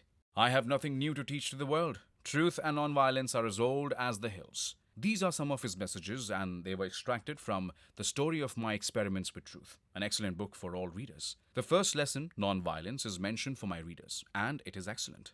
Gandhi was married at the tender age of 12 or 14. His wife Kasturba Bai was 12. During the marriage and after, his friends told Gandhi that he must do something to prove that he was the boss of his wife and the head of the family. They said, "Your wife must follow you." He was innocent and told his wife, "You will not go anywhere without my permission, because I am the head of the family now." Kasturba kept quiet, but started going out every day for 2 or 4 hours without Gandhi's permission. It was happening every day. Gandhi reminded her of this twice. She kept quiet and did not utter anything. Gandhi was upset, and again he told her after a few days, "How dare you go out daily without my permission?" Again his wife ignored him. After 2 days, he lost his temper and yelled, "Why did you not follow my orders?"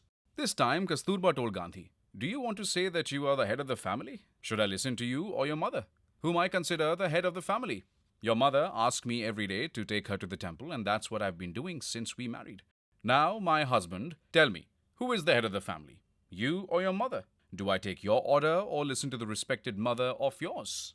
After listening to these words, Gandhi realized that he was too aggressive and violent, and now he had to act as a non-violent husband. That was what brought a new revolution to Gandhi for non-violence in his whole life. Nelson Mandela. President Nelson Mandela was a big follower of Gandhi, and he practiced non-violence and suffered for years in jail. But he forgave everyone, and his truth and sacrifices made him the president of South Africa. He was a world-renowned figure. He mentioned when Gandhi was going back to India, "India gave us Mohandas Karamchand Gandhi, and we returned to India Mahatma." The same Mahatma became Bapu and father of the nation. In 1984, a great movie, Gandhi, was released, where Ben Kingsley played the role of Gandhi. This film and Mr. Kingsley won Oscar awards. It is a wonderful, true movie that helps elevate the mind to find inner peace. I might see it again to get more enlightenment and to reduce some of the pain from losing Connie. How much peace I will get?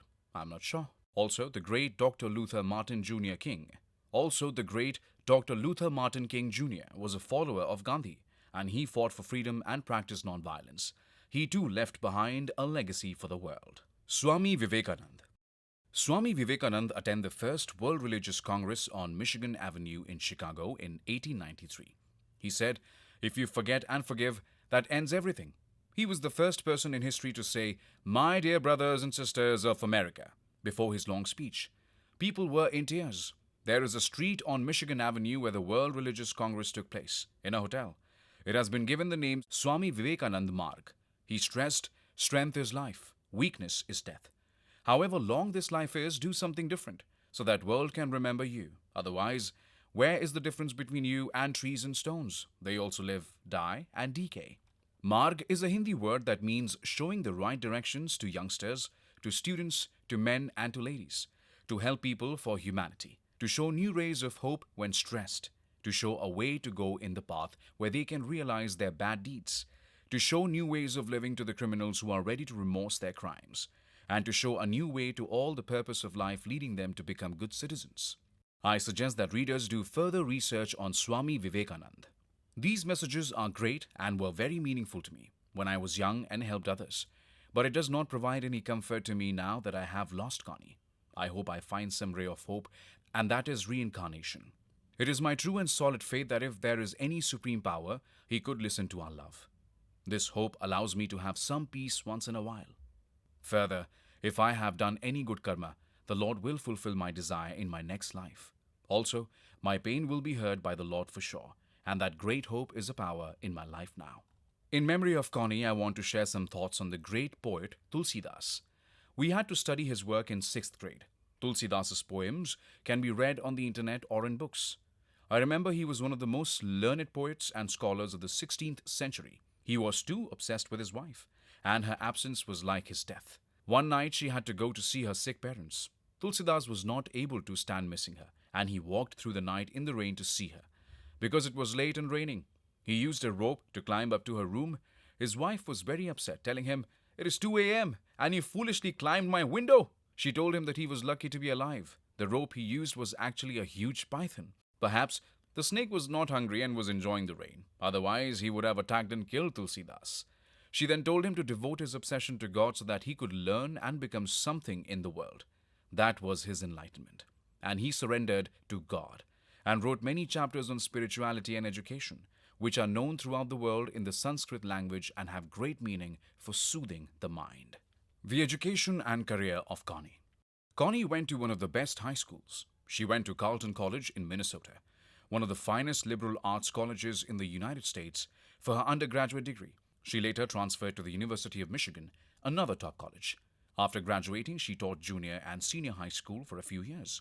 Later, to advance her career, she went for her master's in Spanish and French. She studied at top colleges in Mexico and Spain, and then she taught Spanish and French to the children at U.S. military bases in Germany, England, and Spain for 5 years. She taught in California, and later she moved back to her hometown, Chicago. That is how I met her, and she became the true love of my life. Connie exposed me to the American culture, dressing and polishing me to advance my career. As such, we both had professional careers, but that didn't interfere with our love and understanding. Even though I was traveling all over the country, I was home for the weekend and sometimes more. We were in touch 4 or 5 times a day over the phone while traveling apart. From Friday through Sunday night, we were always together, and depending upon the reports I was writing. I was in my Chicago office for weeks and at home each night. It was a great life combined with our professional senior positions. Connie taught for 34 years and took early retirement, but she continued substitute teaching to keep her teaching license, and she was in great demand for Spanish and French. She got offers for full-time teaching positions with different school districts, but she turned those down. I told her to forget work, enjoy life, travel with me, and have fun. She enjoyed teaching and had very close teacher friends with whom we had wonderful times. I give great respect to my wife as a teacher who did her duty. In honor of Connie's character and memories, I would like to mention some quotes I learned from my uncle Dr. P.N. Behel and his book, The Lord of Darkness. Wisdom leads to freedom, education to character, culture to perfection, humanism to joyous living. In a sense, human beings sometimes are crueler than the animals when greed comes. Our thoughts wander in all the directions, and many are the ways of man. The cartwright hopes for accidents, and the physician for the cripple, and the priest for the rich patron. The blacksmith seeks day after day, the customers endowed with gold. Our thoughts all run towards profit. For the sake of spirit of mind, let go all these wandering thoughts. Character. Man is what his character is. A man of good character makes his life good, while a man with a bad character usually ruins his life and mankind. Character means goodness of heart, tenacity, truth, living by words, discipline, respect for others and elders and for the weaker sections of the society, respect for the teachers and wise. A man without character is considered to be worse than a beast. People with weak character are usually feeble, meek, and easily changeable. Here are some nice knowledgeable things in memory of my Connie. Dark Age or Our Values. My true tributes to Connie. I want to share knowledge that Connie knew that would be good for my readers and for myself. In my opinion, the medical profession is truly passing through a difficult phase, and the noble cause and image is tarnished. Adherence to the Hippocratic Oath is questionable. Press, media, hospitals, nursing homes, pharmaceutical companies, and the greed to make billions of dollars means the system of medicine is not suitable to all. Many seniors and younger generations are going through the big trauma of surviving, which is a necessity of life, forgetting the extra fun activities of vacations or travel. There's very uneven distribution of wealth all over the world. In developed countries like the United States, there is also very uneven distribution of wealth, where the richer are getting richer and others are just surviving. Will humanity and passion in mankind improve? That is a question I think on most of the time. The great kings, presidents, leaders, and wealthy were born alone, empty-handed, and they died the same way. I still have hope that this great country sees shining rays in the future. That would be a new era. Satyug, bringing crime-free streets and improved economy for human beings and for the world. This is in contrast much better than the current Kalyug, which has crime, corruption, and suffering from the necessity of life and jobs. Zen in the art of archery, culture, and flower arrangement have provided the inspiration in this paragraph. The call of Sri Krishna in the Gita, the Holy Book of India, showed the shining lamp of wisdom. Eugene Harrigal's only focus on the spirituality in archery is very appealing and subtle in this noble profession. Like medicine, spirituality and its need are undeniable. The human physicians have to approach the mind and body for healing. In the same way, the desire for egolessness, selfishness, and self-regard for Zen is equally, if not more, applicable to the art of medicine. According to John Ruskin, The good of the individual is contained in the good of all. Also, in Unto, this last, he contends that man can be happy only if he obeys the moral laws. He also says that there are five great intellectual professions in every civilized nation.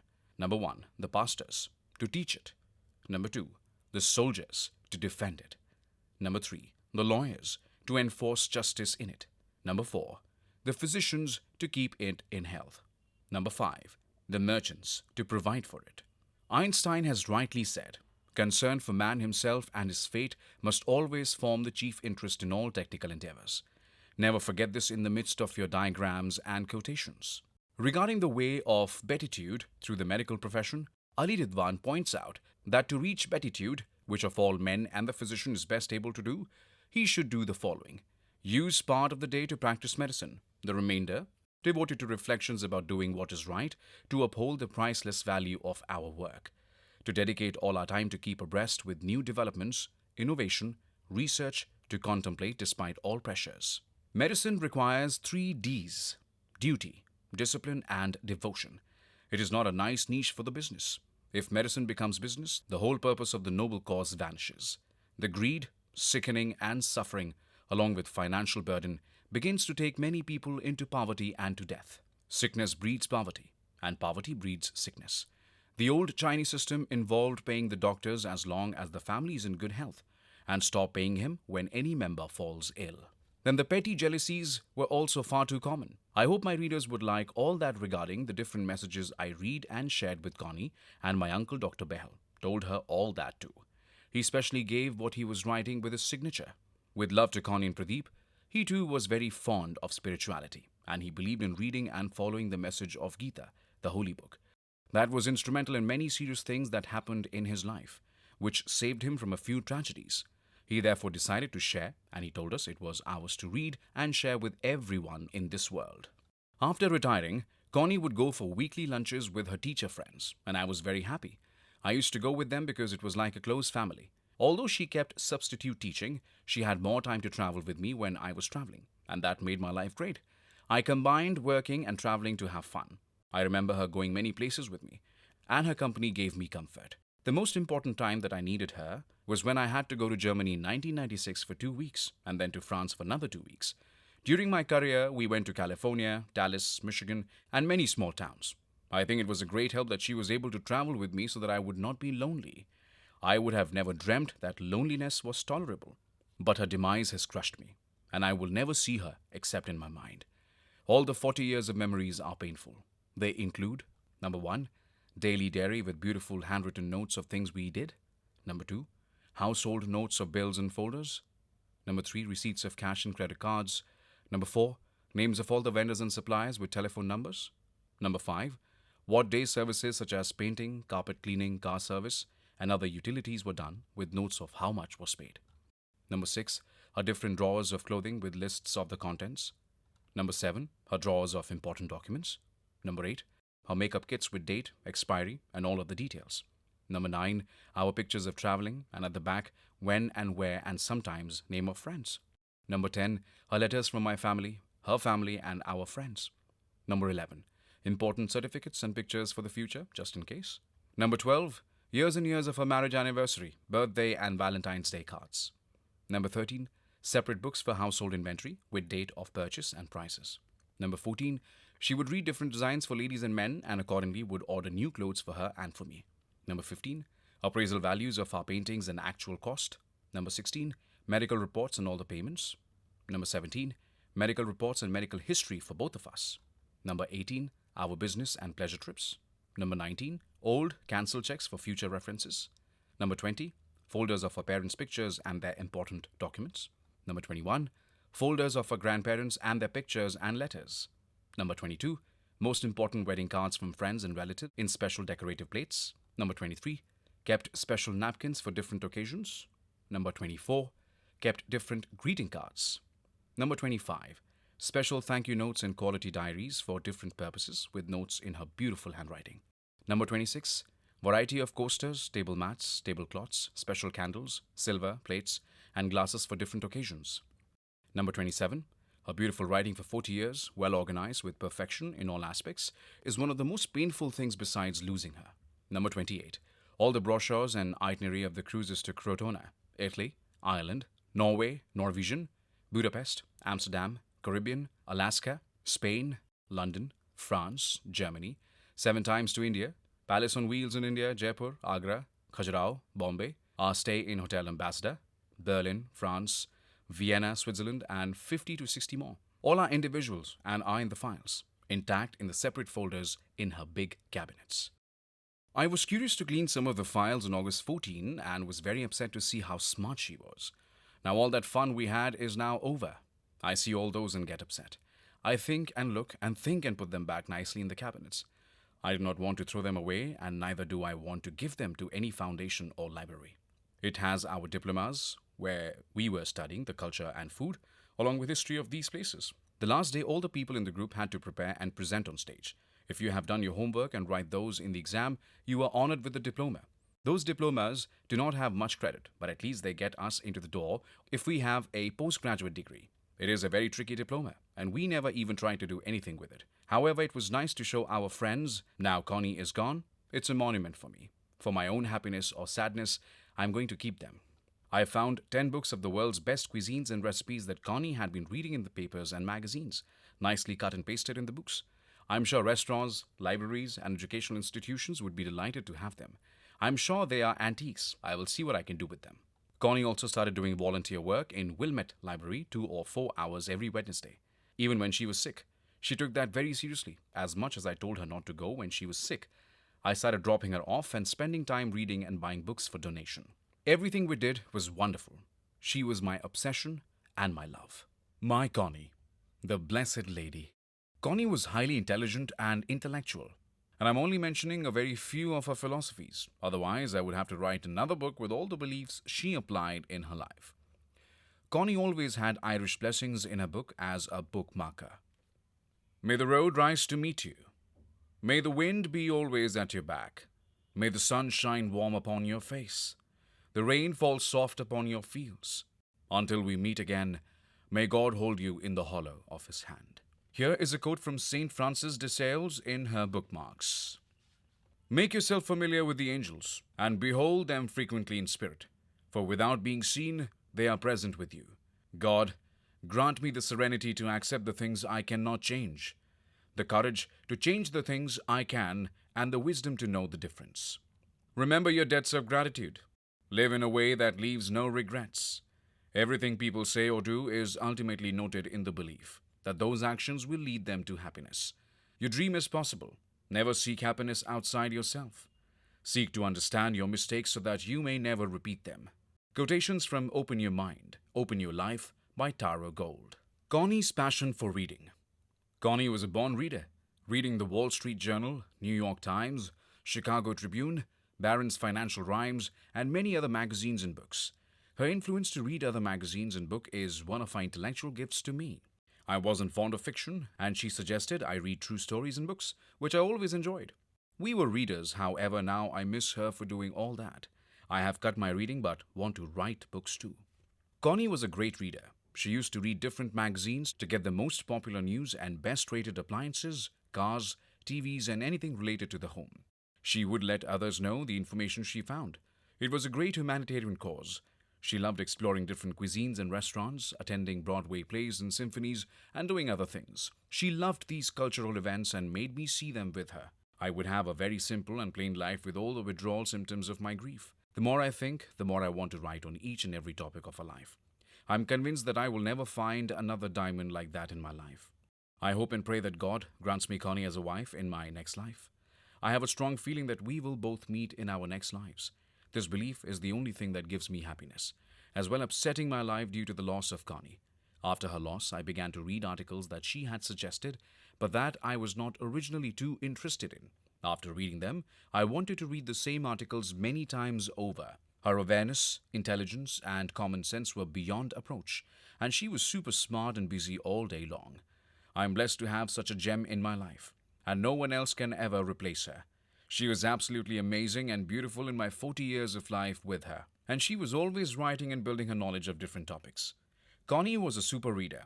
Her average daily times spent reading was 10 to 15 hours a day. when she took early retirement, and before that, she read 5 to 6 hours each day.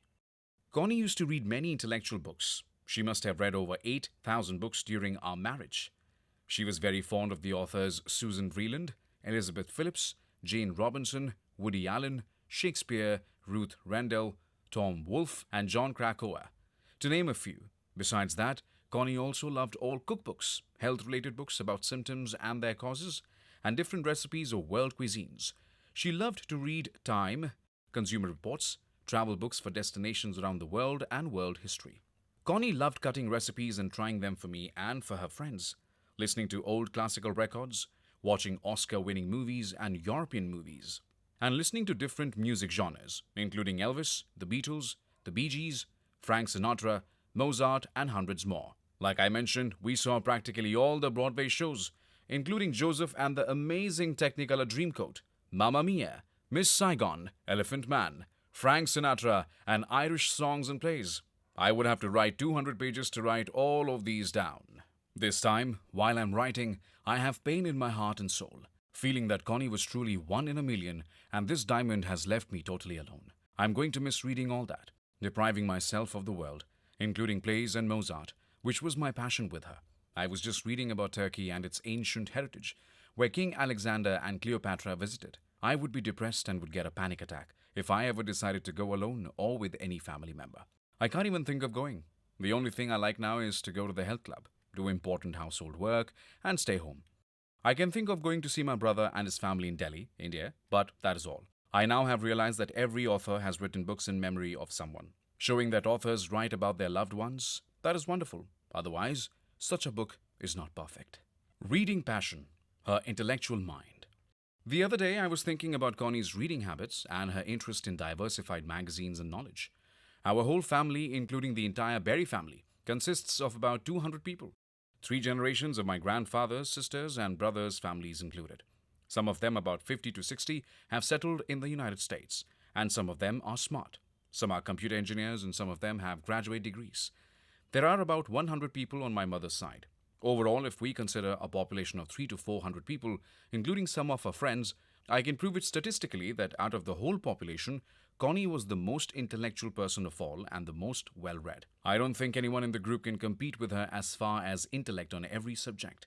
The people I'm talking about are very successful in their businesses and are intelligent. One of them is a medical doctor. I can even compare Connie with her. And she's a medical doctor who studied in America.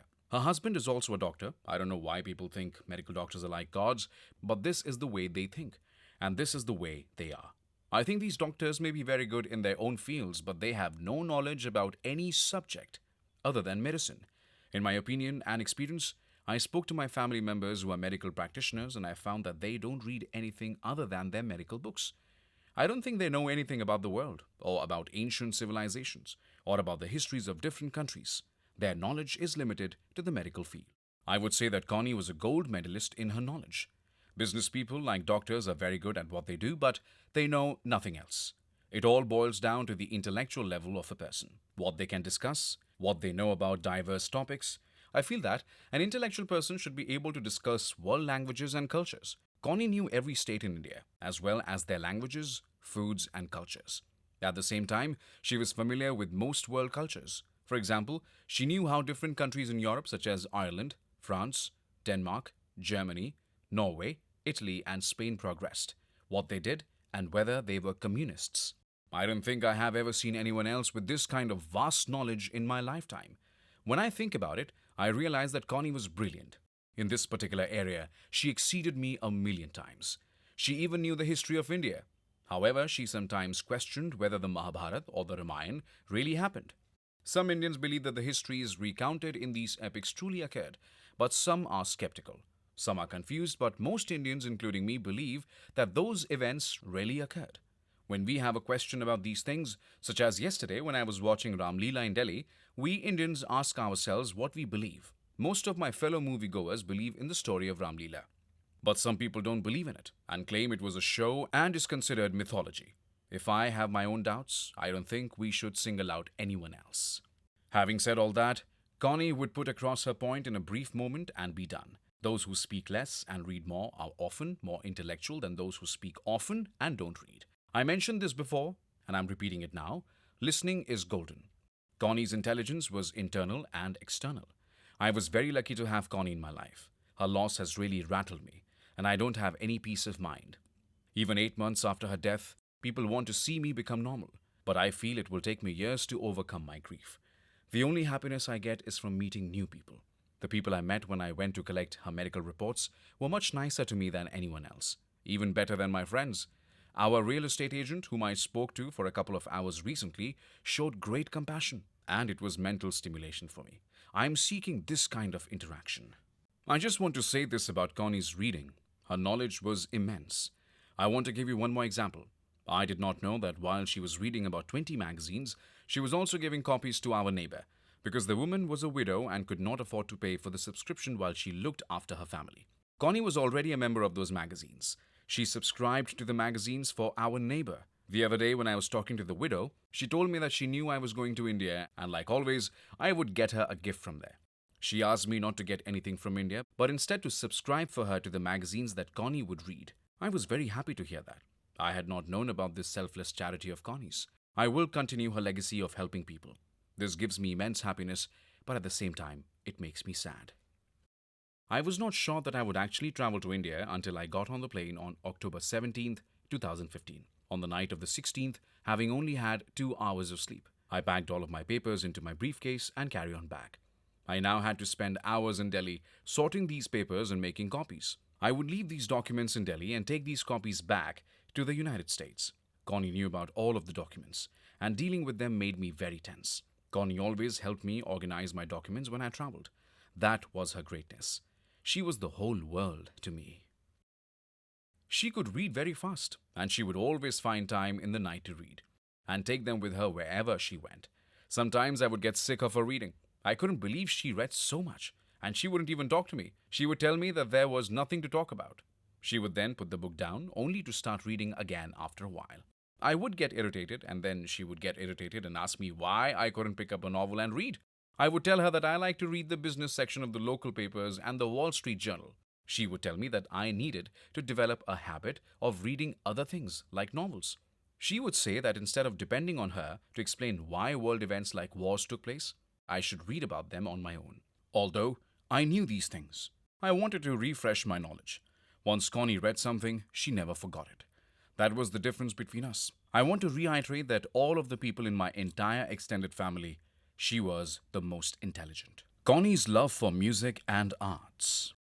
Connie loved classic songs from many singers such as Frank Sinatra, the Beatles, Elvis, ABBA, Christmas music, Mozart, many symphonies, Broadway plays, classic masters, and at least 200 more singers. She used to have 2 gramophones and old records of singers like Cliff Richard, Tony Christie, and Ray Charles. I was extremely fond of all that, and our shared interest was a plus. I loved Broadway plays, and so did she. Of all the plays we attended, we never left early. Regarding art, Connie used to collect many artistic pieces for the house. She had special baskets for different places, like for her newspapers and magazines, as well as small decorative art objects for the house, kitchen, study room, and bedroom. She collected several historical paintings. She took me to see many art and cultural shows. She was a member of the Museum of Art and Science and donated money to Channel 11, which was supported by the public and provides absolutely great programs. Channel 11 airs music, history, Christmas programs, and symphony shows. It is truly difficult for me to write everything about her interests. Beatles, Carol Burnett shows, Jones, Frank Sinatra, and original masters classic Bewind. Many series of these are sitting brand new. She ordered them specially to watch. She ordered new speakers, and I was lazy or slightly concerned that I would call a professional to install those nice speakers for her to listen. I cried that I could not do it due to my own fault. It took me over a year, and even on August 24, 2016, I wondered why I did not do such a small thing for her. I got her a new phone, a new jacket, and many new shoes on February 2015. Who knew what Connie would open and see? This all happened as I was single-handedly looking after Connie. I recall one incident in April 1999. We were taking a trip to Crotona and Tuscany in Italy with the University of Michigan. Connie's mother was nervous, and we used to go and stay with her. I used to work from her house. She was into a lot of mischief, calling the police during the night and claiming that someone was drowning or playing music. Connie brought her to our home after we spent a month in her home. We had practically cancelled our trip to Italy. It was lots of money, and we did not buy the travel insurance. It was still in our mind that we may or may not go. That was Connie. That was her character. She mailed her siblings and children and grandchildren their marriage anniversary and Christmas cards in 2014 and 2015 with checks to all of them. For Christmas, birthday, and anniversary cards, as well as gifts for Christmas in 2014 and 2015. She sent them 2 months before her demise. What a duty she performed. On top of that, Connie left some funds for them. Do I have a right to write this or not? I let the readers judge.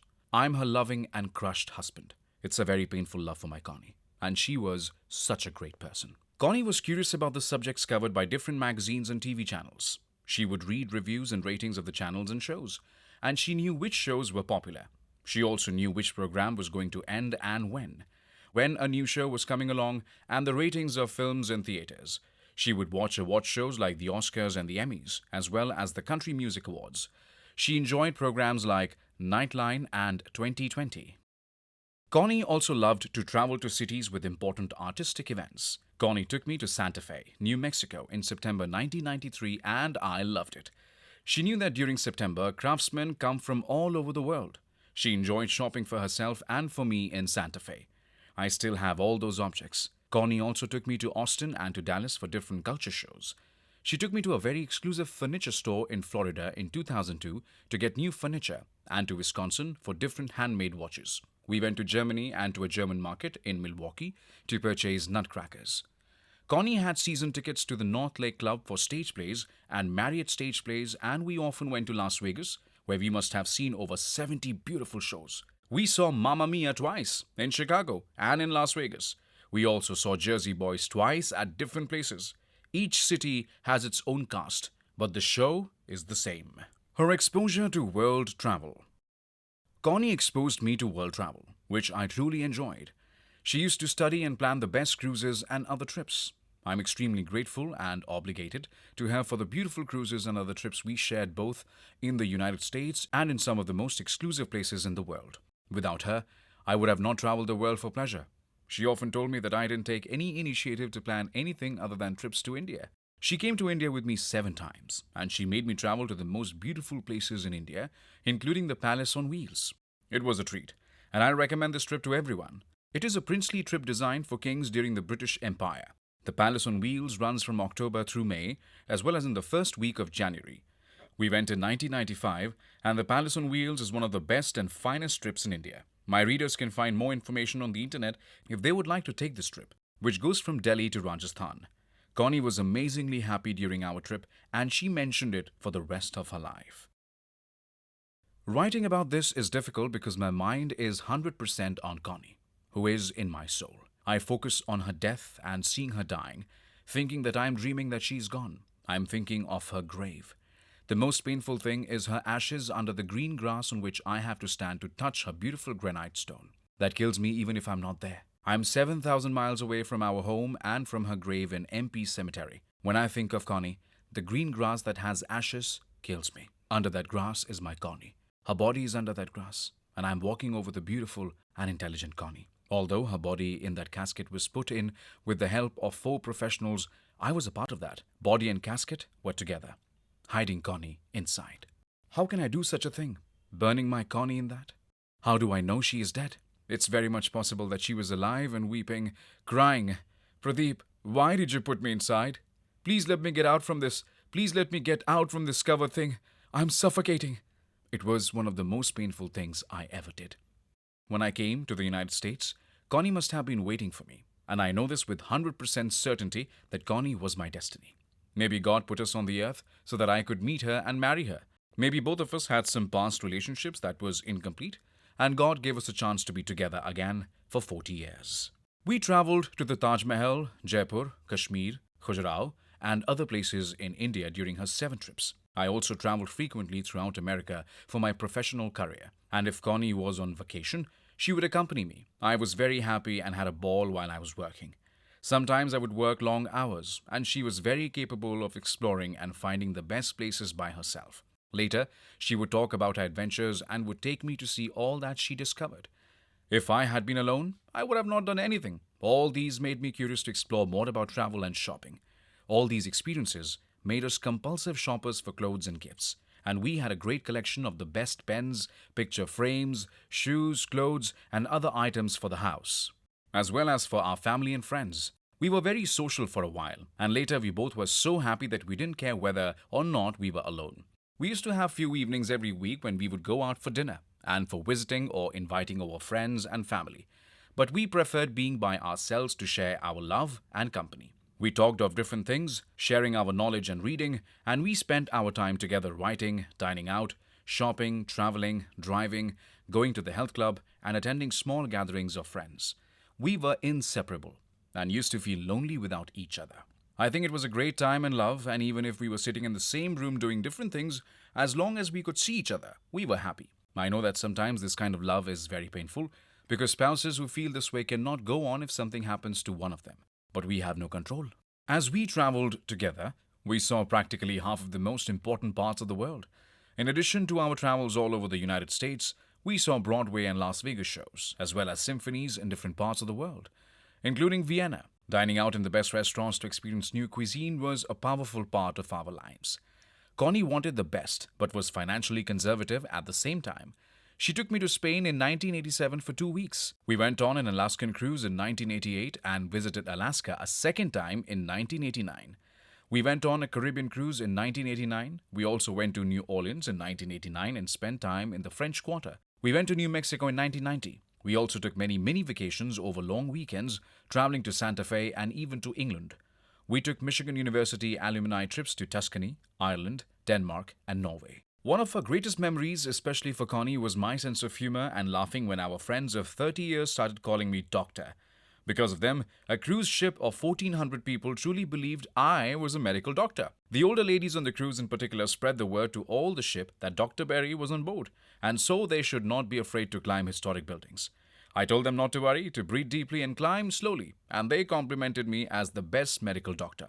Other senior ladies told me they loved sweets and asked if they were harmful. I didn't want a lawsuit, and I had to improvise. I asked, "Are you diabetic?" When they said no, I told them to keep eating and not to worry. They stuffed themselves with sweets, and I began to worry that if anything happened to them, I would be in trouble. But God is grateful, and I started getting letters from many people who were cured by Ayurveda medicine and yoga. I decided that I would never do that again, and we no longer traveled with our friends except to Spain.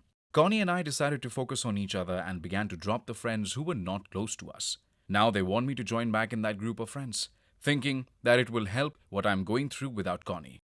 Later, we took trips with the Vantage Cruise, a 2-week trip in Norway, and another river cruise of 17 days from Budapest to Amsterdam. We took a Christmas tree cruise for 12 days in England during the winter, and we went to French Riviera, Germany, France, and India. I went home almost every year for 2 weeks to see my brother in India. But from 2011 until 2015, I did not even think of going back to India due to Connie's health. In fact, I did not think of leaving her for one day when she was sick. I left my high-powered senior position in 2006 to be with her, and I have no regrets at all. Rather, I am happy that I could serve her, and that gives me the greatest satisfaction. But I cannot bear the pain of losing her. She wanted to go to Australia, New Zealand, and China, but some way or another, we could not go. I will regret this all my life. We went to Door County 3 times, as well as many other beautiful places in Wisconsin, Lake Geneva, Crystal Lake, and many cities of California, including Palm Springs, where she found the standing table she had been seeking for 2 years. She was a perfectionist. We also went to cities in Texas, North Carolina, and Nevada. While living in Chicago, we saw all of the Broadway shows that came there. Later, we went to Sanibel Island for 5 weeks and also to Marco Island, staying for 3 weeks at the Hilton Marco Island Resort to escape the cold and snow of Evanston. It was nothing but fun, love, and billions of dollars worth of our happiness, which money cannot buy at any cost. Connie was very conservative and was not concerned with high society. She never wanted to impress the world because she was very modest and she was not a showy person. She enjoyed meeting interesting and intelligent people. We both shared the same rhythm and we respected every human being, whether educated or not, because we had always been down to earth all our lives. Now I have lost that momentum and will not enjoy the same life without her.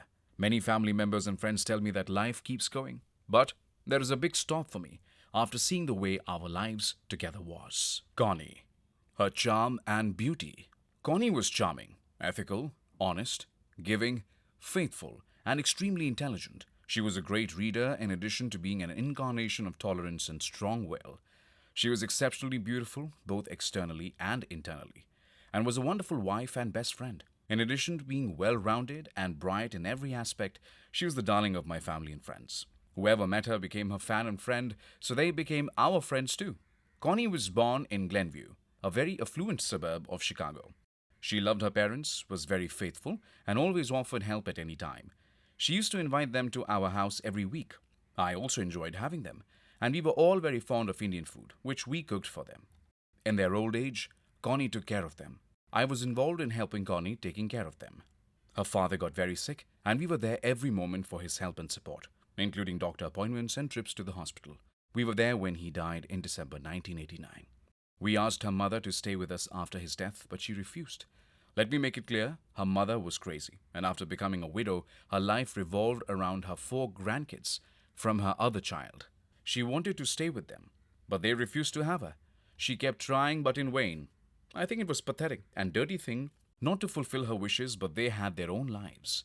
We brought her mother to live in our house for months when she was sick, but otherwise she was living in her own house.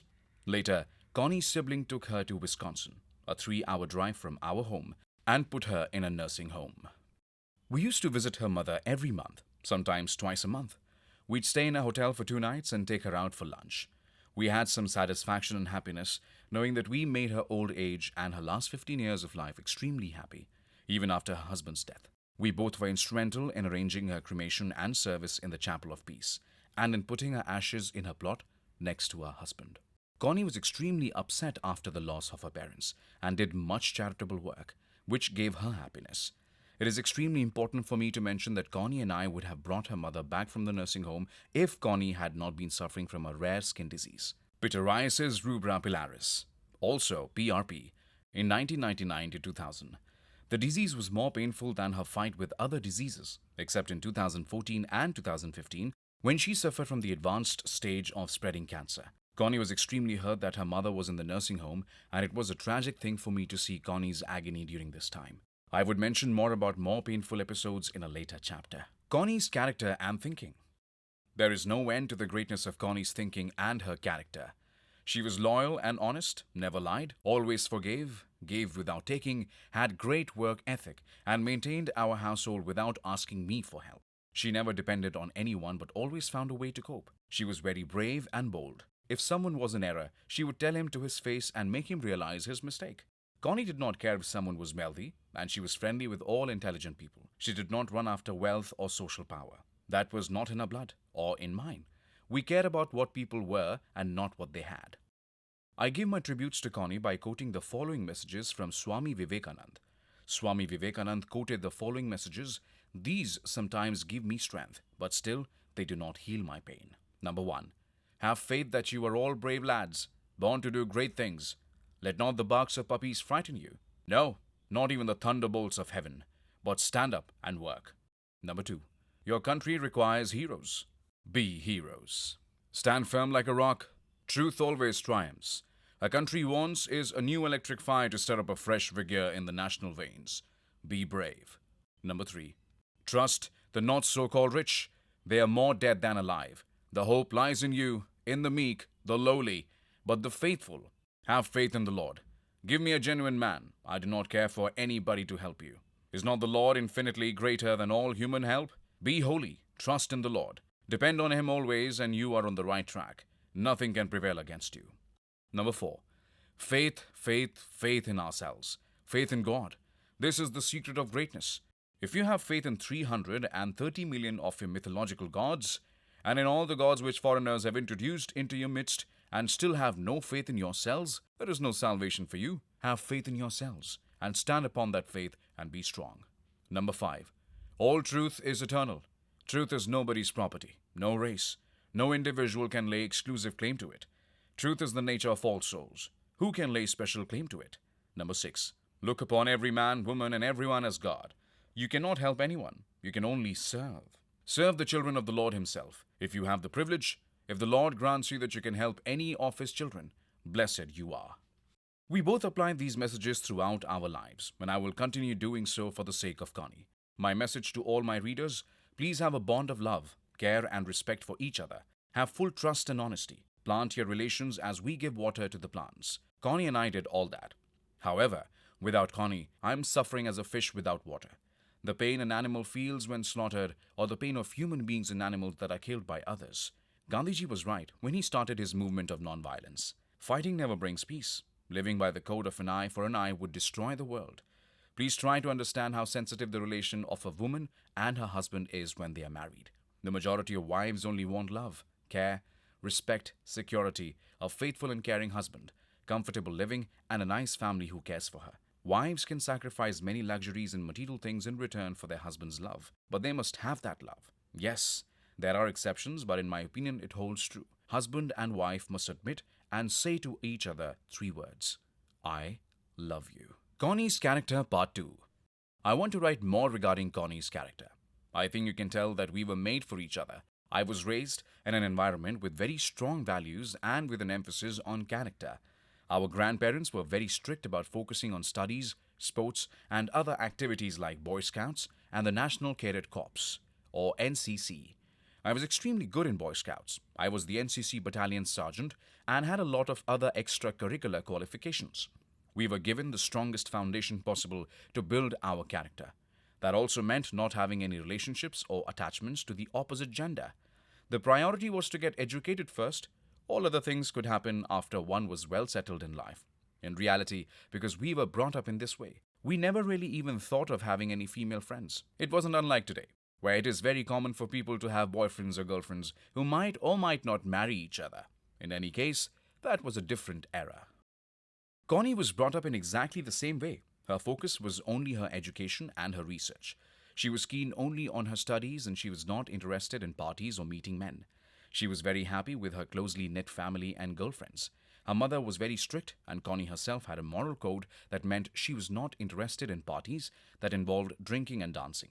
In addition to her education and her intellectual nature, we found this to be a common aspect among us. I think this is one of the contributing factors behind us getting together. Ordinarily, I would have gone back to India for an arranged marriage because there were a lot of proposals from rich families that had come my way. Perhaps God wanted me to not go because I was destined to meet Connie, who was beautiful from outside and from within. Connie liked to say that I was her first boyfriend and she was my first girlfriend, although we really started out as friends.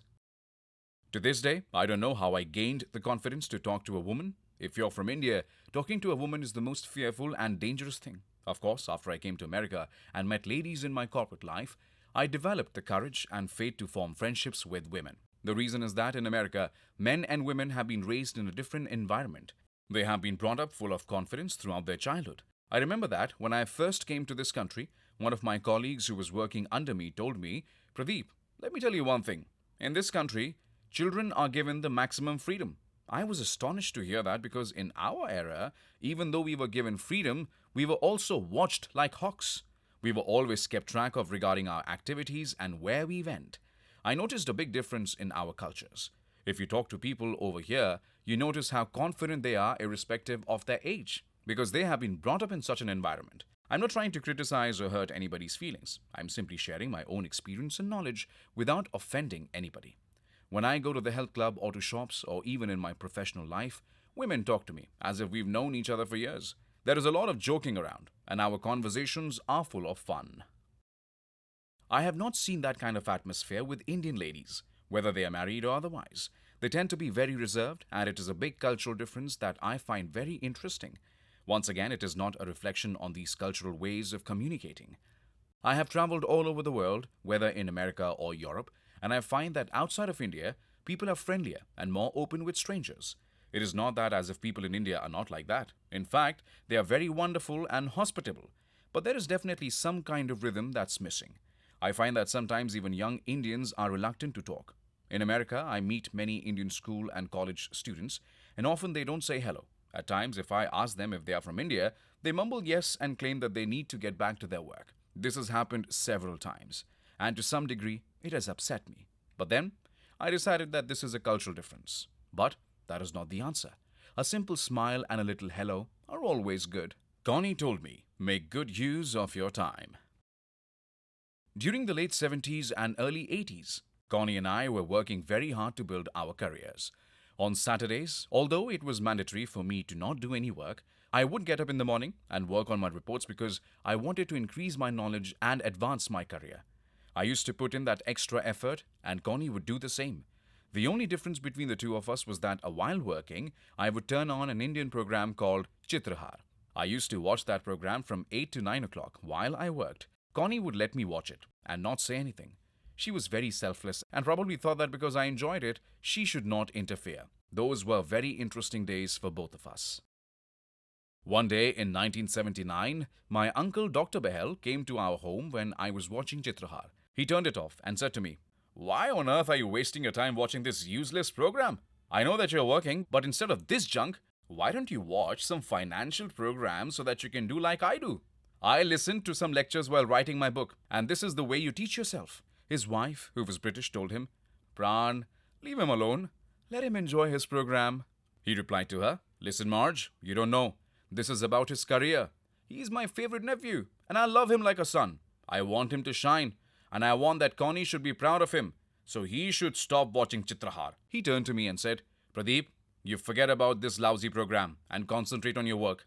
I enjoyed watching it for 1 hour, and I thought at that time that my uncle was being very tough on me. Later, at the age of 55, I realized what he was trying to say then. Now, I don't enjoy those kinds of programs. In 1984-85, I got into the habit of watching Indian movies. Connie was initially happy that I enjoyed watching the movies. Later on, when she saw that the habit was increasing, after about a year, she told me, "You waste your time watching movies that have no theme. Girls are dancing and boys are running. These are not intellectual movies. If you really want to watch interesting movies, watch movies based on true stories that make sense. Those movies have some sort of intellectual ending. You're not learning anything from Indian movies. It's the same plot. A hero fights with 100 people, and hero can do anything. A villain comes, they have a fight, the villain hurts the hero, and finally the hero meets the heroine. And finally the hero meets the heroine. The actresses are gorgeous and I love their dresses and saris, but they are lip-syncing the songs, unlike the actresses in a Broadway show who are properly trained to sing.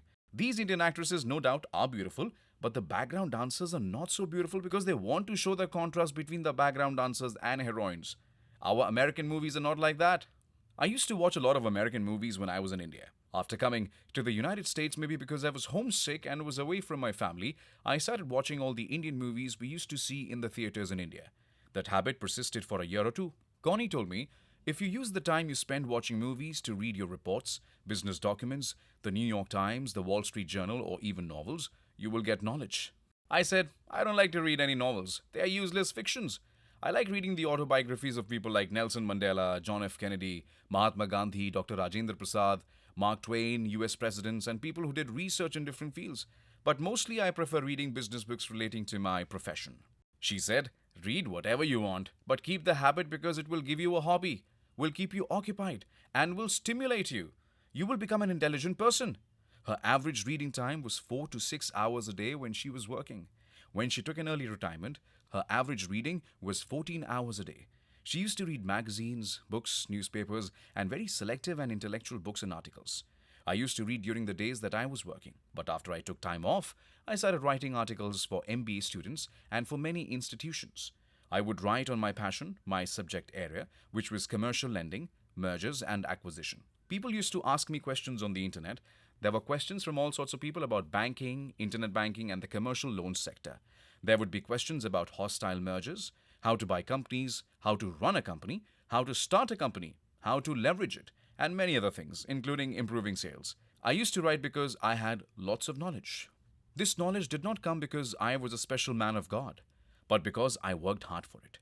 I went to an elite US university for my MBA.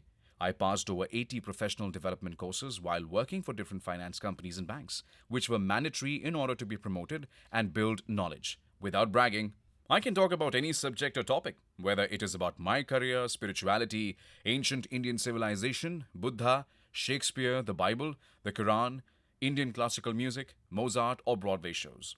Thus, I developed my personality a lot, and all the credit goes to Connie. If Connie had not been there, and if she had not helped me, I would have not changed myself. I started feeling embarrassed that Connie may see me as the same person who was not well cultured. Thus, I ended up shining for both of us. I don't mean to offend anyone, but I see certain people in my distant family There are about 50 of them who don't do anything on weekends. They don't read or research papers. The only thing they do is gossip and waste their time. I'm surprised that some of them are born in the United States but have not adopted any elements of American culture. Their knowledge is limited to their jobs. Some of them have been fired 10 to 15 times despite their qualifications. I wonder why that happened. I think it was because they were doing their job half heartedly from 9 to 5 and not doing much to enhance their career. For the last 10 to 15 years, they have been begging me to find them jobs. Often, I help them find one, only to learn that they were fired because they did not know the subject. Nothing is easy in life. The only thing that pays is hard and smart work and innovation. Education is a constant, daily habit. Degrees have finite points of completion, but education and systems and technology keep on changing, whether it is in banking, finance, or computers. For example, in banking, different structures have been developed for different kinds of lending. I know all these new systems because I am interested in learning. This is because I want to be proud of myself, and I was also doing it for my wife, so that she could say I was an intellectual person. That was the reason why, when we were going on different trips all over the world, I used to interact with people more than she would. She was sort of quiet. When the final exam at the end of the trip would come, Connie would answer the questions because I was not well prepared.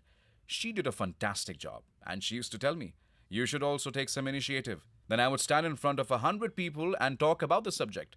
I worked very hard for that. These incidents that I'm narrating would not have happened unless Connie was there. That is why I feel that Connie was special, and I will never find someone like her again, except in my next birth. I pray that every day I get Connie again in my life. This is very important to me, and I am willing to sacrifice anything for that. As I have repeatedly mentioned, her loss has been the most painful thing in my life, and no one else will ever understand what I am going through. Our love was 1 out of 1,000,000 people. When I say this, I want to ask for forgiveness, because people will think that I'm talking nonsense. They will say that their own loves were also the same. I agree that their loves were maybe the same, but I don't know their stories. Our love was great because we were known as Connie and Pradeep everywhere.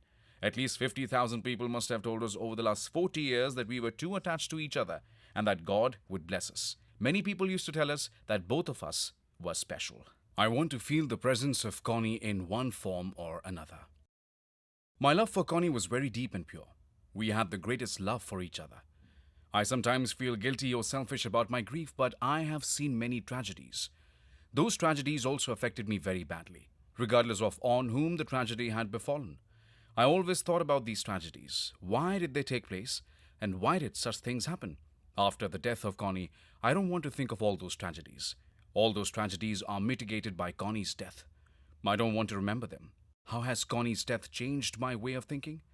I don't want to say it is selfish, but you really only understand the grief when it happens to you, when someone very close to you passes away. Connie and I were inseparable. I don't think I should feel guilty about it. Even if I feel guilty about it, I don't want someone pointing it out because it is solely my point of view. God, forgive me what I want to say, but if something happens to someone, unless it is someone whom I really truly care about, I do not feel sad or sorry. Connie's death has made me bitter and angry. So perhaps I will not care deeply for the grief of others. I will probably only feel sorry for their pain. The new realization in my life is that there is a difference between feeling sorry for people and truly feeling their pain. I know that we all have to die. If someone is older than me and it happens to be my relative, and if something happens to him, I do not know how I would react. Even if I go to his funeral or last rites, I'm not going to say a whole lot of things. I will stand quietly in the corner thinking about it. And maybe at that time, my tragedy will be with me. I will be there like a bystander without any emotions. The reason behind this is that so many people who I thought were close to me did not care during my 3 years of pain. So, I will not feel pain for them. Even if it is someone very close to me, I will feel sorrow, but nothing more. Nobody will be able to match my love and the depth of feelings I have for Connie. What I'm writing is very difficult to put down on paper, but this is how I feel. Some people will hate me. Some people will think it's good that I'm being honest. Still, others will think I'm correct and say that I was very much in love. Some people will think I'm selfish and have a one-track mind, but I'm not going to worry about them. If someone says something to me after reading this, my only response will be to say that I'm sorry. No one can compare my loss with any other person's. Connie was very special to me and will remain so. Today, September 29th, 2015, I went to visit her at the cemetery. I used to go there 2 or 3 times a week, and I decided to go again. I think I was there for 30 to 45 minutes. Whenever I go there, I have noted that I get some peace of mind. Maybe what I feel is not peace of mind exactly, but a shadow of letting go of the grief. I feel that I'm with her when I go there. The pain inside is deeper because I had never expected that I would have to live to see this situation. I was alive 6 months ago with no inkling that she was going to die so soon. And today, she's no more. It was just yesterday that I used to take her to the hospital and doctors. I remember how we used to sit together and chat. Suddenly, in 1 second, everything is gone. Going to the cemetery makes me feel that. I think that mentally I'm ready to live near her headstone. People will think that I've gone mad, but I'm not crazy. I have seen how people used to live with dead people in some parts of the world where I have traveled, such as in Egypt. I think if I had a choice and if they allowed me, which I think is next to impossible, I would live in a small house near her, even if that life would be very hard for me. I would still take it. I have never had that experience, and neither will I ever have it. It might look like the stupidest thing to do, but every individual has a different way of expressing grief. Many people don't think like I do about this subject. I want to write every single thing coming from the core of my heart that I have already conveyed. I have thought many times, and I have shared this with my brother and everybody, when I went to India and spent 2 months with my family. When I think of going back to India for a month to have a change of scenery and to get some work done, I will see how I feel. When I leave the house for an extended period, the things I used to do with her, like preparing her meals during the day and praying in her room to her picture and at her cemetery, will haunt me. I will feel that her soul is still around. I know that her soul is in peace, but my mind is not at peace. I think it is going to be very difficult for me. In India, the girls weep and cry when they are leaving their parents' home after marriage, because they will miss their families. Similarly, I weep whenever I have to go anywhere. The girls cry for maybe one day, but I am grief-stricken whenever I go out of the house for more than a few hours, except when I go to the store or health club and know I'm coming back home shortly. If I have to go anywhere for an extended period of time, or if my relatives come to visit me and I go out with them, at least I will be in the United States. So the gravity of the pain will be a little less, but I will still be thinking about her. However, if I go overseas, then the gravity of the pain will be a million times stronger because my mind will be at home. After I reach my destination, maybe I will handle it for a few days, but after that I will get restless and return home. Many times I think that I should go for 1 week or a couple of weeks, but then I realize that it is not a small journey and takes a lot of time to reach India. It is not always easy to go for a week or 10 days. It was a different era when we were working, and Connie and I would both go, or I would go alone to India, but I would never be gone for more than 2 weeks, including travel. Later on, I cut it down further to 12 days, including travel, because then I knew that I was responsible for my work and for Connie. Now, there are no responsibilities. I have left my senior position, I'm not working anymore, and Connie is no more. The attachment to home has caught me in a different way, and it is very difficult to get out. I don't think my grief will lessen, rather, it will become worse as time passes. Many people told me that it would take me 6 months to 1 year to overcome this, but I feel it is going to take much longer than that. It is a sign of my love for Connie. I don't know what Connie must have gone through when she was sick with cardiac arrest, and how she was holding my hand and wanted to say something. I don't know what she wanted to say, and that bothers me. This would have not happened if she had passed away in the house, without any mistakes by the doctors. I would have been very affected, no doubt, but the trauma I saw, the medical negligence by the doctors, the way they delayed the response to her cardiac arrest, and the 3 weeks I spent fighting with them is worse than anybody can go through. I pray to God that no one else goes through it. I'm very upset about it and cannot believe it happened in America. Things like these happen. Some people say it was destiny, and some say her time on earth was finished. I don't buy that. I used to believe that when the time comes, you pass away. I refuse to accept this kind of death, which comes after so much suffering and negligence by doctors. I now say that the end time is in our hands. I think I'm being naive, but my love for Connie is still there. I'm being very honest. Some people will appreciate this. Some people will say I'm stupid. The others will say that they realize it was true love. Hopefully, they will learn something from this. This is how I feel, and I think I'm going to put it in the heading, Realization of my pain and the pain of others. The only way I keep myself very happy is by talking to people I meet. They listen to me, especially young ladies over here, and are touched by my story. Then I casually ask them if they want to tell me about themselves, if they're comfortable enough to do so. I think that they're very honest, and once they trust me, they share their stories. They say that they wish they had a marriage like ours.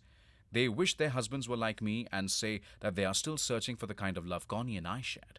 I think that in that respect, I'm extremely lucky. Many people in stores and restaurants who don't know me have told me that I'm lucky. When I make phone calls to various companies and talk to various people, I have observed that 98% of people are touched by my story.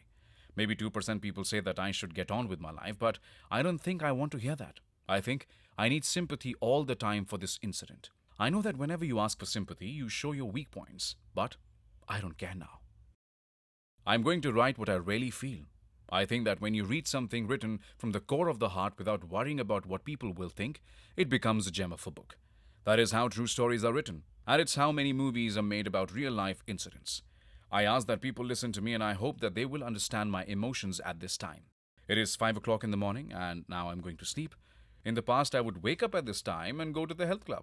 Yesterday, I was awake until 7:30 a.m., writing. But I didn't have to worry because it was a weekend. Tomorrow is a working day, and I know that I have to do a lot of work. Even then, I could not help writing her biography because I want to get it published as soon as possible. One day, when this book is published, I will go back to my original routine of sleeping by midnight and waking up by 9 a.m. Connie is still with me. For the last 8 months, I have noticed that Connie has gone away. However, while I'm at my house seeing her pictures, I feel as if Connie's still there with me and talking to me. Yes, it's a good feeling, but more than that, it's a very sad and upsetting feeling that is stronger than the good feelings. The other thing that I have noticed is that for the last 4 months, from July 2015 onward, when I turn on the lights, if I wake up in the middle of the night, I worry that Connie will be disturbed by the lights, because my first thought is that she is asleep. I then feel a shock and realize the truth, and that is like an arrow in my heart. It takes me more than an hour to go back to sleep. In the morning, it's the same arrow. One can see better in the morning because the house is empty. I leave the lights on in her office until 8:30 in the evening. And at 8:30 in the morning, automatic lights come on until 10:30 a.m., when there is enough natural light. These days, my sleeping hours are extended, well beyond the usual 1 a.m., and even on occasion as late as 8 a.m. That was when I had written an email to some legal advisors because they were already at work at 8:30. When I was working, I was in office by 7, and at other times I was at airports at 5 a.m. or at the pool by that time of the day. This shows how life has changed. There are people I know who are older than me and maintain certain daily habits. They get up at 4 in the morning to go for a walk, and then they go to work at 8 a.m. This is not a universal fact, and daily routines and waking hours change from person to person. Not everybody is same, and people are different. I am simply relating my experience. The other day at 6:30 a.m. I was preparing to sleep, and when I went over to my balcony, I saw people walking dogs on the sidewalk. It was bright and early, and people were going to work. That reminded me of my earlier life back in college and with Connie. We both used to get up at 6:30 a.m. and Connie would leave by 7:40. I would leave by 7:45 or earlier. I had to travel in my great profession, so I used to start my car or take a train depending on where I was going, perhaps at 5 or 6:30 a.m. My limo was waiting for me to take me to the airport. Later, when Connie took early retirement after teaching for 36 years and doing volunteer work at the library, she kept the same schedule until 2006, when I also left my career to be with her for traveling, enjoying life, going to her medical appointments, dining out, shopping and more. We were together all day and night. Yes, I used to visit India for 2 weeks every year, and my last trip was in November from 6th to 20th, 2011. My next trip was on May 17th, 2015, after her demise and when my world was over. Time changes, the economy changes, and nobody can predict nature and its changes. Morning is followed by night, and that leads to morning the next day. Nobody can control rain, snow, or sunshine. These days, I feel as if Connie's around. I can feel the vibrations, and these days the vibrations are increasing in intensity. I feel sometimes that I should wake up Connie because she will be late for work. When I realize she isn't there, I still tell myself that perhaps she's in the bathroom, or maybe she's in her room watching TV and reading her books. But when I'm lying down, I suddenly realize, what am I thinking? Connie's gone. She's no more. It takes me 20 minutes to 1 hour to digest this, and it is the most painful experience one can go through. These are the experiences I'm going through right now. I am in Delhi today, and last night I woke up unsure as to where I was. I thought later that I was sleeping at home. I eventually realized that I was in India, and it was surprising for me that I dreamt of Connie, thinking I was at home. I think it will take me days to understand that I'm in Delhi, but my mind is somewhat happy to be in Delhi. I'm happy to be with my nephews, grandnieces, and brother. Other than them, I have no desire to meet anybody else or to do anything else. I'm slightly tired right now, but I go out with my brother and nephew to the market to get some snacks or go somewhere for a couple of hours. I might go to the health club, but other than that, I am in no mood to meet or be friends with anybody, or to attend parties and gatherings. These are all sad occasions for me. People tell me, "It's okay, Pradeep. It's your grieving period." I'm not sure how long the grieving period is going to last. Perhaps it will last forever and will become part of my life, for as long as I am alive. It is possible that this is why I'm so keen to arrange things in such a way that after I'm gone, my house, art, furniture, rugs, and other expensive collections are taken care of. It often worries me that what will happen to all of those things. People tell me to look after my health instead of worrying about material things. They don't understand that I'm not talking about material things. Connie's soul is in every one of those items, which have been collected over years. It is not just about the material possessions, and I'm not crazy to not want to sell them and get money in return. These have Connie's life and soul in them. How could I possibly ever get rid of them? This is the tremendous hardship that I'm facing, and it is worse than anything else I've ever experienced. I have faced many other tragedies, but I have forgotten about them, or at least tried to. I will never be able to forget Connie's loss. There are two kinds of losses occurring. One is related to money and property, and there are disputes over them leading to lawsuits and overall bad feelings. But I'm not talking about money. Money is nothing to me now.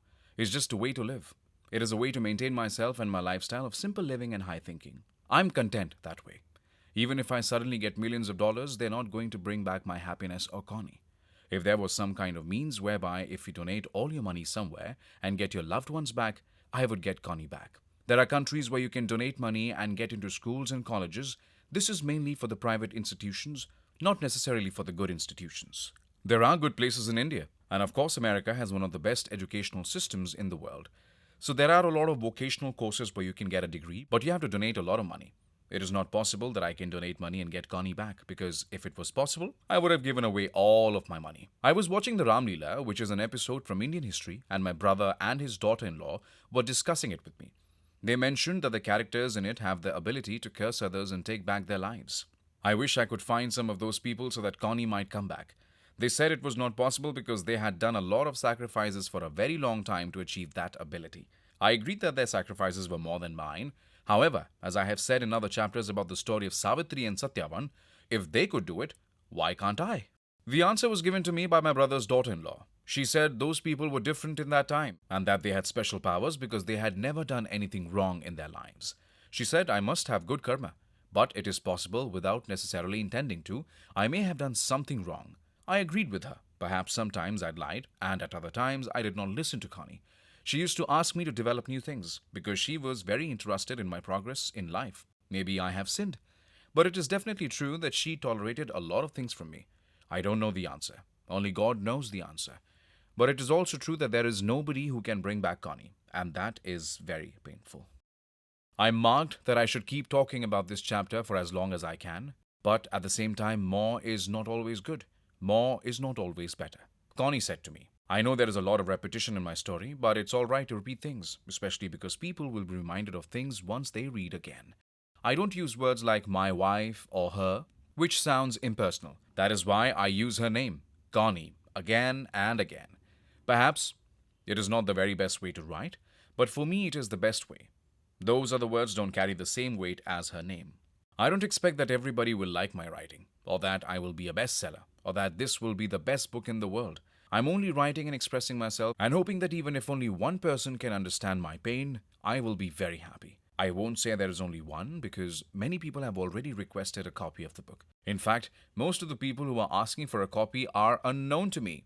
There are people from technical support or computer technicians or customer service representatives for different airlines. Some of them are employees of call centers where I used to call for my banking needs. They listen to me because I have to tell them honestly that Mrs. Berry is no longer here.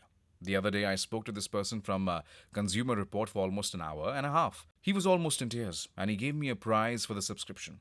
I promised him that I would begin reading all the magazines that Connie used to subscribe to, which are very instrumental in building knowledge. There is another book called Health and Nutrition, as well as another to do with wellness and health. There is a magazine called Men's Health. There are magazines to do with women's health and nutrition, and I don't want anything to do with the magazines for women because I don't want any other woman in my life. Maybe I will subscribe to the others because they'll give me happiness when I read them. This is a new experience for me. I will also give away some of the other magazines that others have requested, because I will never turn down any request that has anything to do with Connie, except of course a request for some of her personal possessions. The other day she wore a jacket and asked me how she looked. The picture makes me cry. and I have had it framed because it shows Connie laughing. That was true love. I remember she'd gotten a brand new jacket and was very weak. She always worried whether she looked nice or bad. She looked pretty and kept looking at me. That picture goes through my heart like a sword or arrow and makes me break down. Before I came to India, I carried that picture with me, a small one in my pocket and one in my briefcase. I'm going to keep looking at that picture. It has become the most important part of my life. People will think I'm talking about emotions and mental issues. I don't care. But I know I'm still able to do many constructive things, especially relating to Connie. These are not just emotions, but are facts of my life. The other day, I went to the store to return some things I had thought we would enjoy. As per their policy, they took them back. But the man asked me why I was returning them. When I explained, the man was really touched and went out of his way to help me. The other thing was that on October 19, 2015, before departing from the United States, I went to the cemetery. I had decided on the flowers that I intended to buy. I went into the store and told the young man what I needed. I showed him Connie's picture and he was really bothered by the story. He complimented Connie, saying she was beautiful, and he refused to charge me for the flowers. He said that out of the two different colors, one flower would be from the store in Connie's memory. The young man said that because I was a regular customer. The store wanted to give me something as a token of appreciation to the memory of my wife. It was only $6.50, and I took the two different flowers. I went to the cemetery, and it was very dark. I took pictures and sought Connie's blessings so that I could go to India in the morning. I slept for barely 2 hours, and now I'm here in Delhi. I hope the day will come that I will be in my own house back in America. I'm really confused because if I stay there, I'm very unhappy. And if I'm here in Delhi, there is some happiness but some sadness as well. I'm living in those four parts of the world, with happiness mixed together with sadness. I have no idea when it'll get better, but I have to take it one day at a time. Her home was her life. To Connie, it was very important that her house be decorated with the best of things. Her taste was much better than any professional. She was very selective in choosing the right items and matching things: furniture, decorative items, paintings, carpets, kitchen and bathroom appliances, floor and tiles. We got many compliments for her decor, the cleanliness of our house, and the quality of our home. Friends used to wait for the invitation to come to our house to see the soothing atmosphere and have great food. We were extremely happy for our hospitality. She was extremely organized and would keep lists of everything. She kept the carpets and windows clean, and she kept a careful schedule of what to clean when. I have to say, our house has always been neat and clean. Perfection, quality, cleanliness, and changing styles on certain things were in her blood. I have not seen anyone else like that. I remember that when she renovated the kitchen with granite stone and tiles in 2006, it took both of us over 2 months before she chose her matching materials and fixtures. Later, she hired the best company to put tiles on the floor, granite stone on the kitchen counter, tiles on walls and appliances in the sink and kitchen. Friends gave her many compliments on the renovation. She invited all of our neighbors and friends for drinks and snacks. They said that our house was the best house they had ever seen. These were our American friends. We received the same complimentary remark from 30 Indian families when they came to visit. In addition, they asked us to invite them back again and again. The same thing is applicable for her furniture: tables, lamps, chairs, and other things. A few years ago, she wanted a walk-in shower, and she hired the best company and the best materials. It took 1 month to finish, and we had to live with just one bathroom. After that, she replaced the air conditioners and other appliances, which I likely would never have replaced. I was extremely helpful and happy for her to get the best. She was my life, and so I got the greatest happiness to see that she is happy. Serving her, making her happy and healthy, and not depriving her of anything was my only happiness. It gave me the most powerful motivation to deal with the world and other human beings. My happiness was to teach the new generation and share knowledge. Guiding new professionals was a great time, and I was extremely happy because Connie was with me, either at home or out together. I'm not going to enjoy all that now. I will explain why that is later. However, I would like to teach and share my knowledge, education, and the experiences of our life, which might take away my loss and pain for my happy days. Later, I'm lost again. Temporary happiness and sadness is going to be my life from now on. I have seen the suffering of spouses married for a long time after the death of one or after divorce. How effective that pain is, I know now. I'm suffering from that pain and from withdrawal symptoms which are incorporated into my mind and heart. This book is a little happiness, but the sadness is much more with me. I don't know what I can do, and I am waiting for what life I will have to face. I would live to fulfill Connie's wishes, which is still painful because I can't see her. In ancient Egypt, mummies are a great example of how people dealt with the loss of their loved ones. I think it was right for those people. At least, they could still see the body, which might have given them a feeling that their loved ones were still with them. I don't know whether I could have done that because she wanted to be cremated. I never thought that her husband and her love would have to go through the pain of handling her cremation and other things. How much pain and suffering I went through, I don't know. I would like to know why I had to experience that. Her pictures, our pictures in the many frames around the house, and the paintings on the wall in our house are my life. My life is a combination of happiness and sadness, and I cannot choose which emotion I feel. I will have to go through my whole life to find the answer. If I'm meant to find that answer, now my pain and withdrawal symptoms are incorporated in my mind and heart. Cleanliness and housekeeping was in her blood.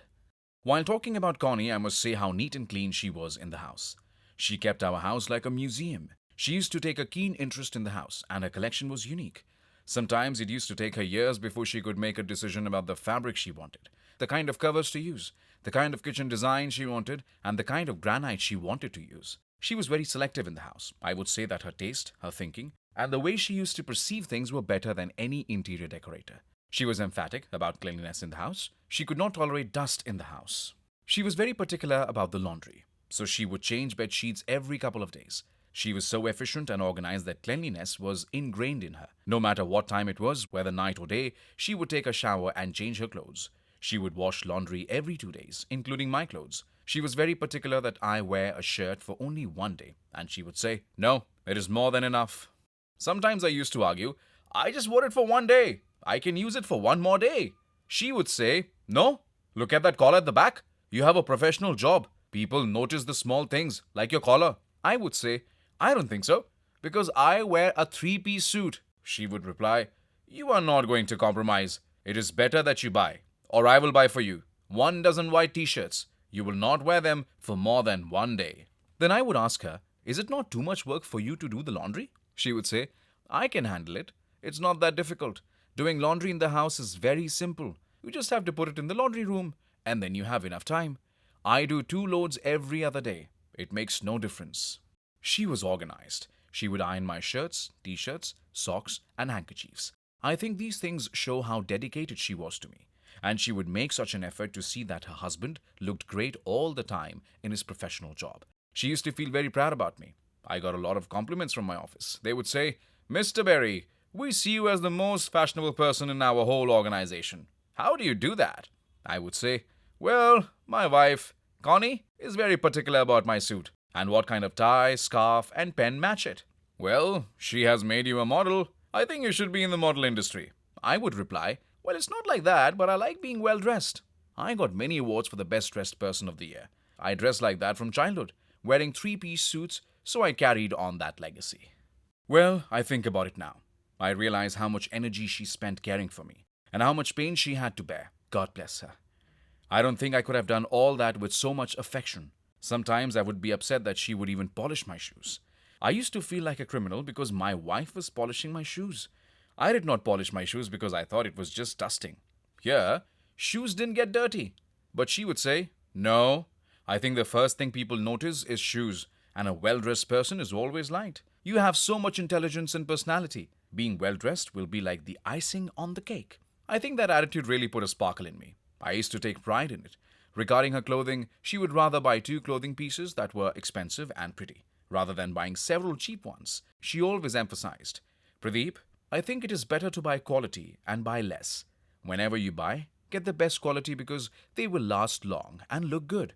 We had friends who held good positions and they would wear polyester shirts and cheap suits and ties. She used to be surprised that they could thrive in the corporate sector. Eventually, she could not tolerate it any longer, and she told them, "I hope you won't mind me saying this, but I think in your profession, when you're holding a good position, you should not wear those polyester shirts and polyester jackets. I think you should try to learn how to dress in a professional way. This is not a blue-collar job."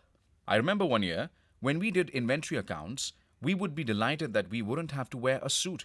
We could wear casual clothes. Most people came in jeans. She told me, "Jeans are unprofessional." She never allowed me to wear a pair of jeans. She was very particular even for casual clothing. She bought me so many different kinds of pants and shirts. I think I must have over 100 shirts, and they are sitting with me. Some I never wore, and some I wore maybe a couple of times. I'm never going to give away those shirts because those are memories and great gifts from my dear wife. I think I can go on writing about clothing. I have lovely pairs of socks by Nautica and Pierre Cardin. She was very classy, and I think all the Italian ties she bought were lovely. She used to buy one or two ties for me every month. Whenever she went out, she would buy something for me. She would never ask me to pay for anything. I used to tell her, "Well, you are spending so much money." She used to say, "No, it is my love for you." I used to reciprocate that. I used to travel, and wherever I went, I would bring a lot of things. She was so considerate and would say, "No, I think I want to pay." I would say, "That is not right. You spend so much money on me, and when I want to give it to you, you want to pay?" She would reply, "No, this is the way I am. I generally feel bad." I would say, "No, please, in the future, don't ever say to me that you have to pay me, because this is my love for you. The way you love me, I love you." So she would say, "I will accept it, but don't buy too much. If I ask you to buy one sweater or two bracelets, you get so many." She was very fond of silver. She would say, "Okay, you can buy me one necklace and one bracelet." I would buy maybe 10 bracelets and 10 different kinds of necklaces for her. She would say, "You know what? You don't know the difference between 2 and 10. What a collection I have." I would reply, "Just keep it, or give them to your friends or your nieces." She would say, "I think next time when we go, we will try to return them." Just as she was considerate about my money, she was also conservative. She would use coupons and save money. Regarding our house, she used to say, "I would rather travel all over the world and be house poor." That's how we started enjoying life. And we went all over the world on different cruises. I can name hundreds of them. We went with the University of Michigan, with Carlton, with different alumni, and with professors. It was all intellectual, and there were lectures, studies, and sightseeing. The cruises gave a lot of intellectual input in every area of our lives. This is one of the greatest qualities that she would combine in her house. She used to combine housekeeping with my dressing. These were some of the qualities she had. I am going to write in more detail about many episodes and stories where she excelled. We went to Ireland, and she said, "You have to dance this Irish dance because it is a cultural activity. Irish culture will ask you to wear these green clothes, and the girl will ask you to dance with her." She was not jealous that some young girl would dance with me because it was a part of the Irish culture. She was very happy to see me dancing. She took pride that her husband was dancing in the Irish style. I want to mention these things. I want to continue writing so that we can have a legacy about how much we love her and how much love she could give. I always consider my Connie as not only my wife, but also my best friend, sister, and mother. I think in Indian culture, in 500 BC, Chanakya wrote about the same 4 qualities of women and how they can play these different roles. It is also written in Sanskrit, in our Vedanta, that a woman has 4 qualities, which I already mentioned. There were times when her love was like a mother, and her advice was like a sister and friend.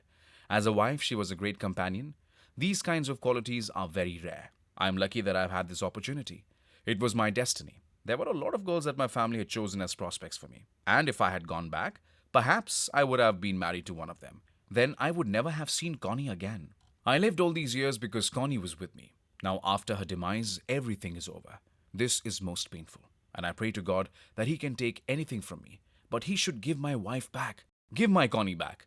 I really hope that in our next life, we will be together again as husband and wife. I would say if there is any power, if there is a miracle, we keep on taking new life every time and are always husband and wife, enjoying the same kind of life. If that happens, I'm going to get over my anger. After a few years, we will meet again. This is a great hope. You should never deprive someone of his hope, because hope may be the only thing he has. Her love for the best cuisine. Connie was extremely selective about the food we ate. She liked to cook and eat the highest quality food, both at home and in restaurants. She was an amazing cook and made different varieties of food and homemade desserts which I would never have had in my life without her. They were fresh, not fat, healthy, and organic. She took me out of the restaurants for excellent food.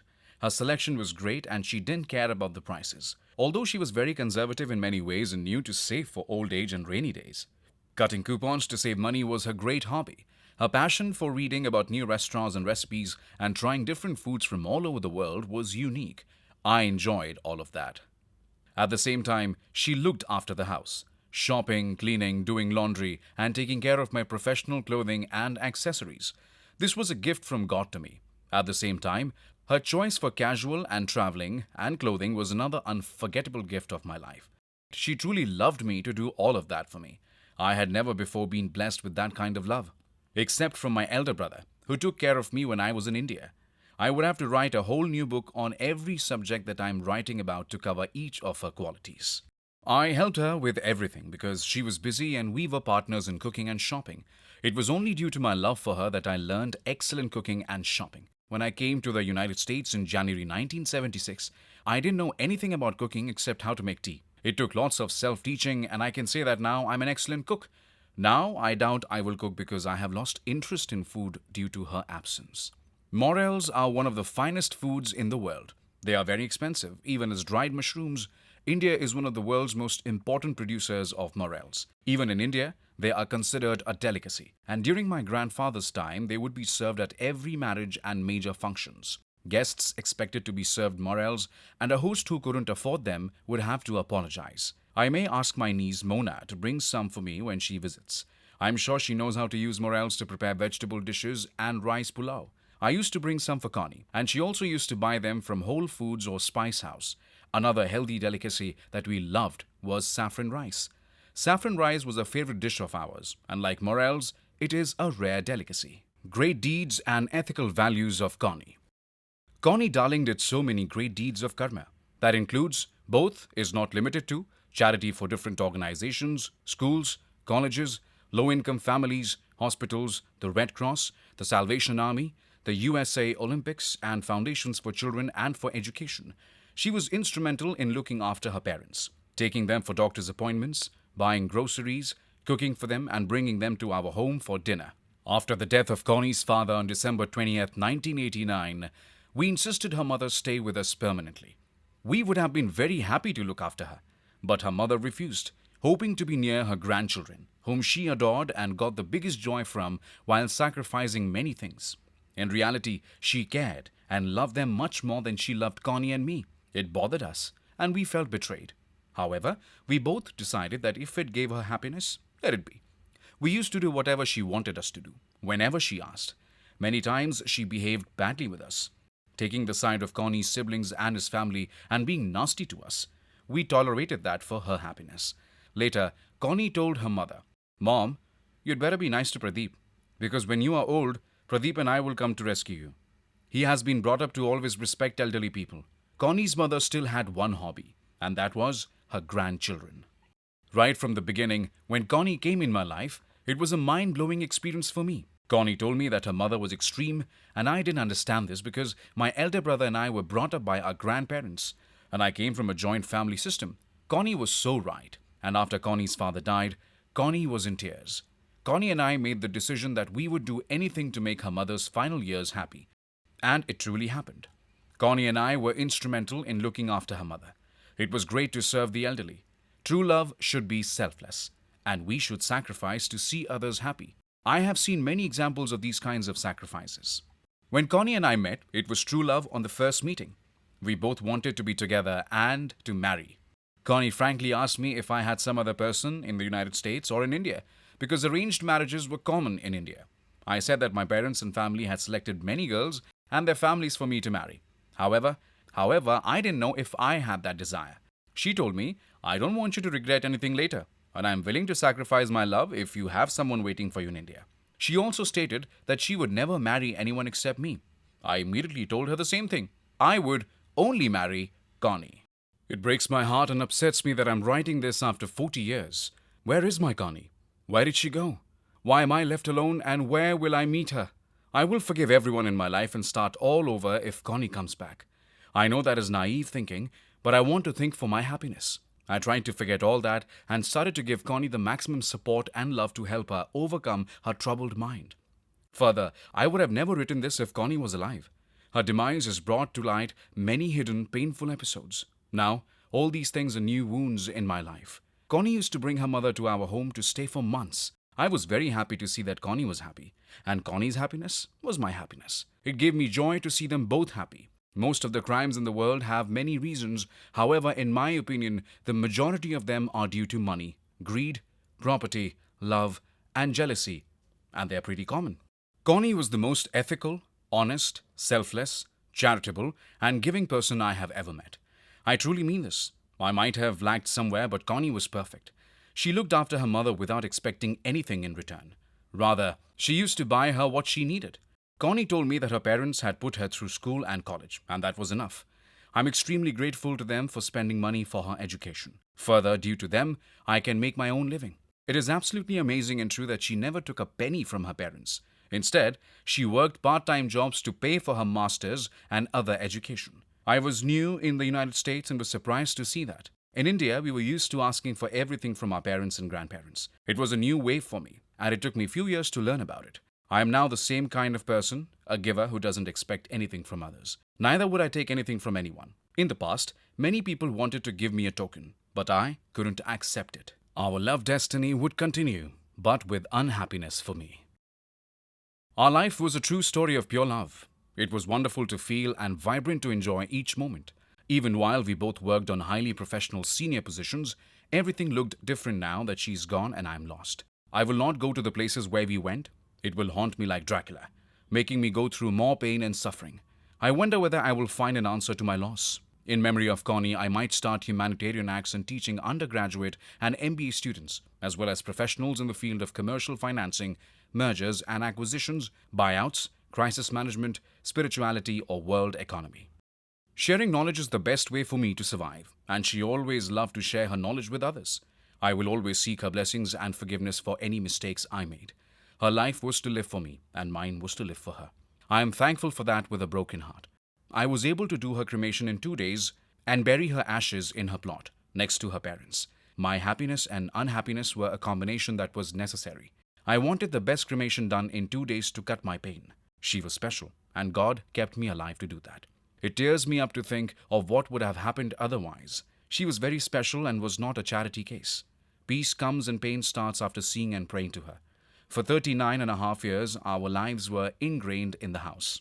It is full of her memory, our pictures going to different places, her cemetery, and the maintenance of her designed house with very selective furniture. Living here is a double-edged sword.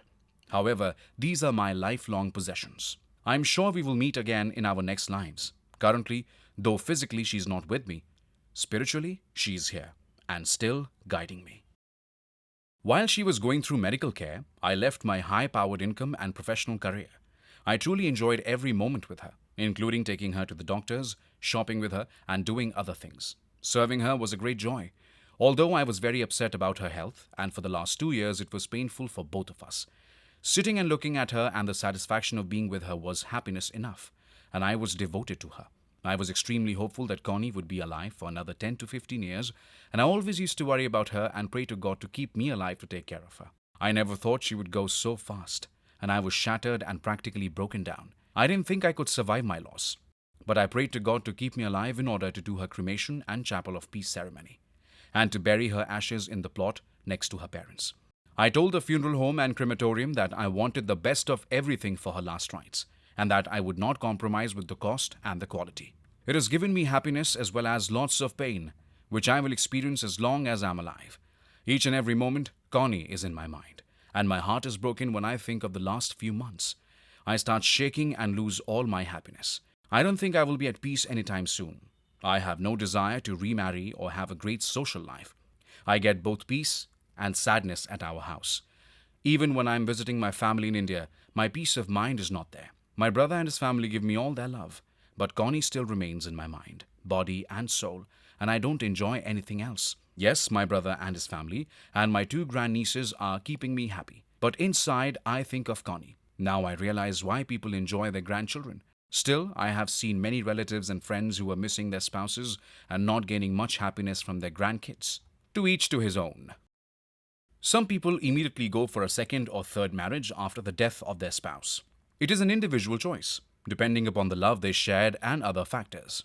There is no universal law governing the choice to remarry. In my case, I took the demise of Connie extremely hard, and I have known for years that true love happens only once.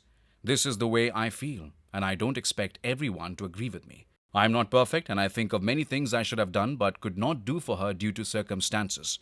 At the same time, we did so much that others can't even imagine. Connie and her devotion to my professional help in many places.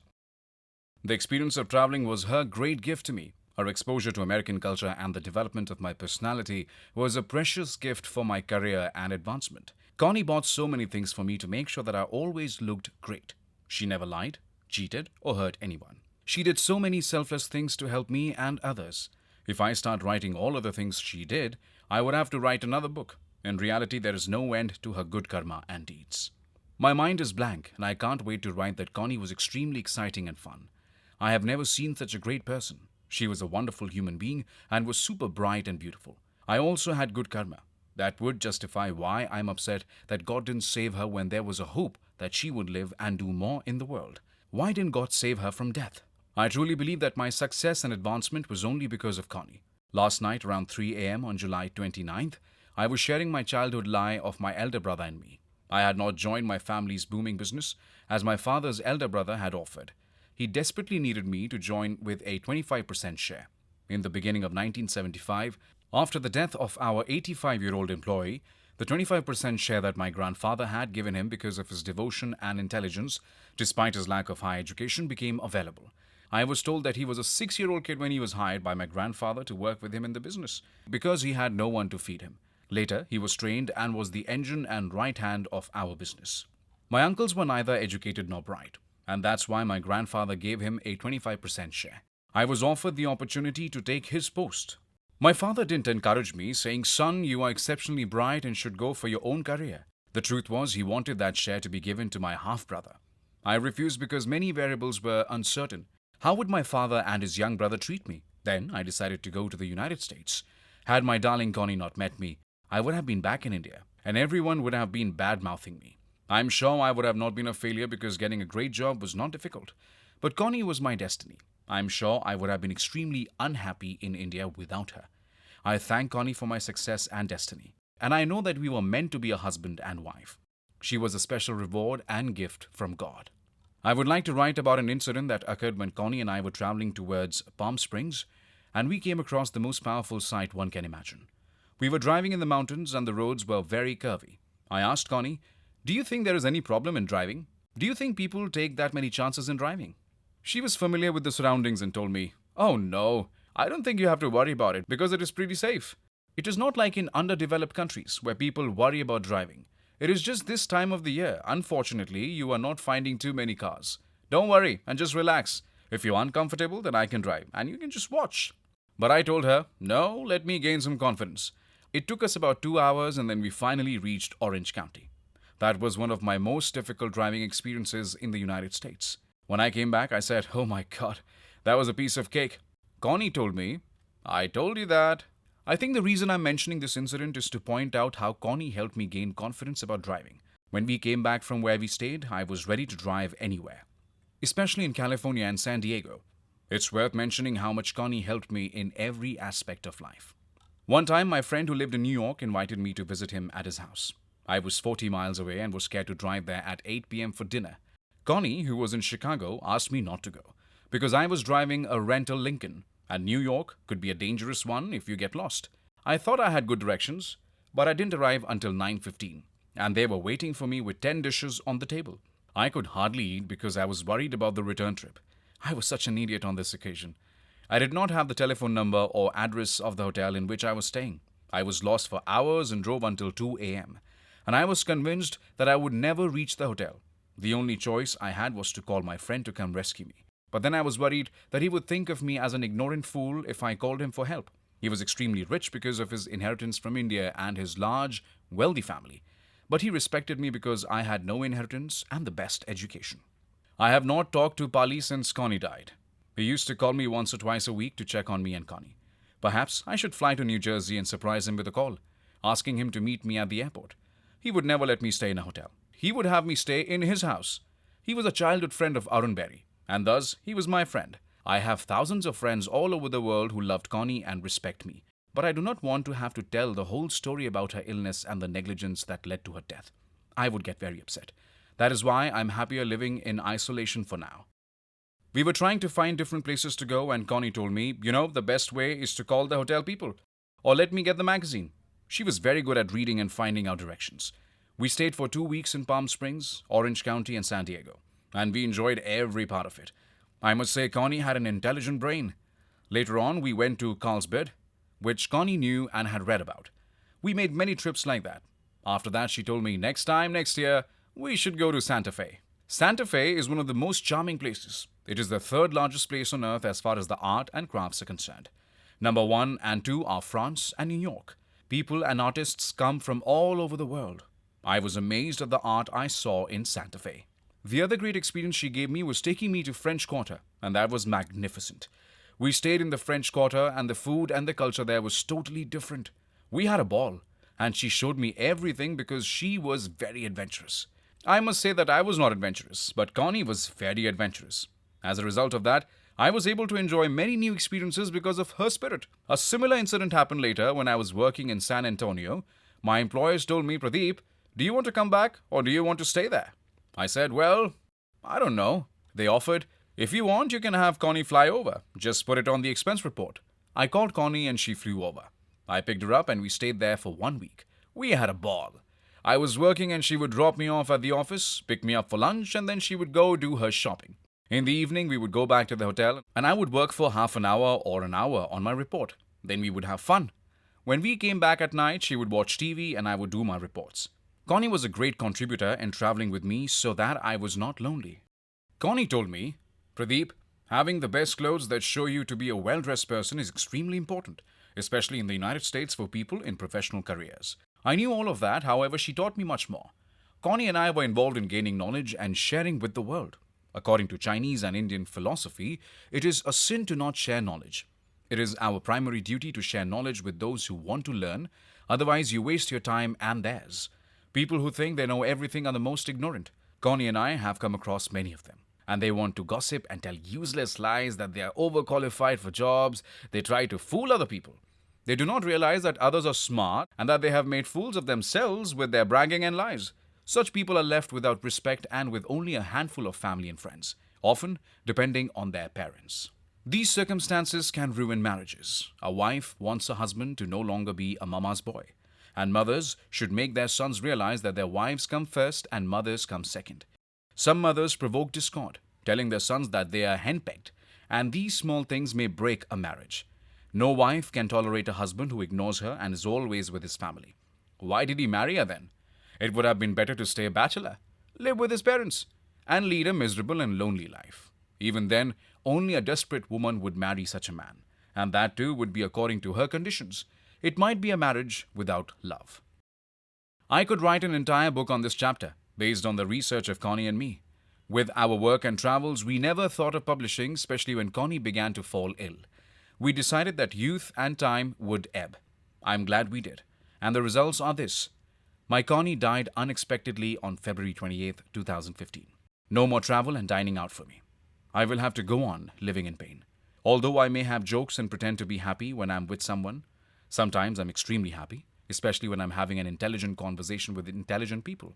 I like to talk to everyone, regardless of education or wealth. I love people and animals, and I respect every human being as part of the planet. I'm not so great myself that I have to decide about people. I must have many faults, and I want to teach everyone from my faults and weaknesses. Sympathy and empathy, but pain. I would like to add in my memories that I'm trying to understand the pain of some of the people I have met in my professional life. They have gone through more tragedy than one can imagine. Even at that time, I understood how much pain there was. After the demise of my darling wife Connie, I can understand the gravity of the pain that they went through. I will give an example that I must narrate. I think it was sometime in 1983, I had flown to Charleston, Virginia for some work.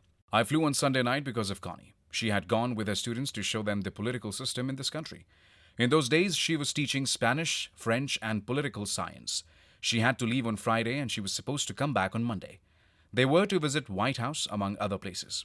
I was not doing anything and so I left on Sunday afternoon. My clients, the borrowers, were the second largest trucking company in the United States. They were desperate to get a loan at that time because the trucking industry was deregulated. This company was struggling in their business, although they were very wealthy. To expand their business, it was important for them to show certain credits in their financial statements. When I arrived, the borrowers picked me up and took me out for dinner, and then I stayed in the hotel. The next day, one of the senior partners took me to his house and treated me to dinner. Here is the real story that I wish to share.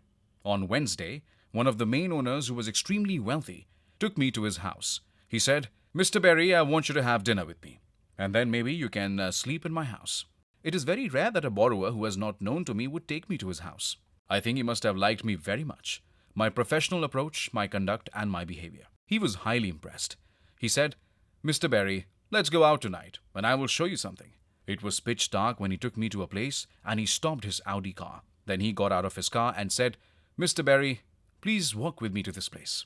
As I walked, he said, You know, this place where I've brought you is where my young son, who was 24 years old, was killed in an accident. As a result of that, I have really lost everything. I cannot function because of this tragedy. My son was going to take over my business. All my hopes have gone. My daughter, though she's working, is not capable. She's not highly educated. My younger son has no desire to do anything except to become a truck driver. I have bought him a truck worth $250,000. We were chatting in the night and he said to me, I don't know, Mr. Berry, somehow I feel that you should join me. I will pay you double the salary, or even 3 times the salary you earn now. Plus, I will pay for your wife's salary, and I will buy you a house, and I will give you 30 to 40% stock in my company. Finally, I will give over this company to you, because I cannot work anymore due to the tragedy of my son. He was practically begging me, and he said, Please listen to my pain, and please move to Charleston. I can assure you that you will be very happy, and because of you, I will get a new life. I felt sorry for him and was confused. It was a good offer, but at the same time, I thought of Connie's career and of the repercussions of leaving Evanston, her parents, and everything else. I declined the offer. It continued to bother me that this person had gone through such a tragedy. I've been trying to contact him, and I found out later that he closed his company due to his shock and grief. Then he sold it and simply disappeared. For the past 25 years, I have been looking for him, but I cannot find him, and I have no idea where he is. I would love to share his tragedy and my tragedy.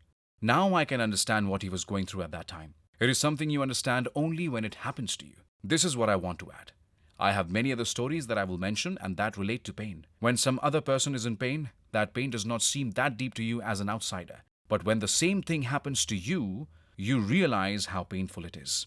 I will never forget this realization, which relates to me and is affecting me deeply. Cruises, part of her world travel. Once again, I want to say that Connie was instrumental in putting a love for travel in my blood. I went on many cruise trips with Connie, and she was very adventurous. She took me along and gave me the opportunity of going to different parts of the world. She used to take interest in reading about which cruises were available from the University of Michigan, which was supposed to have some of the best cruises. Recently, I heard Carlton also has started offering cruises. We also made some trips that were not cruises. For example, we went to the Black Mountains in Germany and France. We also made trips related to my business. During one of our trips to the Rhine, Connie had a desire to take another trip, which was from France and would go through many countries, all the way up to Amsterdam. From Amsterdam, it would go to Switzerland and then to one more country, where we would rest overnight in a hotel and return to United States of America the next morning by flight. They also provided the option of adding extra stops if we wished, like we did in Norway. We flew with them, and because we were part of the Advantage Group, we stayed 4 days in Bergen. It was such a wonderful thing, and it's a beautiful country. Connie and I stayed in the hotel with about 30 people. On the final day, when we had to depart from Bergen in a ship, 98 more people joined us. All these trips that I have mentioned were not the kind of trips ordinary people make. The people who came on these trips with us were interested in learning, and they were intellectual people. These trips were not just ordinary trips, and there would be many lectures given at each stop by professors speaking about various topics. For example, on one trip, they spoke about different lakes. They would explain how the dams on the lakes were constructed, how the water is controlled in the Danube and Rhine rivers, and how they have to match and control the water. It is a magnificent thing to see how the Yorkmen have controlled the water system. In addition to these lectures, there would also be beautiful sightseeing excursions in small boats that carry up to 130 passengers. The tourists on these trips were intellectual people from sponsoring universities. They had graduated in different years and were mostly seniors. There were no kids on these cruises, only very bright people and professors. There were doctors, professors, banking and finance professionals, and teachers. We would share common tables during breakfast. We would sit with different people for every meal, so we could have stimulating conversations with different people. Sightseeing would also be done with different groups. In the buses, the drivers, coaches, and guides would guide us and tell us the history of the place we visited. As a result of that, we learnt so much about the country and its history. We would also visit different schools and colleges, meet the professors there, and listen to them speak. Finally, there would be a small exam, which we had to pass. I don't mean to say that they would give grades so we could get a degree, but It meant a lot because nobody wanted to fail those exams. We really had to study for the exam. Cultural activities would also be included in the program. For example, we would have to dance according to the particular culture. When we were in Ireland, it was part of their custom that girls as young as 17 years old would ask the guests to dance with them. I was sort of embarrassed when one girl just grabbed me and said, "Come, man, we have to dance." I had to dance with her for half an hour in the Irish way. Connie was watching me, but she didn't feel jealous. She didn't think, "Oh my god, my husband is dancing with a young girl." It was acceptable to her because Connie had a lot of faith in my character, and I had a lot of faith in her character. However, it is not very popular in Irish, German, or French culture for men to ask ladies who are not their wives to dance with them. When we had to dance in France, it was mandatory for me to dance with Connie, and we were very well dressed for the occasion. I knew the different kinds of dance steps to some degree, but Connie taught me a lot of them. She also told me, "Pradeep, you should take some dancing lessons." I did so. Look at how many cultural things she exposed me to, and how she cultivated in me a love for dancing and experiencing different cultures. This added to the experience for me. I think with so much experience now, I can talk about it in schools and colleges for hours. I can explain different points of the cultures from Ireland, Germany, England, Norway, and America. This world is a magnificent place if you know where to go. However, there are people who will go on the buses, and they don't get that same experience because they are not educated. They don't have professors and coaches to guide them. I recently got a mail from Carleton College announcing that they are taking a trip to Rhine and Switzerland. We have already been on this trip, although they are covering slightly different cities this time. I would love to go with Connie, if she was alive. We would never have thought twice about it, and we would have made the reservations. The trip will start in November, but I don't think I want to go because I know I will be depressed. I also received a brochure from the Carleton Alumni Association about a cruise that is going to Sri Lanka for 19 days. I thought that in case I'm already in India, I can take a flight to Sri Lanka and join them there. I'm not going to go on my own accord without approval from Carleton.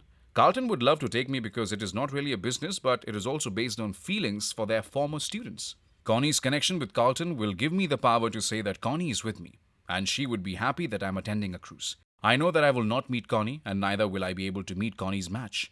However, I'm sure there will be a younger batch of people. I will feel like there is some sort of bond in our conversations during lunch, dinner, and other times. I will have some sort of a background, a great tool and power to talk about Carleton and why I came to the cruise. Then I can talk about my wife, Constance Perry, and how she was a part of Carleton. People are so compassionate, and they will definitely respect me for this. They will give me moral support and will say, "Oh, Pradeep, I think you should do this more. It's a good tribute to your wife, Connie, and it will be the greatest thing you can do." They might encourage me to travel more. Otherwise, I will be sitting in the same big hole. Connie went to the top universities in the United States, Mexico, and Spain. She finished her post-graduation and advanced courses in different languages, mostly Spanish. Connie used to tell me that when I met some Indian friends, it felt as if we were glued to each other, like brother and sister. I'd say to her that it may seem like that, but in reality, I felt as if I was imposing on them, because it was I who made an effort to go talk to them, whereas they were reluctant. Our interactions were full of such exchanges because we were of such innocent character. Possibly because of this, I told her that we should get married. Connie thought about this for a while, but she was not sure. She wanted to know how long I intended to stay on in the United States, and whether I'd leave her high and dry. She said to me, "Pradeep, you know I like you and care for you. I love you, but I don't want the possibility that you may leave me alone. If you do so, I will not be able to bear the loss. I think I will go crazy if you leave me, and you never know what I can do because I'm not one of those who can remarry again. To me, marriage is sacred." She said I should take a few months to think about it, even when we were about to get married. She asked me 10 times if I was serious. She did not want to be betrayed. She asked me repeatedly if I had any doubt whatsoever or if I was marrying her under some kind of pressure, because then we were better off remaining friends. I remember reassuring her that I would never leave her under any circumstances. I will treasure the memory of Connie in her bridal gown as she said this line, "Till the day I die." When I think of those days, I really feel hurt, and it reminds me of what a wonderful gem my Connie was. The truth always wins. The last position I held in an organization was as the head of the Midwest region, general manager, or one can say head of the division for leveraged funding. Before that, I had my own consulting firm. When their offer came, Connie told me, "Pradeep, I think you're making a big mistake by joining this large company. They are offering a very good package. However, you are doing much better in your consulting and already have projects lined up for the next 6 months to 1 year. I think you shouldn't get tempted because it will be very hard for you. Just think about it. Right now, you have your own consulting firm and you travel when needed and then come back home. You have a choice whether to go to the office or work from home. You are only looking for benefits. These benefits are mitigated by the fact that your freedom will be compromised. Your consulting allows you to spend more time at home and you don't have to work for a few months. This sort of thing will not be possible once you join. She was totally against me joining, but this company was persuading me. And I was confused because it was a difficult decision to make. It was in December 2002, and I remember not being able to sleep for the whole night. Connie was so upset with me in the morning, and she said, I don't think you ever want to listen to me, and you will regret it. I think Connie was right. It was a 45-minute drive to the office. We always had two cars. One car was for Connie, and I hardly drove the other because I was flying most of the time. After that, Connie told me, I think, considering the amount of money you spend for parking and maintenance, and the fact that you hardly drive, you should get rid of this car. We have one car, and if you're working in the Chicago area, your company allows you to rent a car. You can always rent a car. In my consulting work, it was not mandatory to have a car because they would pay for mileage. It was my idea that I wanted to have a car in case Connie drove the other one. She said, Where do I go alone? Wherever we go, we both go together. Finally, I listened to her and sold my car. When I got this job, we had to buy a second car. Connie decided that she would pay for the car. Look at her sacrifice. She told me, It is your duty to buy your own car, but don't worry.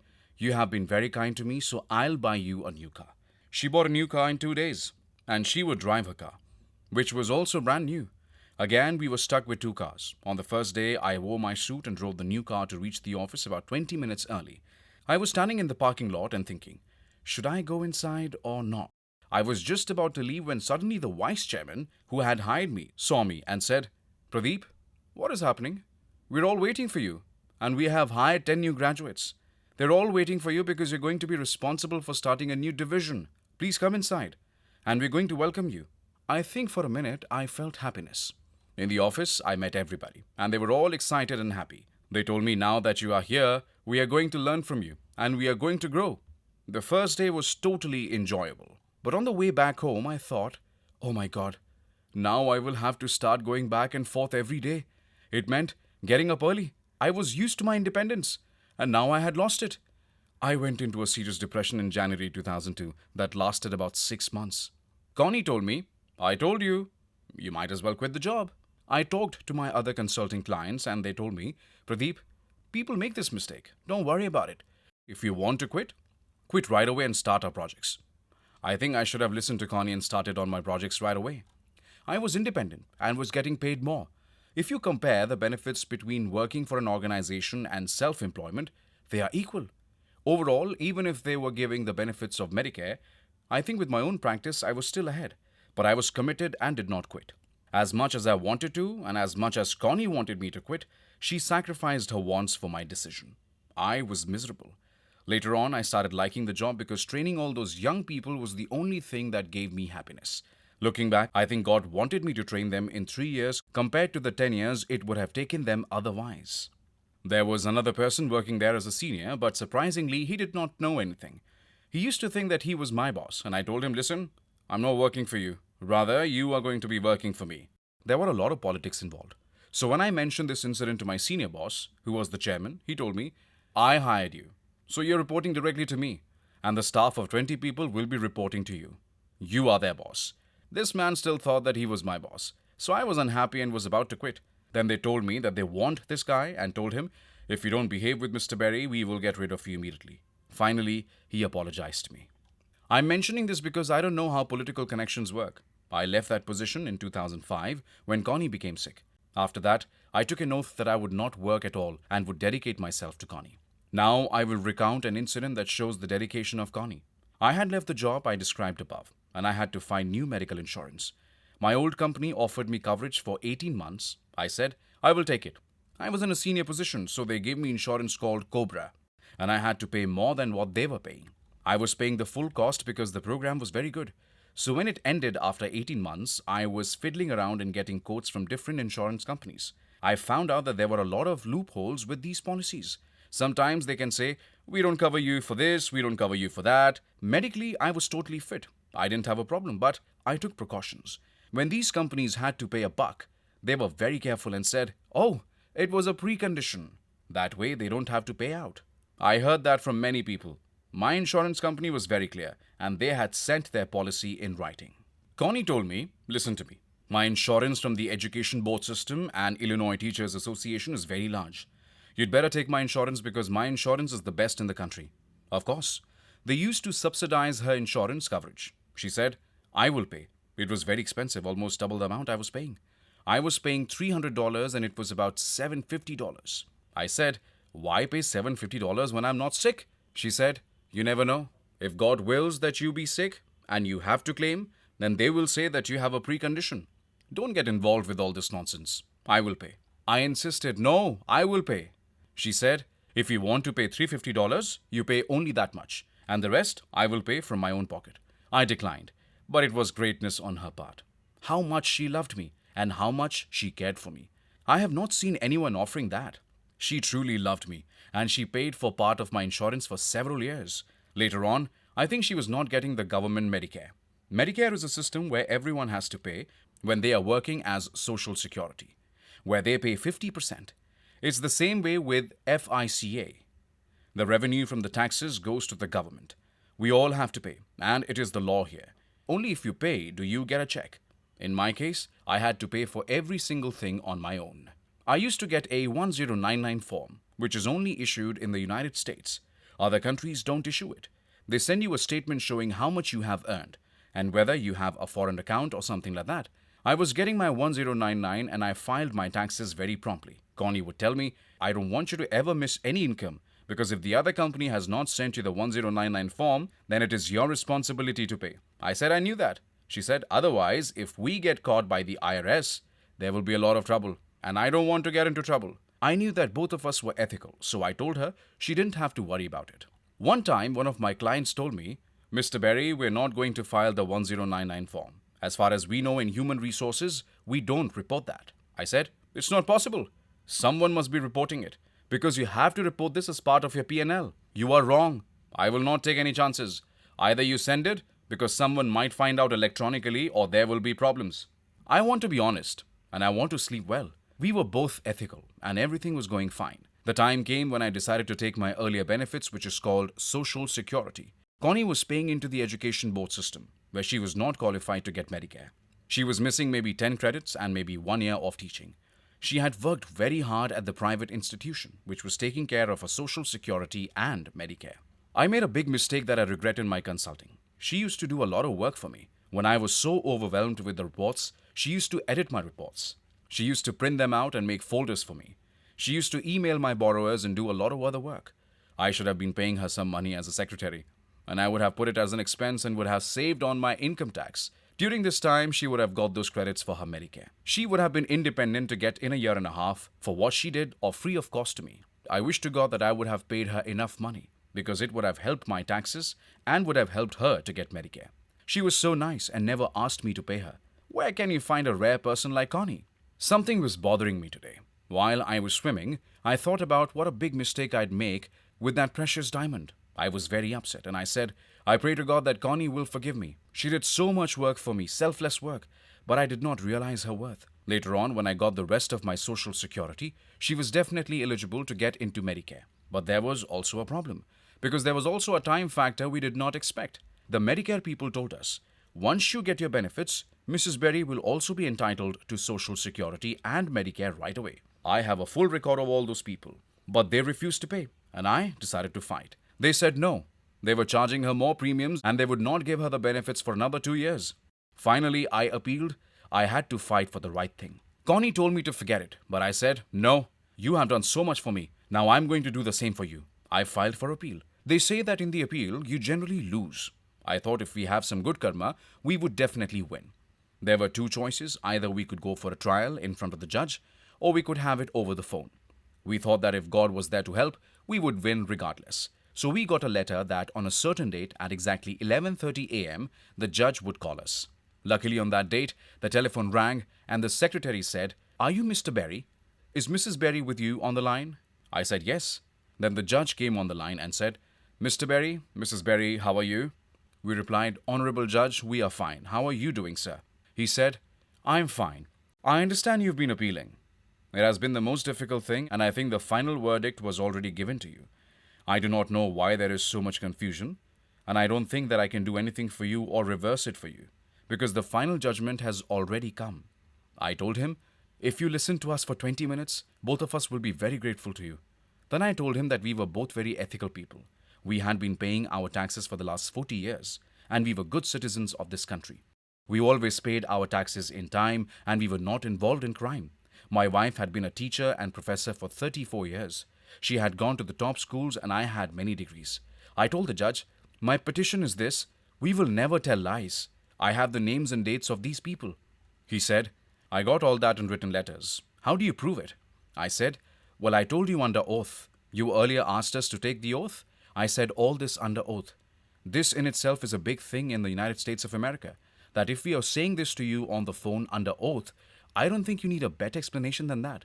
I have my handwritten note, which I can mail to you or fax it, whichever way you want. But it's a little amount. We are not going to lie to you, sir. This is definitely the mistake of this person. She was very rude to us, and she was jealous that Mrs. Berry was making more money in her retirement than she will. She was spiteful because she always asked me why Mrs. Berry needed Medicare if her income was so much, and she could pay any amount for a premium. She had no business to be rude, and we are entitled to our rights. We have paid our taxes. It is not as if United States of America is paying us for free. It is our money we have contributed into the system. My wife contributed into a different system, and she's only getting the pension. But she is not getting any benefits, and is maybe short of one credit of 1 full year. I think you should reconsider. The judge listened to all that and said, both of you are very ethical people. You people definitely deserve it, and I will have a look into further investigation. I will make calls and talk to those people. I will give you my answer in the next 3 or 4 weeks. Good luck to both of you. It was nice talking to both of you. Let's see what happens. We were still in confusion, but from the message I could understand that hopefully we would receive a positive answer because he mentioned it when ending the phone call. We were convinced that we were going to get a positive reply. With great help from God, in 2 weeks we got a letter that we had won the case. And it was written that given the extra Mrs. Berry had paid in premium, whatever was not covered, they had to send us a check. The amount which we lost, Mrs. Berry got everything back from the hospital and from the Medicare system. This is karma. That is why we should be honest, because honesty always stays through the life of the person. Dishonesty is caught very soon, and people lose trust. Especially in America, there are 2 things people don't like, and not asking for an apology or not showing remorse. If you apologize right away, people will forgive you. And this is why this country has an advantage. I'm sure in every country this is the way, but it is especially true in this country. Whenever there is a trial and a murderer says, I am very sorry, I think I made a big mistake, and I apologize to the family members of the people whom I killed, I hope they will forgive me. If he shows remorse like that, the judge will give him a lesser sentence. If the murderer says, I'm not going to apologize, I have done the right thing, then the judge will increase the sentence. I think people who are reading my book and are in the United States will not take much interest because they already know. If someone is in India or another place, I think this will be a great example. I'm sure even in India, people are very intelligent, and they will know. But still, I think it is important for me to write this incident, which is a tribute to my wife. It is because of the beautiful things she did that we got the rewards. Unfortunately, despite all these things I'm saying, the truth is that Connie is no longer with me. That is the biggest thing. No matter how much I praise her, it is not going to bring her back. My hope is that I will become a husband in my next life, so that my purpose will be successful. I pray to God all the time, God, give me Connie, the same beautiful Connie, so that she can be with me.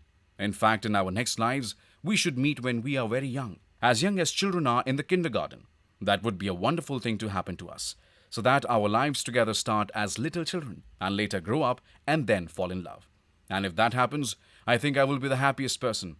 I don't have any other wish, like being born into a millionaire's family. I only want Connie to be my sweetheart from a very young age. If that happens, my sorrow and my pain will go away. Today, if I hear God telling me, Pradeep, I grant you that after your death, when you are reborn and Connie is already there, she may be elder to you by a couple of years, and you are able to meet her, I will accept it, however much older she is to me. I will accept that if I hear a voice coming in the next life that she may be elder to me, but she will still be my wife. I don't care if I'm 16 years old and she is 30 years old. I will accept it. I love her that much. Miracles do happen, and I'm ready for anything. Even if she meets me like a sister or she becomes my mother, I would still take it. That is why Chanakya quoted, a wife can be a wife if she can be your best friend, sister, and mother. The same thing is written in the Vedanta about the duty of the wife. This is my pain, and it doesn't lessen if I go to a support group or read. Connie is on my mind all the time. Realization and enlightenment of pain after Connie's death. Memories of my paternal grandfather. I wanted to share one more thing, and that is about my paternal grandfather. He was very learned, very spiritual, and very knowledgeable. He had 4 sons and several grandchildren, and we were his first grandchildren. We all lived together in a very big house in Delhi. My grandfather was pretty wealthy, and he was supporting everybody. His sons were working in the business too. We were students then, and we were just about to finish our education. When my grandmother died, I remember he did not go to the cremation, but he asked his elder son and everybody in the family to take her away. He managed to say some sort of goodbye. It was clear then that he was very upset, but I still failed to understand why he did not perform the last rites or even attend the cremation. After the cremation, he asked if everything was done properly, which we confirmed. He used to stay alone on the ground floor, and rest of us stayed on the other 4 floors of the house. I think we were all ignorant at that time, but he was by himself in a dark, lonely house with many rooms. I remember asking him if I should stay in the same room that my grandmother used to be in, but he declined. He said that he was fine, and he was very knowledgeable, adding, "You people have to study, and as a result of that, I don't want to do things that ruin your studies." I think I asked him a couple of times, but perhaps I did not mean it very seriously. I doubt I had thought of the pain that he was enduring then, because I believed he was very knowledgeable and capable of handling it. He was the one who told us about the inevitability of death, and I felt that such a learned man would cope. However, to my surprise, within no time, he started deteriorating rapidly. He had the support of his family, but he was not himself, and despite being surrounded by so many people, he was very lonely inside. I think he especially struggled at night, when people are alone with their thoughts. We never thought it would happen, but quite unbelievably, he passed away after 2 months. When I think about it now, I realize he went through a lot of pain before he died. I feel that he must have suffered terribly, but he never said a word to anybody and silently bore the pain. He did not write a biography or share his feelings with anybody. I am sharing this to tell everybody that one should not be silent and should share one's pain so that one can let others know that they should be prepared to face this kind of unexpected tragedy. That is why I think I'm feeling more pain. Although I have seen these kinds of painful memories, I had not imagined how difficult it would be. I thought that I would suffer perhaps 50 to 60%, but not 100%. Now that it is happening to me, I'm enduring it with a lot of pain. I saw the same thing happen with another family member who was living in the United States with his children and grandchildren. He was also very close to his wife, and I think he was close to his grandchildren as well, because he was happiest when talking about them. When his wife died, however, he turned around and felt very lonely. I don't think he had any great love for his own sons, and I doubt he was crazy about his grandchildren. Additionally, I think there was a dispute about money among his children, and it gradually became worse because his children wanted to grab his money. As a result of this, there was deep enmity among his daughters-in-law. It was around this time that he moved out of the home. Sometimes he was living back in India with his daughters or with some other friends in the United States, and at other times he was in a hotel. I doubt if that made much of a difference. I remember a time when I called him at the hotel.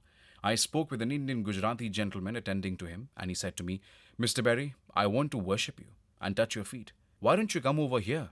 When I wondered why I should do that, he told me that my uncle thought of me every minute. He told me my uncle used to wait for my call from the moment he got up in the morning. When I called again the next day, the gentleman said, "Why don't you come here? I want to meet you, because you are really something. You have the power to heal his wounds." He told me my uncle looked forward to my call in the morning at 8:30. I used to call him from my office, and we would speak for half an hour. I used to call him in the afternoon and at night as well. I was doing it out of love and compassion, because at that time I felt very sorry that he was missing his wife. I had no idea as to how much he was suffering, and because it was 20 years ago, I can only guess. The difference between these two examples and mine is that they were still occupied with their families. That was not the case in our lives, because we had decided not to have that kind of extended family. Thus, in our case, our love was split between Connie and me. We had time only for each other. Their love could be 50% toward the wife or 70% toward the children. There was surely a distribution of love between them and their children and grandchildren. His wife was extremely fond of their son, so much so that sometimes she used to fight with the husband over them. I think they suffered so much despite there being a division of love. Sometimes I compare that with my situation, and I wonder how much suffering there can be if one is 100% devoted to someone, as Connie and I were to each other. Even in the other cases, if there was 100% devotion to the other person, it's just not possible. For example, if you travel with your grandchildren, your wife is alone at home. Similarly, if the grandmother leaves her husband alone for months while she's with her grandchildren, there cannot be 100% devotion to each other. It is not an apple to apples comparison, but I can see that he still suffered after his wife passed away, despite there not being 100% commitment. I have seen at least 20 cases where the couples were married for up to 50 years with children and had extremely close relations. In the majority of those cases, 15 wives were sick, and the husbands were taking good care of them. After the wives' deaths, those widowers were upset for 1 year or a maximum of 2 years. After that, we found out that all the widowers married again, some with kids and some without kids. All the love and devotion they had with their children and grandchildren were gone, and they were by themselves, having the second honeymoon and traveling. One of them moved to Hawaii, another went to Florida, another one moved to Denver, and some went to different parts of California. Connie and I talked about how come their loves and their wives and kids disappeared. We hardly saw them, and they never contacted us except when they got married. And they sent a Christmas cards informing us of their address. Connie was mailing them gifts and best wishes, and later everything stopped. It has been over 17 years now. I could never even think of doing this. No way I would want to remarry. Connie was my wife, and she will remain my wife till I am dead. These experiences and old memories are coming back to me, haunting me. We never interfered in anyone's life, and we were very happy. Now those memories are part of this book. It's not a great thing to write, but when I pour my heart and soul in this book, things flow from the heart and soul. Spirituality is also based upon some of its versions. Otherwise, why can I not get any peace of mind in any church or temple? My soul is my God, and my peace of mind with Connie is attached to me until now. I talk about 4 out of 20, where husbands were married for 38 to 48 years. These husbands were upset, but were not sincere after their wives died. They only missed the wives. They were not crushed as I would have expected. When we both went to see them for condolences and funerals, we found them upset and at the same time a little social. They told us, Connie and Pradeep, thanks for coming. Let's keep in touch. We invited 2 of them over because the other 2 were traveling with their children and were remarried. These 2 widowers and their sisters came to our house and they both said, Oh, Connie and Pradeep, it is fine. Our wives were great, but now we may think of doing some business. Could you help us get money from the banks for a new venture? I told them, we do not fund new companies because we are commercial and secured lenders, not venture capitalists. They insisted, but I could not. They told us that we both would start looking for widows in Florida and marry them to get their money and have fun while enjoying our lives. Connie wanted to throw them out, but you cannot do that. It truly bothered us that these 2 were so different. They were educated people, but their thoughts and mind had changed. We politely told them, sorry for your loss. Do whatever makes you happy. They were gracious and said, you both are lovebirds. What a wonderful marriage you have. After that, we went down to see them off, and they were totally gone from our lives. I was happy with my Connie. There was another person who was married and was supposedly could not live without his wife. This woman was so sincere to him, and Connie and I were shocked when we found out she died. 4 years later, he brought another younger bride. He thought he would be happy, but the new wife with her 4 children came to the United States. He applied for her US citizenship, and immediately after that, she started controlling him and his money. After a few years, she emptied his bank accounts, took over his business, took power of attorney of his house, and grabbed over 70% of his wealth. This caused so much stress to him. Along with his 2 children, he had a nervous breakdown and died after a few months. That is the fun of money. We knew him and his previous wife well, but we never tried to meet him after he remarried. Connie and I were put off by his loyalty and his devotion. He used to sing his song. By the way, his wife died of cancer. One Indian girl had parents who were big business people, and they had 1 daughter and 1 son. The girl was in love with one man making a small amount, and he took lots and lots of dowry as per the Indian tradition, including an expensive house on the lake, a boat, and a luxury car. What a lovely marriage it was. After 9 months, he left her. There was a big lawsuit, and he would not return anything to his wife or her parents. He was very aggressive, and the case lasted 4 years, ending up in his favor. Later, the same girl left for India and married some man who she thought was a doctor.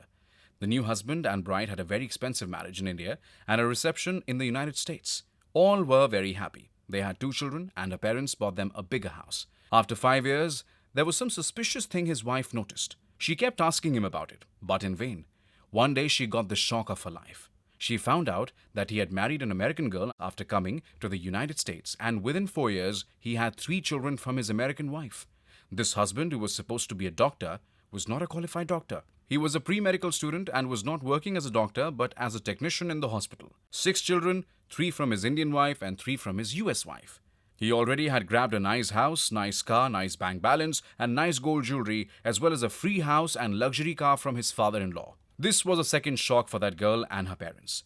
They tried to get him arrested and filed a lawsuit, but later they gave up because their reputation in the family was spreading. They hushed up the case, we never asked them about it, and it has been 20 years since I have ever seen any of them. The same thing happened to their son, their niece, and other family members. This book would be full of these incidences if I wrote many more. Heaven for the scheming husband was hell for the girl and her parents.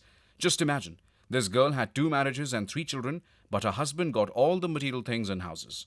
Later, the whole family went through the tension, and all the love and wealth was gone to different people. This is the beauty of too much money. We have seen this in the United States and in India. Whenever I go to the swimming pool and whirlpool, I think of one nice lady who told me her daughter married a boy from her own country, her neighbor.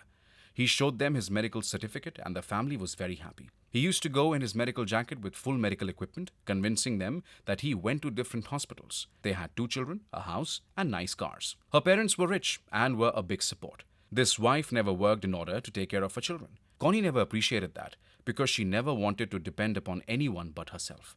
I always loved her advice for years. After 6 years, a man approached the girl and the mother. He was some relation of theirs.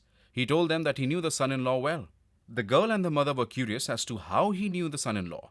He then told them to meet him in downtown Chicago outside a 5-star hotel. The girl, the mother, and the children went there, and a shock was waiting for them.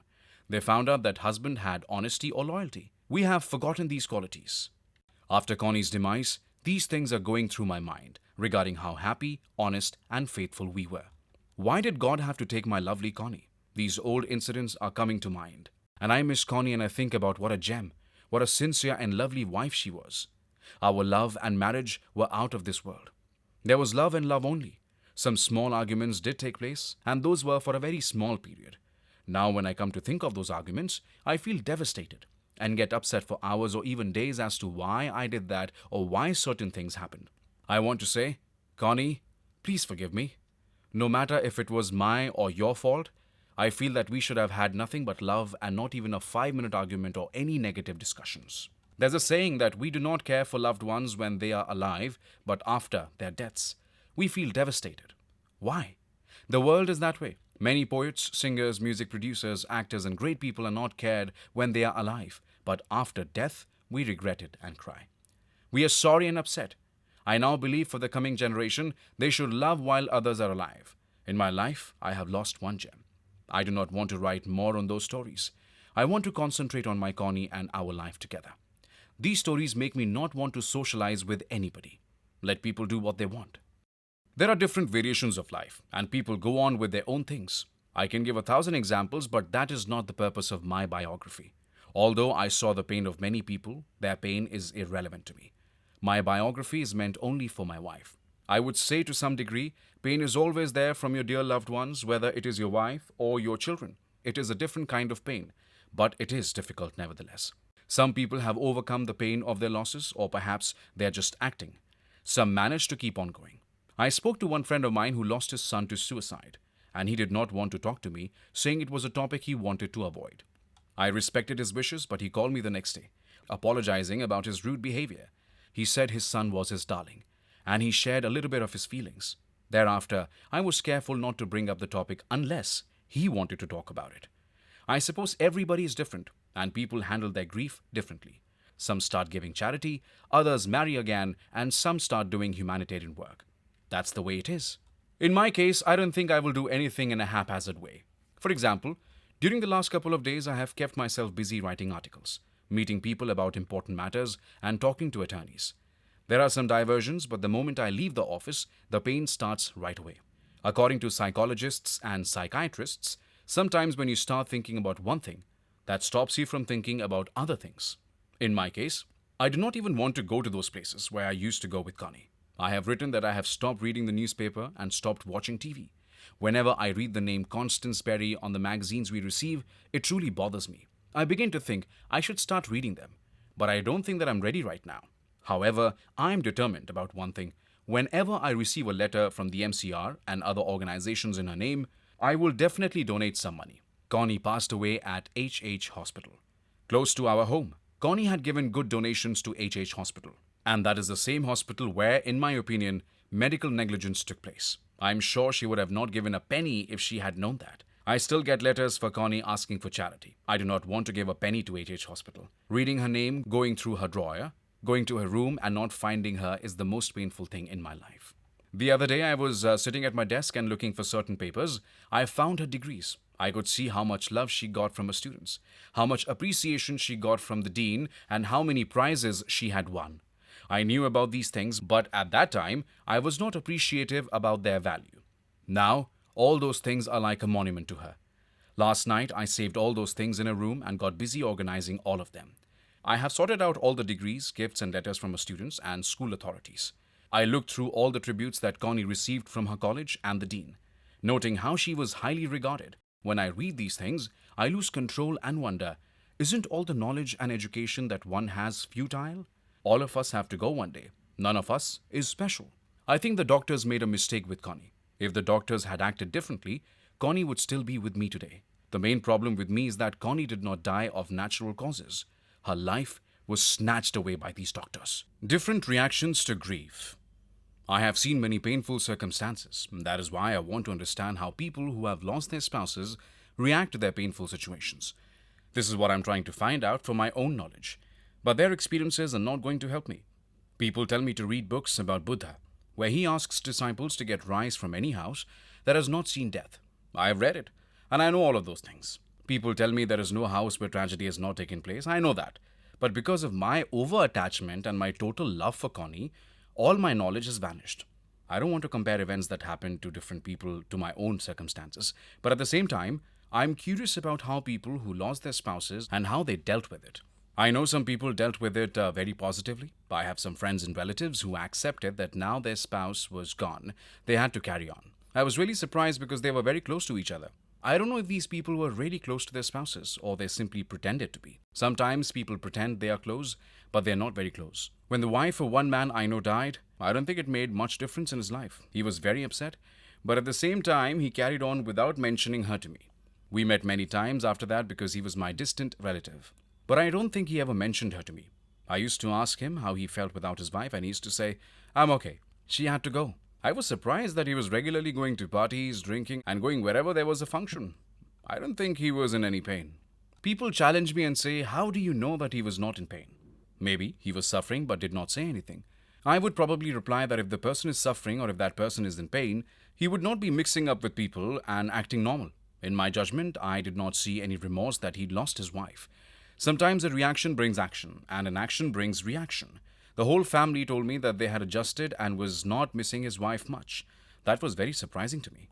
I also want to share our trips to Sanibel and Captiva Islands, some of the most beautiful islands in the United States and south of Fort Myers, Florida. The islands are very small, less than 10 miles in length, and there are beautiful resorts that preserve some of the natural setting, with beachfront views of the Gulf of Mexico. It is beautiful, and they don't allow any fast food, large buildings, or commercial shopping centers. It's a very isolated place for people to relax, and it is mostly a second home for the rich. It's a very rich place, and people who have gone there love it. It is one of the world's most important places for collecting sea. People come there from all over, and I think it is beautiful. We went there spending 5 weeks on Sanibel and then 3 weeks on Marco Island. On one of our trips, we were having lunch at a famous place, and it was very special to Connie. There is a special kind of fish called graupa, which is available only in Florida, especially around Sanibel and Captiva. It is a special delicacy. This graupa fish cannot be acquired fresh from anywhere else in the United States, just like salmon comes only from Alaska. We had the best graupa when we were there in 1987 and then again in 1989. They catch the fish in the ocean and immediately prepare it, and it is out of this world. Similarly, in New Orleans, they have a white fish that is absolutely delicious. Going back to our incident in Captiva, there is a restaurant called The Bubble Boy. They make their fish in a brown paper bag and grill it. It is magnificent, and perhaps one cannot get that taste anywhere else. It is absolutely fresh, like fresh coffee in Hawaii. When we went to the big island of Kona, Hawaii in 2006 and 2007, we visited many Kona coffee and chocolate farms, where we got to taste different types of coffee and chocolate. We bought both coffee and dark chocolate of different types that are only grown on Kona Island. Similarly, Kona has other delicacies that are super. In India, mangoes are the best in the world during the summer. India also has many different fruits and vegetables that are seasonal. Nature and God have been very kind to India. I think India is the second largest producer of fruits and vegetables in the world. It is the largest producer of potatoes, milk, fiber, jute, cotton, silk, jumbo shrimp, leather hides, iron ore, and basmati rice. The South Indian coffee has a completely different, gorgeous taste. I know every country has regional differences in climate and food habits. The economist Thomas Malthus mentioned that every 20 miles, the language, food, and culture of people are different. We are living in a global society, and so the distance probably might have gone up to 30 miles. If I go 40 miles from where we live, people over there have different ways of living. The houses are different, and the standard of living is different.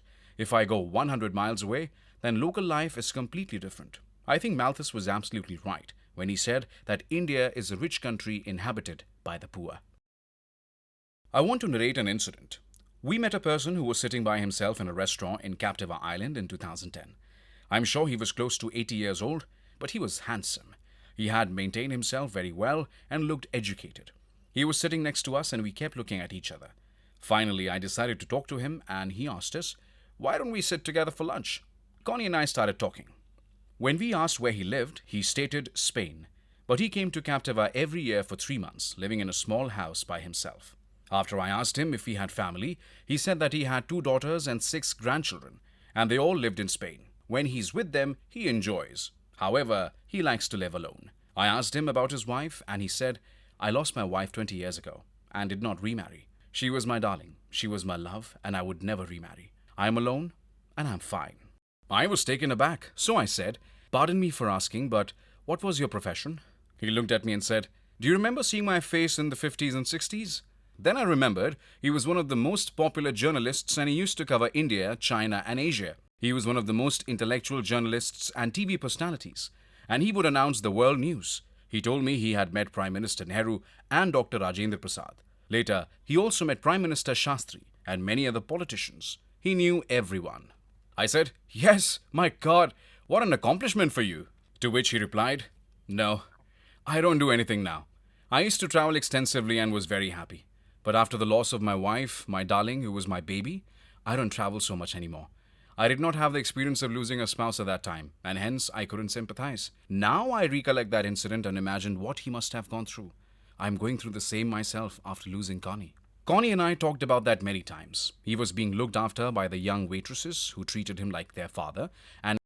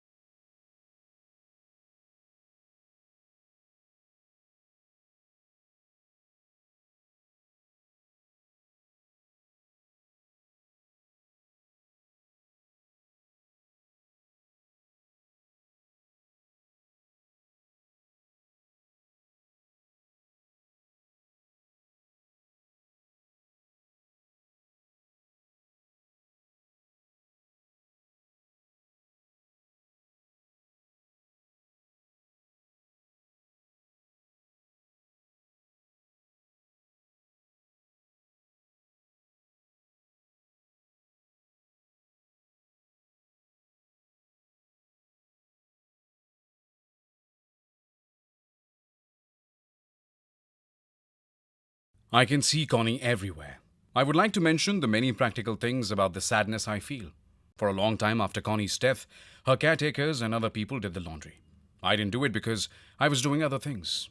Today, I wanted to change the sheets and wash the few clothes that I had. So I was waiting for a helper to come, but she was not coming until next week. And so I decided to do it myself. Today, September 20th, 2015, I started doing laundry. I think it is one of the most emotionally difficult things I did today. It was intolerable, especially when I changed the sheets. The sheets are very clean, and the side on which Connie used to sleep hasn't been touched. It was very painful for me to have this experience. This is the same kind of heartache I feel when I see that she's not in the bedroom, her study room, the living room, or the kitchen. She no longer shops with me or rides in my car. I remember when we had just met each other 40 years ago. She had so much stamina to take care of everything. She was full of energy. She would change the sheets 2 to 3 times a week, do the cleaning, do all the laundry, iron our clothes, and put them neatly in the cupboard. She was a perfectionist. When she got sick later on, in the last 2 to 3 years, only then did I do a lot of household chores. I was not a perfectionist like her. I would put my garments here and there and not hang them properly. So many times she would see the way I had arranged her clothes and she would say to me, "Is this the way you want to put away my clothes?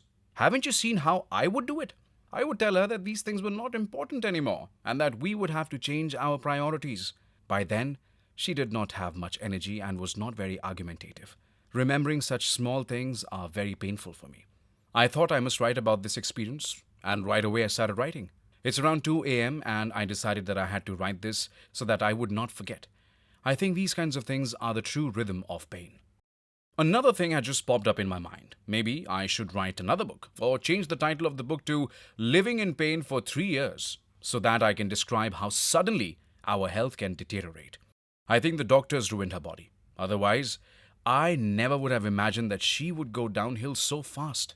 I avoid going to her shower room, which has a walk-in shower that she had specially built for her. In one of her bathrooms, we had a tub, and when she couldn't use it for the last 2 to 3 years, she spent a lot of money and got a walk-in shower built so that she could enjoy her baths. Sadly, she did not have enough time to enjoy the new shower. I cannot believe that when she got sick for about 18 months, she was not capable of taking a shower herself. She was on the oxygen tank, and she would sit on the walker. I would make her comfortable so that she could enter the shower. She was very modest and independent. She would ask me to pass her the towel and leave the shower. I would later help with the drying after she was done with the shower. Her legs were swollen, and I used to massage her legs with cream for a few minutes every day. It used to bring tears to my eyes that she was retaining so much water. I thought her doctors were not very concerned, so I reprimanded them. I would tell them that they saw Connie only for a few minutes, and they were so busy. If they were forced to see what she was going through for 24 hours a day, they would realize the damage they had done to her. I said this to the doctors so many times. One of her doctors was very good in the beginning, and when the case went out of control, she was willing to listen to anything. He was not willing to listen to anything and would not answer back. Although I'm sure he didn't like listening to criticism. If he had argued with me then, maybe we would have had more complicated problems. I was ready to fight with him in court. The most important thing for me was Connie, and I had decided that if the doctor said anything or argued with me, I was ready for a battle. I think I did not pursue that more because I did not want to get distracted from paying attention to Connie. One of the other things I face every day when I go to check my mailbox or if I'm coming in from the front door is that I imagine I can see her sitting in the balcony with her walker, along with her oxygen. I remember how I would bring my car outside and help her into the car, and she would sit with me on one of her numerous trips to the hospital. I knew it was the most difficult thing for me and for her, but even then, it gave me some happiness as well as sadness. I used to feel more sadness, but also feel a little bit of happiness that she was still alive and we were together. Even if I had to carry her wheelchair, I would be very happy. And I had never felt such happiness earlier, when we were taking trips all over the world. I think this is true love. When we were young and were having a lot of fun all the time, that was also love. But later in our lives, our love was like worship to God. Just like one surrenders and becomes a saint, like one has renounced the world. I had left the whole world and practically my whole life in order to be with Connie. Her weak body had become my place of worship. Instead of praying to God in the temple, I would offer my prayers in the form of my devotion to her. Whenever I would see her sitting, sleeping, or uncomfortable, I would pray to God that if there was good karma, please give her strength and make her better. This was the way I worshipped her. Even now, it is very difficult for me to take a shower in her walk-in shower. To avoid that, I go to the health club almost every day. I swim and exercise, and then I take a shower there. These are the lengths I go to in order to avoid the pain. I'm not saying that this is the reaction of every human being because although everyone has gone through grief, perhaps they may have had some different experience. I'm not trying to compare myself to them, and neither am I trying to say that I am the only person who has seen suffering. Every individual on this planet has gone through some kind of suffering, and everyone's suffering is different. I consider happiness and unhappiness as sisters, and my philosophy is that a candle has less light and more darkness. With a candle, only a few people can study, but if you move away from the candle, there is darkness. I think it is very difficult, and I don't want to be ungrateful to the mighty Lord, but I'm certainly in a lot of agony. I cannot describe this agony. It is very easy for people to say that Connie was sick for a long time and that everyone has to pass away, but I have not seen her death. I have also seen her suffering. I'm sure many people have seen that. I'm sure there are people who are all alone like me, and there are people who have suffered by themselves. I'm not making any comparative statement, and neither do I have any statistics, but I think in my life, I might have seen very few people who were alone. Even in those cases, they found children, a spouse, friends, and relatives to come help. Some of the widow ladies used to use volunteer with Northwestern University. I'm not sick right now, but if I ask faculty there for help, then students there who have a program that helps seniors who live alone will surely come to help. I don't want to ask for their help right now, because I want to be active. I should keep on moving all the time. The things that I'm describing right now are very painful, and I don't know how long it will take me to overcome the grief. People who thought they understood my pain do not understand it 1%. I think it is very hard for me when they say that they are sorry she is gone. If they had seen the kind of suffering I saw, then perhaps it would have stayed with them for their whole lives. This suffering will stay with me until the day I die. Every single incident has stuck in my brain, mind, soul, and heart like a movie. It may be a good message, or it may be a depressing message for people. I have no idea how readers will perceive it, but at least they will know how to plan and be prepared so that they don't have to go through this. I have seen many people who had no plan and they suffered in the end. However, there is no guarantee that even if you plan something, things will work out according to that plan. Connie had planned long-term care, but look at what happened. If I have offended anyone, I want to ask for forgiveness, because this is my personal experience and has no relevance to anyone else. I remember seeing a hit Indian movie during my teenage years, Wo Kaun Thi, meaning who was she? It can be easily seen on YouTube even now, and I'm sure with Netflix. It is an excellent movie and has super songs. After Connie's demise, I'm always thinking about her, and I keep her beautiful face in my mind everywhere I go. For most of her life, if she was available to pick me up from the airport, and she focused on being available to pick up Pradeep, she would. This was in spite of me saying, please don't, because it was a 4-minute walk from the Amtrak to my office, especially if I was working until late in the evening. Of course, going to the airport was a different aspect of her love, to meet her husband as quickly as possible. I was desperate to run from the plane with my carry-on. There was a great love in that carry-on and how Connie used to pack and empty it. Then she'd do the laundry and would never allow me to wear anything but Ralph Lauren or Christian Dior shirts, and Nautica socks to match each outfit. I wondered all my life how my wife was like my mother, getting me up early and making sure that I dressed properly and according to the seasons of the year. How much love was involved in that? She was always thinking of going to Marshall Fields, now Macy's, to buy these things for me. Her clothing, my ties and suits, and those carry-on suitcases are still with me. Though I may have to spend money to get the carry-on fixed, I would do so, along with 2 of her suitcases. I'm talking about suitcases she bought me 30 years ago. I have preserved them and will continue to preserve them. That is a source of Connie's memories to me. Who she was is now like 2 desperate, lost souls waiting to meet each other. That is what the Wo Kaun Thi and the beautiful songs and lyrics are about. I would try to translate the lyrics into English and would compose my own songs. If possible, I would work hard and get an album with professional music instruments and directions, calling it My Tribute to My Love, My Emotions and India. I must mention that Connie was and will be special for all my life. Our first trip to India was in July 1979, 3 years after our marriage. We were both thrilled to go and spent 7 weeks in India. It was great for us, our family and our friends. We stayed with my brother, and every day from morning till night, family and friends would walk in because the tradition for visiting was to walk in without calling beforehand. At that time, people in India offered true hospitality. Now, a small percentage of friends and family members call before visiting. I think I prefer that to surprise visits. Nowadays, people have less time to visit due to working and the traffic in India. In Delhi, some families live far away and traffic has become a big problem. I don't want to travel far in the city to see people because of traffic. Connie and I went to Kashmir, Taj, and Jaipur. We went sightseeing in Delhi and saw historical and ancient places. Some of the most beautiful places in Delhi are Chandni Chowk and Connaught Place. The shopping is excellent and lots of fun. One can find handicrafts and things that are exported all over the world. For lunch, we would have picnics or go to the houses of friends and relatives. We went to dinner every night with relatives. We started going to the home of my uncle, Dr. Behel, and his wife, Marjorie.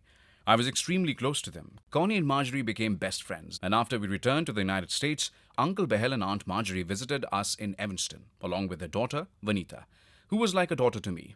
We had lots of good times, and my uncle refused that I take any time off work because he was devoted to his medical profession, writing books, attending conferences at different universities, and presenting his thesis. He mixed his business trips with vacations. Connie was also working, and we did our best to provide them hospitality. I learnt a great lesson that I've been following ever since, except for later when we were getting comfortable life. Uncle told me, "Son, I want to stay with you to spend time with both of you, and to pick up our 3 years we spent apart missing each other. While I am here, I would like to contribute to your bills for food, gas, telephone, and electricity." I told him that it wasn't necessary, because we could easily afford to house them, and I would not take up any. He said, "If you don't take my offer, I will stay in a hotel." Son, I can very easily afford to help out, and you both are working people. Unless I contribute, I would rather stay in the hotel, and you will have to come meet me and have lunch and dinner with us. I did not argue anymore and told him that he would never stay in a hotel when I could house him. I would accept the cost of the phone calls to India because it was $3 per minute compared to 30 cents now. He agreed, and the consideration he showed me enlightened me. Connie and I did not stay anywhere in India except with my brother and at Dr. Behel's house. I then started getting emotional about India. I wanted to come every year to India for my vacation. Connie started to join me. However, after 4 annual vacations, Connie told me, "Pradeep, can't you go every 2 years or 18 months? That way we can visit Australia, New Zealand, China, and Egypt, or we can do a few more cruises with the University of Michigan." I never said no. We both were confused that it was a long flight to Australia and suggested that we could stop for a week in India and take a flight from Delhi because it was not that long from Delhi to Australia, China, and Russia. I regret that she truly wanted to see Australia and New Zealand, but we never made it there. Later on, she was not ready for China, Egypt, and Turkey, or even India, due to the long flights. I regret missing Australia and New Zealand. I know that she was most interested in those 2 places. I must mention that I had 4 Indian friends who were professionals, and we had worked together in the same profession and lived in Chicago. Their wives were part of a family, and we were absolutely close. Then all 4 men and their spouses took 2 trips together and never asked us. Connie and I were very hurt, and they made some big excuses. Connie told me, "Pradeep, these 4 with their Indian wives want Indians only." I definitely know that the Indians in my circle always wanted to be with Indians in the United States. I told my friends and relatives bluntly, "You think you are in the United States, but you do not have a single American friend. Regardless of how intelligent or educated you are, you all get together like a big carnival and remain Indians." We decided that it is better for us because we had different taste and style, and a different approach to being private. Immediately, we did a self-evaluation and got the answer that we truly do not want to go with anyone but just us. Later, many other friends wanted us to go together, but we decided against it. This is a very important point. We truly wanted to be by ourselves, and until Connie's demise, we were together. I did not want or need to see anyone, not even my own members of my family, fathers, sisters, children. These 4 Indian men and their wives went to Australia and New Zealand. They never asked Connie and me to go with them. The fact is that they called and told me and Connie that we must see the countries someday. I asked them how come they did not ask us, because we would have gone. I will always regret that Connie was not able to go to Australia and New Zealand. There is no place I would ever think of going to these 2 places now. Connie's memory, her love, her passion, and our pure love made us inseparable. Connie and Pradeep now is only Pradeep. Connie's gone. This pain is a sharp edge, and there is no treatment, no compensation. My present life. Pain after Connie.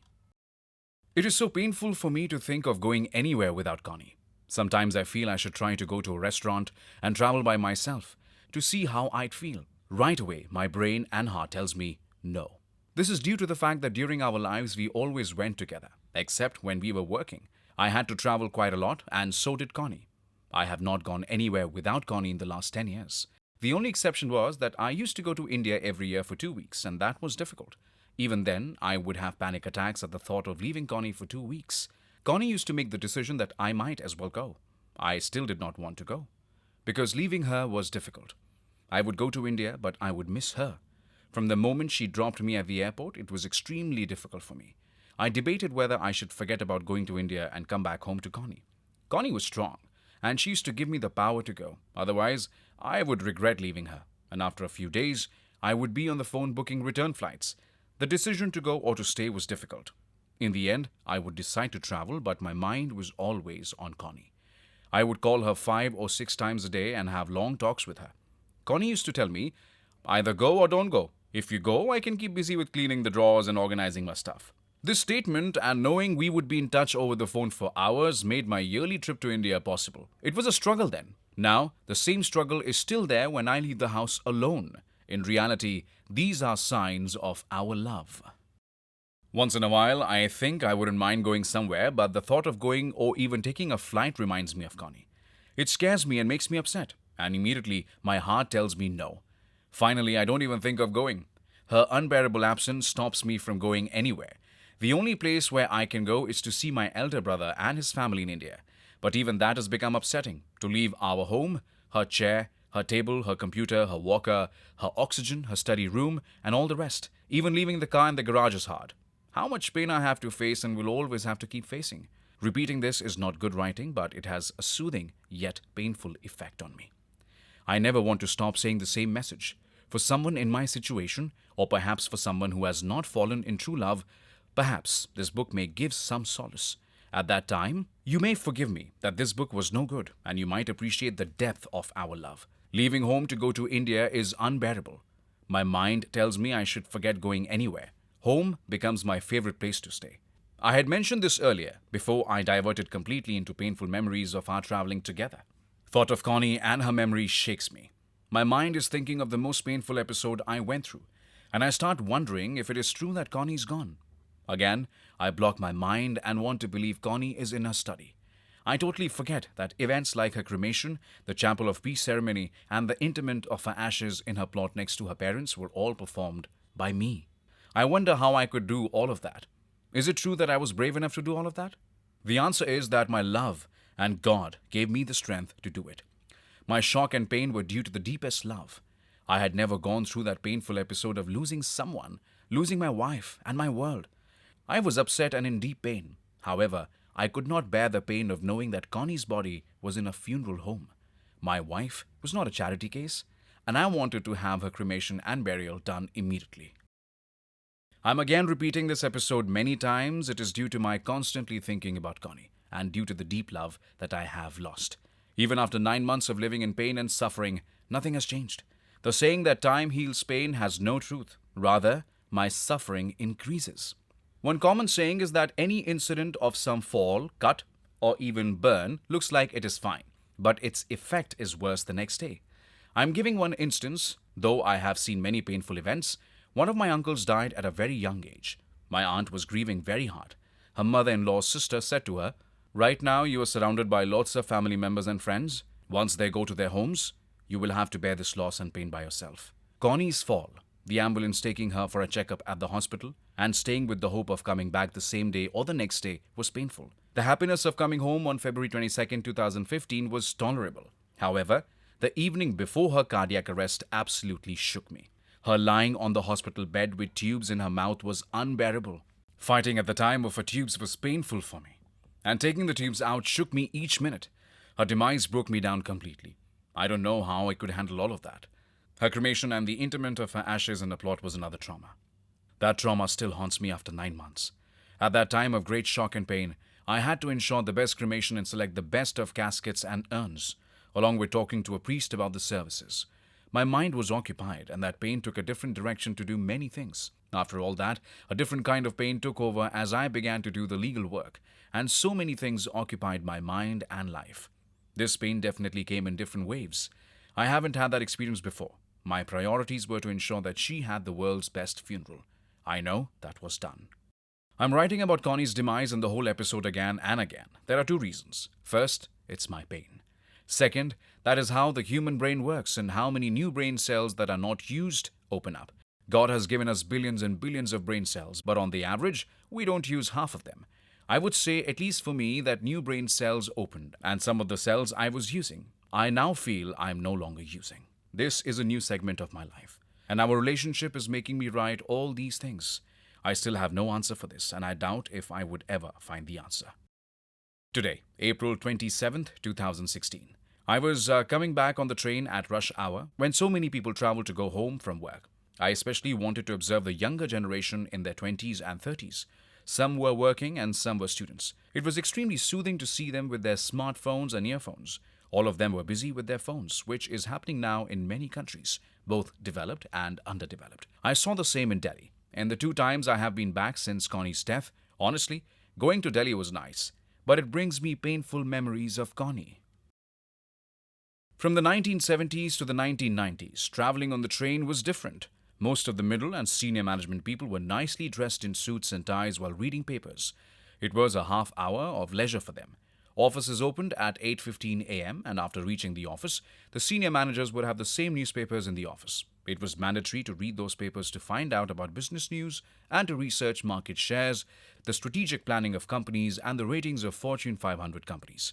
All of that was like a PhD student's workload, in addition to the 50 to 60 hours per week that they worked. I did very well. It was a very happy life. Working and sometimes spending 80% of my workday traveling, staying in top hotels, and living off of the company expenses.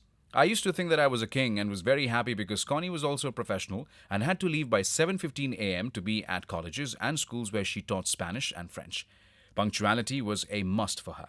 For me, with the amount of traveling I did, if I was a few minutes late, that would be mitigated by my work. I used to work 16 hours a day when I traveled, and many of my juniors would say, "Pradeep, it is 5 p.m. You are leaving early? What a good life. You enjoy your easy independence. No one is there to say anything to you. We have to work another hour, but you get to leave early." This was a very sarcastic remark, and it used to make me mad. I used to tell them, "You sit on your rear ends the whole day doing nothing and you take a 2-hour lunch. Your productivity is zero and that is why you have to stay long hours. Why don't you work hard from 8:15 to 5 and cut your personal phone calls and lunches? I wish I could get rid of you because you are a burden on the payroll and get paid for doing nothing." I hated those sarcastic comments. Later, senior management was informed of this because they kept track of the efficiency and productivity of their employees. Our chairman started firing the unproductive employees.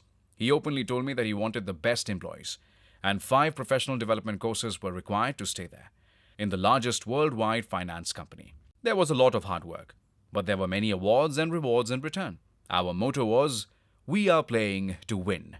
That became my theme. I wanted to be a winner at any cost. Connie was a winner because she was teaching, and at that time, there was much less political rivalry and jealousy in education. One of the reasons is that the economy was good. Unemployment was very low compared to today's 10% unemployment rate.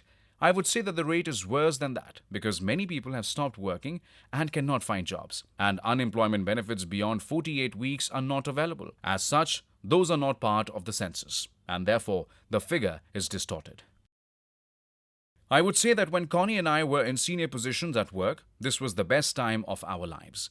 We had no cell phones and no computers until 1988. Although we both became experts at computers and smartphones, necessity is the mother of invention. That was the life I had with Connie. Now I feel I am lost in an unknown world without her. I find her in our sweet home because she is still with me. All these forgotten things have come to my new eyes and new brain after going through the traumatic period that began in April 2013. 1998. She contracted PRP. Her immune system was weak with the stress of PRP. I am distant from my old friends and I keep myself busy the whole day by writing this book, doing household work, and taking care of some legal things after Connie's death, including the cancellation of many magazines and other things. I have many other errands I have to sort out, and it's an unbelievable busy life in the absence of Connie. I have realized how much work my career-oriented Connie did. She was an excellent wife. She was good at teaching, household work, shopping, grocery, laundry, ironing, buying clothes, scheduling car service, looking after her parents, doing volunteer work, cooking. She was not my slave. I helped her in many other ways, cooking Indian food, serving her, shopping with her or alone, and picking up her things. We used to go together wherever we went. After I left my senior management consulting, Connie took early retirement to travel the world, including cruises in Norway, Denmark, Budapest, Amsterdam, France, Germany, the Black Mountains, Spain, Morocco, Alaska, Santa Fe, the French Quarter, Palm Springs, California, Wisconsin, Michigan, and India. We went to Broadway shows, Mozart symphonies, movies, theaters, and fine dining. Connie was efficient in everything. Connie was so efficient in each and everything, whether at home, grocery shopping, taking care of the laundry, ironing, or keeping our clothes properly folded. She was also efficient at accounting and keeping inventory of the house, including our clothing, silver, furniture, paintings, crystal, glasses, and other kitchen wares, carpets, and more. She was very particular about the cleaning of the house, ensuring that the carpets were regularly cleaned, and table was polished, and the oven and granite counters were cleaned. She kept track of our monthly expenses of food with receipts, house assessment, electric bills, telephone, and internet. She also compared television and internet bills for accuracy. By doing this, she saved us lots of money when the company billed us the wrong amount. She used to cut coupons from every Sunday newspaper to save our hard-earned money. I'm convinced that due to these habits, she must have saved over $30,000 in 40 years. It was not that she was miserly or cheap. She was conservative, and the money she saved was used for shopping, traveling, dining out, or whatever. This habit of hers also made me save money when I did shopping for her, for the house, and for myself. Today, I can still do all of these things, but I'm heartbroken and don't shop much. Neither do I care about money. Her demise has taken away all these qualities. I get lost again and again about these things, and the pain brings back memories of everything. I will keep repeating all of this about Connie and her qualities. I have taken her demise very hard, and I don't think I will see a ray of happiness. Our karma reminds me of Connie's many great deeds and mine too. In March 1993, my uncle Behel told me that I should come back to India to handle his pharmaceutical companies and 4 charitable hospitals provided that Connie agreed. It was a great opportunity for me. However, I was confused about it. Connie told me that she could try living 6 months in India and 6 months in the United States to look after her mother, although we both were ready to sacrifice for each other. It was a difficult decision to make. Finally, I went back to the United States and was promoted to a very senior position. I hired many employees, and they had to be trained because they had little experience in my field. It was a great challenge, and there were times I regretted passing on my uncle's opportunity. But later, it worked out well for over 5 years. At that time, one employee didn't have the minimum experience of 15 years, but I trained him well in the most basic work in less than 4 years.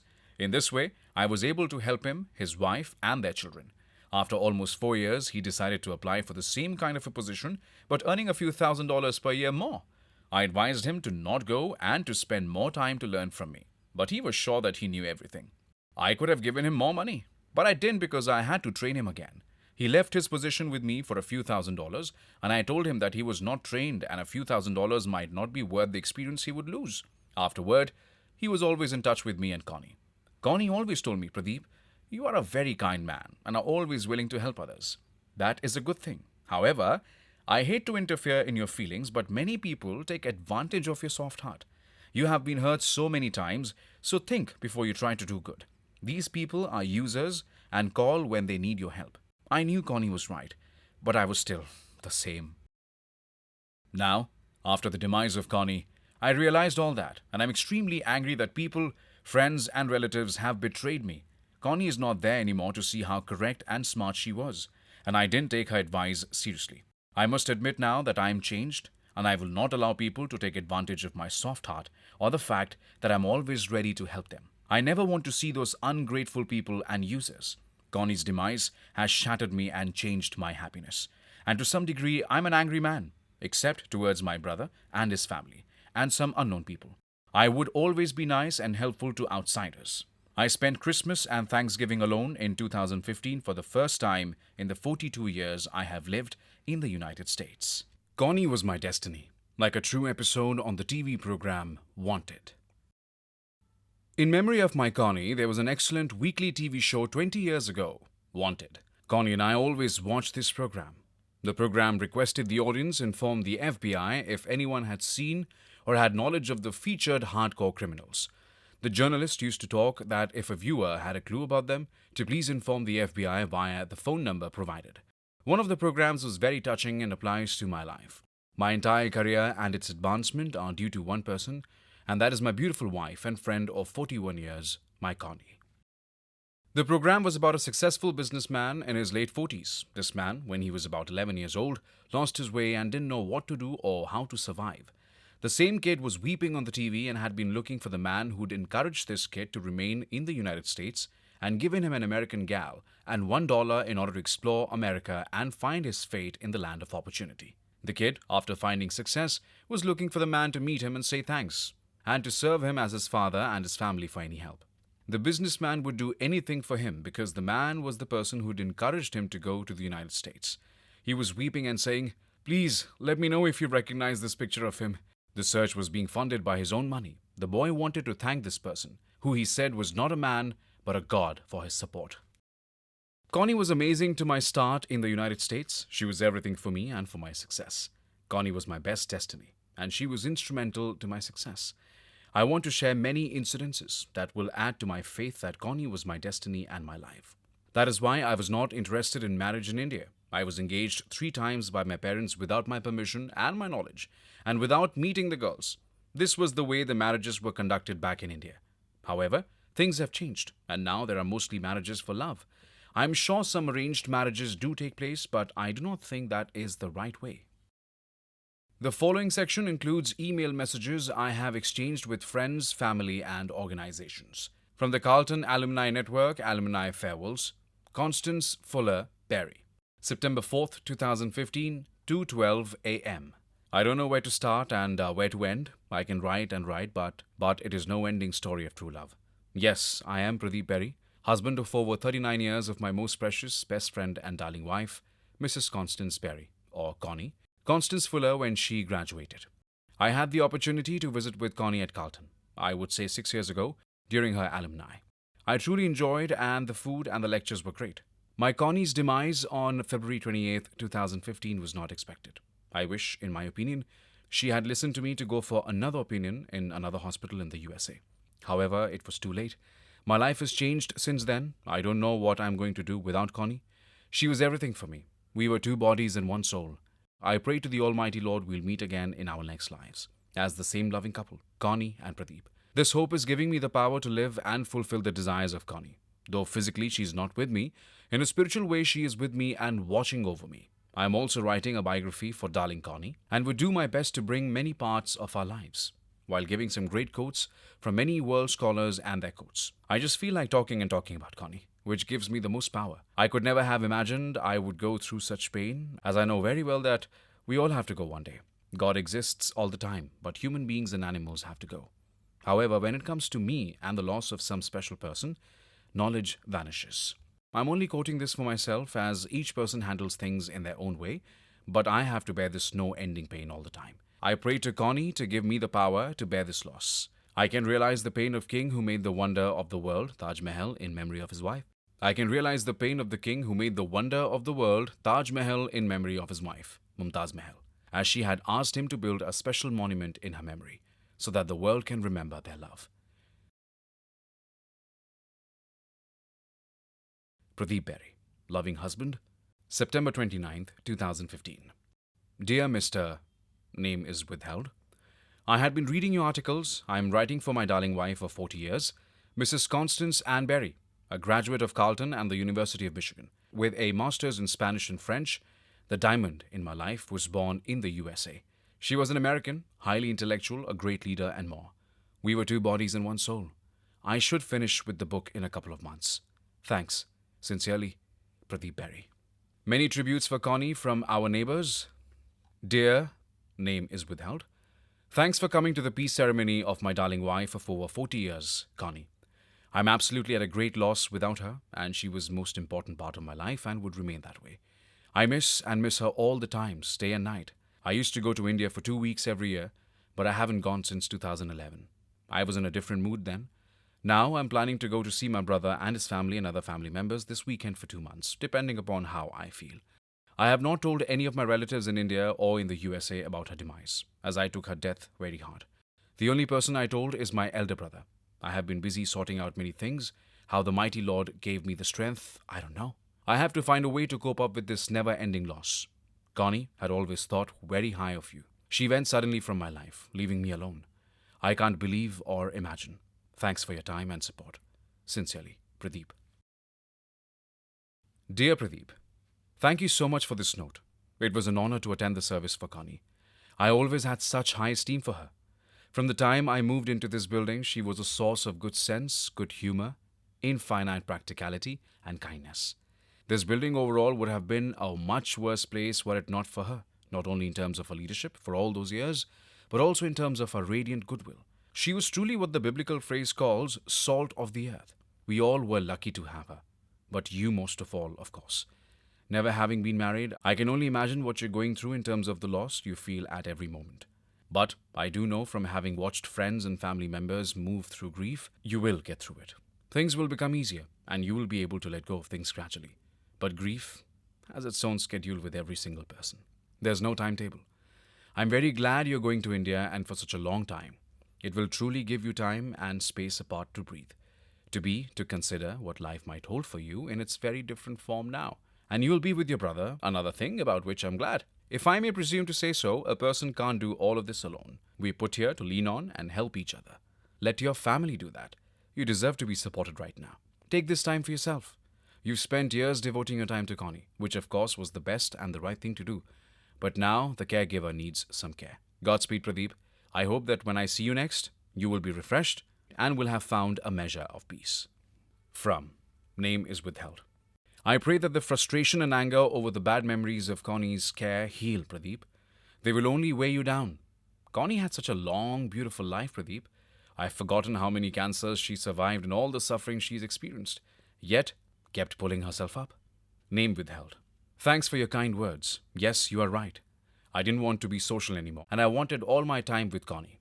I was happy if someone wanted to come see Connie and be there for hospitality. Her one friend used to visit every 2 weeks. I used to serve her cookies and pastries from the bakery, and I'd make different kinds of milkshakes. All these things gave me happiness. As long as we were together, I was happy. When I went to India in May 2015 for a little change as an American citizen, I was invited to the US Embassy to celebrate 4th of July. The program was extremely wonderful, but I was thinking of Connie. There were over 1,000 US citizens and their families. There was an honor guard, a band, food, drinks, singers, dancers, fireworks, rides, and things for the kids. They don't allow anyone but US citizens. I talked to the US staff, and as well as Indians who were working there, and also the people who were preparing food there. They don't allow any food from outside. Everyone has to pay for the entrance and food. The Delhi police and military security were there. Diplomatic people live like lords, and there were US tourists, as well as students on exchange programs. It was nice, but with Connie's absence, I was very depressed and thinking, wish she was with me to have a better time. It would have been gold. I will tell you more about it when I get back on July 23rd. Thanks for your kind words and phrases. Anything you want me to bring? Don't hesitate. Pradeep. Name withheld. Trust you and your family are doing well. I have been thinking about you for a while, but just didn't write. It is hot and I stay mostly in the house in air conditioning. I do go to some places if my brother and his son are going. They offer me to take anywhere I want to go, but I don't think I have a great desire to do much more. Neither I want to meet anyone like I used to when Connie was alive. In fact, regarding some of my other family and friends, I don't want to meet them. I'm happy with my brother's family, including his 2 boys, Mona and the girls. Repeat, including his 2 boys, Mona and the girls. I'm waiting to come back to my home, knowing that Connie is not there, but still her lovely decorative places gives me both happiness and unhappiness. Also, going to her cemetery gives me the same mixed feelings. I have practically lost my charm of going and meeting friends.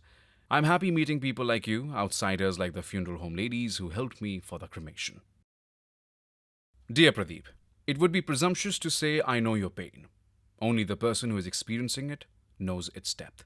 Yes, it will be difficult for you to return because you had been so very busy at the time Connie died, making arrangements, taking care of business. Then, you had her with you. Next, you had Mona and the girls with you. Then you went to India. Constant movement. When you return, everything will stand still for you. And you will have to be strong. You will have to lean more than ever on your God. You already know that. Pray for direction. Pray for the right people to be presented to you in your life. Prepare first to feel the grief fear all alone. But if you ask God for direction, you will be led to the right people, places, and things to help you move forward. Again, Pradeep, I can only say that we are all alone in our grief. We can feel alone in a crowd. You will get through this. You will not get over it, but you will be able to live a full life with Connie at your side in a different way. You are not giving her up. Give my love to Mona. She's such a lovely lady and such a good mother. Please, don't worry about bringing anything back for me, Pradeep. Take care of yourself. Name withheld. You were and still are such an exceptional husband, Pradeep. Not too many women are given that gift. You, Pradeep, will someday have your own spring, your own eternity. For now, all you can do is remember Connie in your heart, in your dreams. She is with you. Talk to her as if she was standing next to you. Now, she's all wise, all knowing.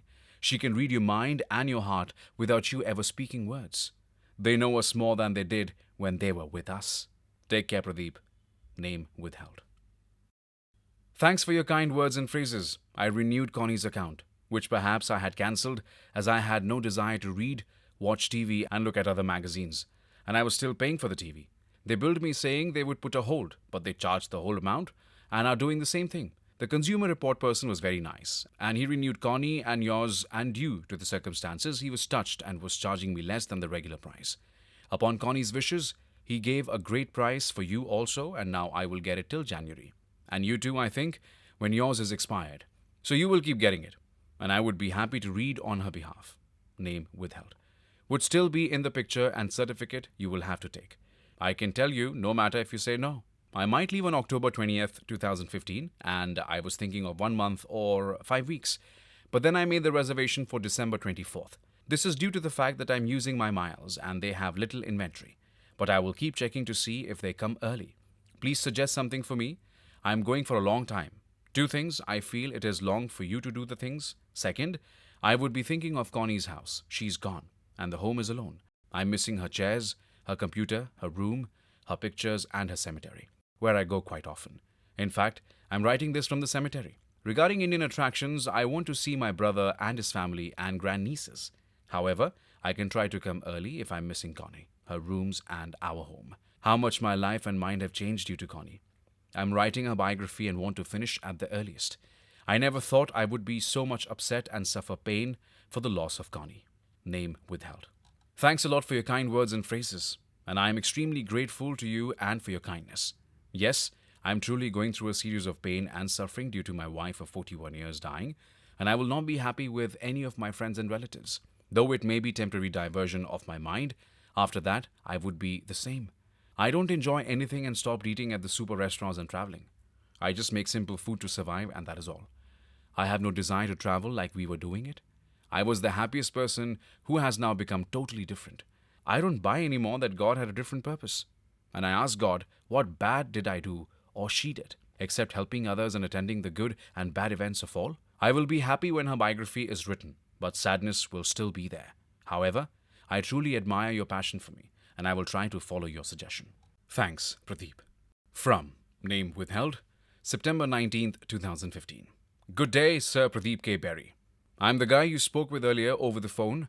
I decided to send you a message today because I am so worried about your condition, and I really wanted to show my deepest sympathy for the death of your wife. I hope that you will be okay soon and be strong.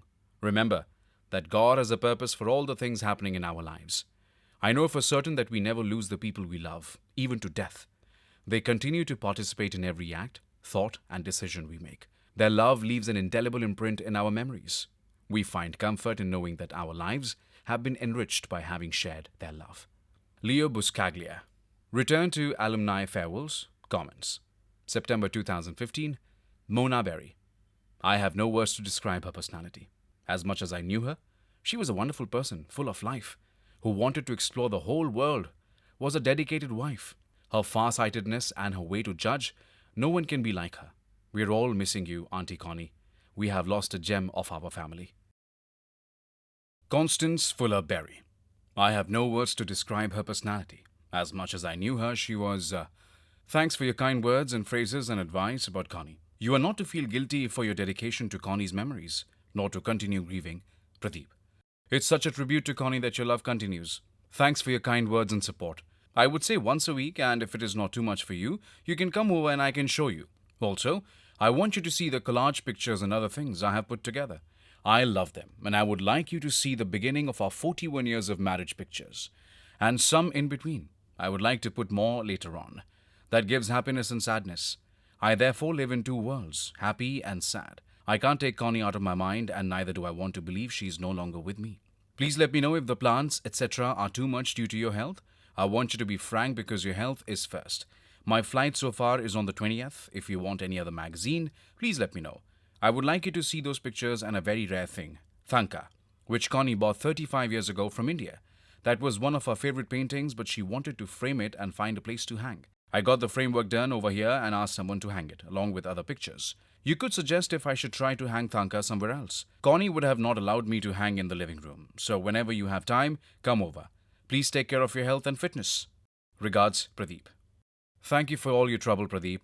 It's the small things that make some people happy. Hope your trip arrangements are going smoothly. Name withheld. Hello, Pradeep. What a lovely idea. I think it will be wonderful and therapeutic thing for you to write about your cherished life with dear Connie.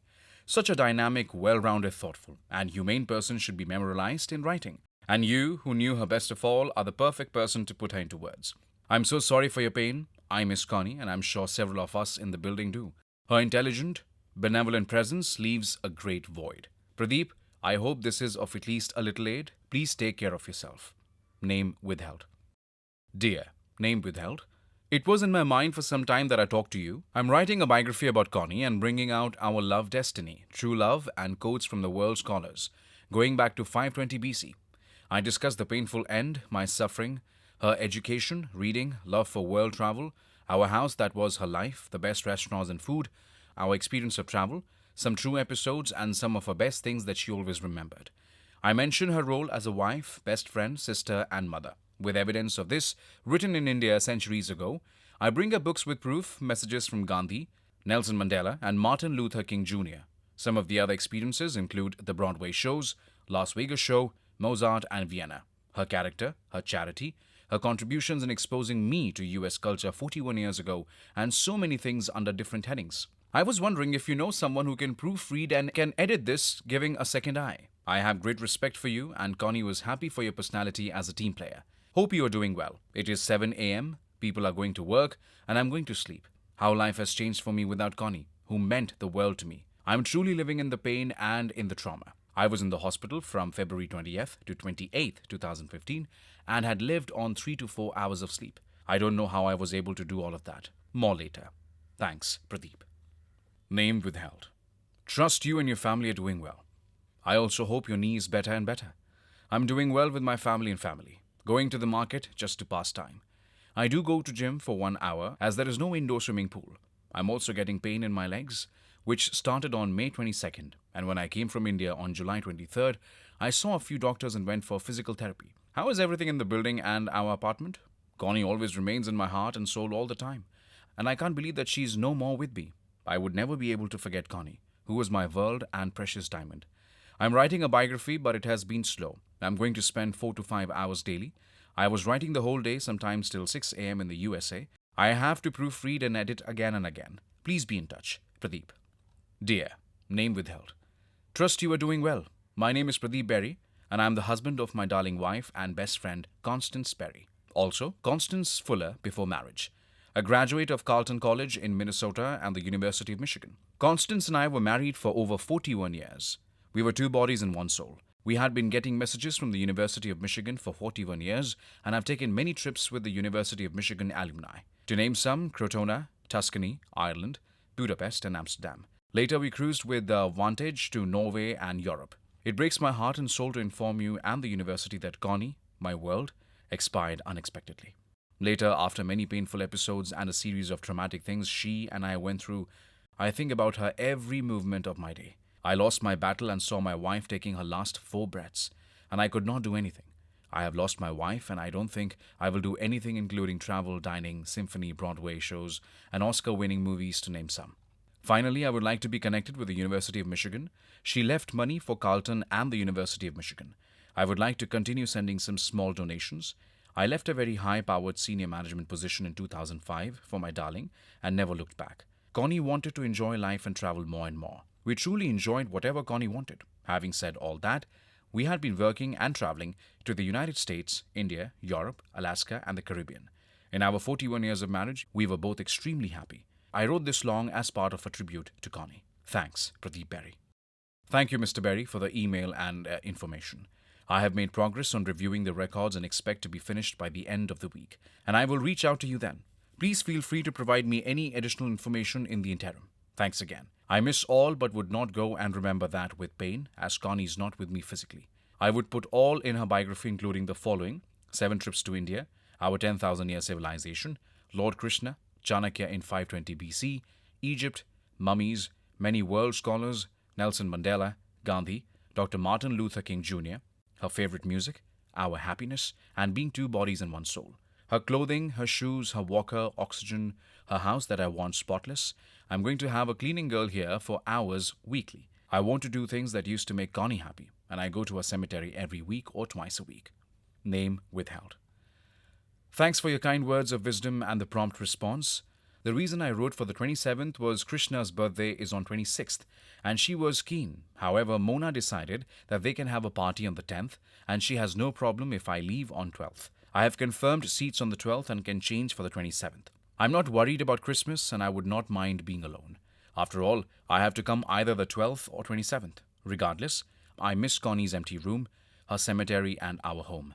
I'm not doing a whole lot. Even if I'm busy with kids and in the market, still I'm not in a mood. I didn't want to go for 2 days, whether I would have to bear it on the 12th or 27th. Again, I would not feel lonely during holidays. I'm lonely to some extent here too. I'm writing her biography and I have to find a proofreader and to do the editing. I would be happy if you desire to do so. I don't want to hurt you, but I definitely would like to pay for that. I strongly mean that. Please don't get me wrong or feel hurt about that. Maybe in 1 or 2 months. I didn't get a lot of chances to do it here due to the other things, like going out with my brother and talking with my family. After all, they want me to spend time with them. Thanks for your kind words and phrases and your time. Regards, Pradeep. Pradeep, your coming home on the 27th doesn't affect me. The weather has turned snowy and very cold these last 2 days. It's supposed to warm up for Thanksgiving. Perhaps you should research what the weather will be like in this area for the winter. At the same time, you will be able to get an idea of what the weather would be like when your plane arrives here. It's such a shock to leave warm weather and walk off the plane into drift of snow. For no other reason, you can escape bad weather for those 2 extra weeks. Winter is long and depressing here. Name withheld. P.S. I just realized, Pradeep, Christmas here will be very lonely for you. Even if you're not in the mood for Christmas, if you're here alone, you will feel all the gaiety and joy around you of other families and on the TV shows blasting Christmas music. I never tell people what to do, Pradeep. So it's surprising I'm going to say this. You should return on the 27th and remain there for the holidays. Oh, I just realized. Perhaps the trip will be difficult to plan if the people are coming and going on flights for Christmas. And then again for New Year's Day. That's a hectic time for travel. You need to research this too. Name withheld. It is 6 a.m. and I was busy. So I will be brief. If I come on December 27th rather than December 12th, would there be any problem? I sometimes don't think I can stay longer than the 12th because I miss Connie, our house, and everything. But still, I thought if you have any questions or suggestions, in a way, the 27th looks long compared to the 12th, and I may stick to the 12th. However, I hope you are doing well and good luck with your own home and family and your health. Thanks, Pradeep. Enjoy the remainder of your stay, Pradeep. I assume you don't have any holiday in India on our Thanksgiving Day, 11/26, which pertains to a part of the history of America. It must be difficult having a foot in 2 countries. Hi, XB. Thanks for your reply and its contents.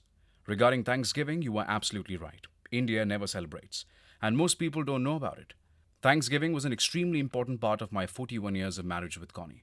It was so great. Connie and I always celebrated every year, practically every year. Connie used to have Thanksgiving and Easter with great style. Silver plates, cranberry sauce, mashed potatoes, broccoli, rice, snacks of many kinds, turkey filling on the barbecue, drinks, and 3 kinds of desserts. We had banana cream pie, pumpkin pie, and nutmeg pie, especially only on Thanksgiving. Connie used to make everything from the scratch, and it was perfect and absolutely selective. There used to be over 20 family members, and Connie used to cook. We used to go to people's houses, including her parents and her one sibling's family. I would say those were golden days. I used to help Connie with the whole table setup, wine, whiskey, snacks, you name it, it was there. I know we were happy when we were overjoyed, and Connie did an excellent job in renovating and furniture. Later, we started going out of Prairie Grass in Northbrook, and 3 to 4 times we took S Prairie Grass has an excellent Thanksgiving special. But it's a little expensive. In January 2011, we bought the garage. We were happy to have a garage, especially for Connie. I had promised Connie I would definitely make sure she had a garage, and we were looking for different houses. But my words came true and we got the garage. After coming back from Sanibel in 2012 and in August 2012, we bought a new car, and a garage was there for Connie's Toyota Camry. I started parking outside the garage we were renting from P after buying the car. Connie drove the Lexus for 15 minutes when we went to Lake Geneva to try a Lexus. I encouraged Connie and said, I would do anything to make you happy. After Connie's mother died in August 2006, Connie and I arranged all the last rites, and Connie paid quite a lot of a share for the last rites, along with her one sibling. I gave my tributes to her mother, and Connie was very happy that I gave wonderful tributes to her mother.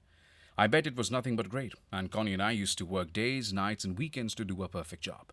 I'm missing Connie. For Thanksgiving and now Christmas, regardless of where I am and would live, I'm in pain when I think of these two holidays. I would enjoy it in my house, alone with her pictures and candles. And I'd go to the cemetery. Mona gave that advice to me today. I must say that for Thanksgiving and for Christmas, I was always with Connie. Last Thanksgiving, I made a good dinner for her at home. For Christmas, I bought some nice things and cakes. No matter what it was, being with Connie every moment in her room, movie watching, reading, and just being with her, just next to her in the car, next to sit in the kitchen, taking her to the hospital, carrying her to the wheelchair, taking her wheelchair to bathroom in hospital, giving a shower to Connie, taking her to her room, filling her water in the morning and afternoon and night, her green glass on the kitchen table. You can see water there and in her room, in the bedroom, which I'm still doing and will keep on doing. I'm praying for her 3 to 4 times, sleeping with her pictures in my home, in India, in my bedroom. I have all of her pictures with me and I don't go anywhere without her pictures. I always have them in my pocket. Her ashes are still in our house in urns. Though according to Hindu religion, ashes have to be dispersed, I took a little in the urn from the funeral home in 2 beautiful urns. I used to pray to those in our house because they are sealed and cannot be opened. I pray to them and feel closer. But I still live in pain. I'm writing all about our family, about our episodes, hospitals, our love, our education, her qualities, her love for cooking and traveling, books, magazines, charity, and Sanibel. I have cut down going out, and I'm not traveling or spending on clothes. Anything Connie wanted, I would do that. But I would live very simple. Now Connie's gone, and that is how I'm going to go through my life. The most difficult period and painful part of my life. M. Thanks for your nice compliments about our marriage and most important, Connie. I truly can't describe Connie's beauties along with all the great qualities, knowledge, and responsibility in every aspect. I can't find any fault whatsoever. People who think they knew Connie did not know Connie. People who knew her can't describe Connie. This quote will be in my book. Thanksgiving and Christmas were extremely important in our lives, and so were Easter and many other things. Now I will not enjoy any of these things. Marriage is never going to happen. No way I can think of that. Connie was Connie. If God gives me my Connie again, I will be more than a king. It will end all my sorrows, but I can't have that unless God personally makes it happen. I know I'm dreaming, but sometimes dreams and God's blessings upon seeing one's devotion can happen. It may be Connie as a wife, sister, mother, or father. I would accept her in any form, as long as it's her face and her voice and the qualities she had. I think my mind is that I want to be there on Christmas and will put flowers on a cemetery, as I did one day before going to India. It was pitch dark at 6:30, but I managed my cell phone and a flashlight app you can download free from Google. You would like it. They are great. Later, I brought the car and turned on the lights. Peace of mind and sadness is what I get. But I still like to go for my happiness. Connie's brother and his whole family of 16 people have never visited Connie's parents' grave sites, which is next to Connie. Pradeep Berry is the only person Connie can expect to visit, and I like to do so with great pleasure and happiness. I become upset if I don't go there once or twice a week. You do give me great advice about how to get over this most painful thing of my life, but it may not be able to treat the problem soon. I showed your email to name withheld. Sincerely, Pradeep. Very few people have those type of memories. So many couples struggle with their partners in marriages. You both were so blessed, Pradeep. Such a wonderful life. Name withheld. I envy Connie and her skills. I was never a great cook or hostess, although when the kids were being raised and my husband was alive, I did have family over. It was a struggle for me, even to this day. I burn things and I'm a bundle of nerves. You were blessed to have Connie create such a beautiful ambience for those times. Please don't feel badly that you gave me much of the story at length. It is so healthy to vent and let things out, Pradeep. You painted a beautiful picture of Connie that she created in your life. Keep hopes within you that when your grief lifts, good things may come to you. Don't say no because I have seen it in my own family's lives. I will say good night, Pradeep. Name withheld. Pradeep, thanks again for calling last week, and it was great to hear from you. I'm so happy that you and Connie are doing well. I'm so happy that you and Connie are doing well, and in particular that you're now engaged with teaching and writing, and happy belated 17th birthday last July 29th. I will be happy to share with you my thoughts and observations regarding yourself and Connie as you requested. Please let me know more specifically what might be helpful. What I've largely observed is that you've been an exceptionally devoted and close couple. This is all the more remarkable with you being from India and not having your immediate family here, your heavy job related travel commitments, and Connie's health issues in more recent years. But you've managed to maintain close and enduring bond through it all for 40 years. Although your closeness as a couple is what I aspire to for myself. I've been most recently busy working as a credit and portfolio manager in commercial lending at a $700 million New York based thrift headquartered in the Bronx. The bank, historically as a thrift, has been principally engaged in residential and commercial mortgages, but it was recently expanded into commercial lending, including ABL and SBA loans. I've been pleased to continue to work in banking and advance my career here in New York, especially because I turned 60 in January, and it gets harder as one gets older.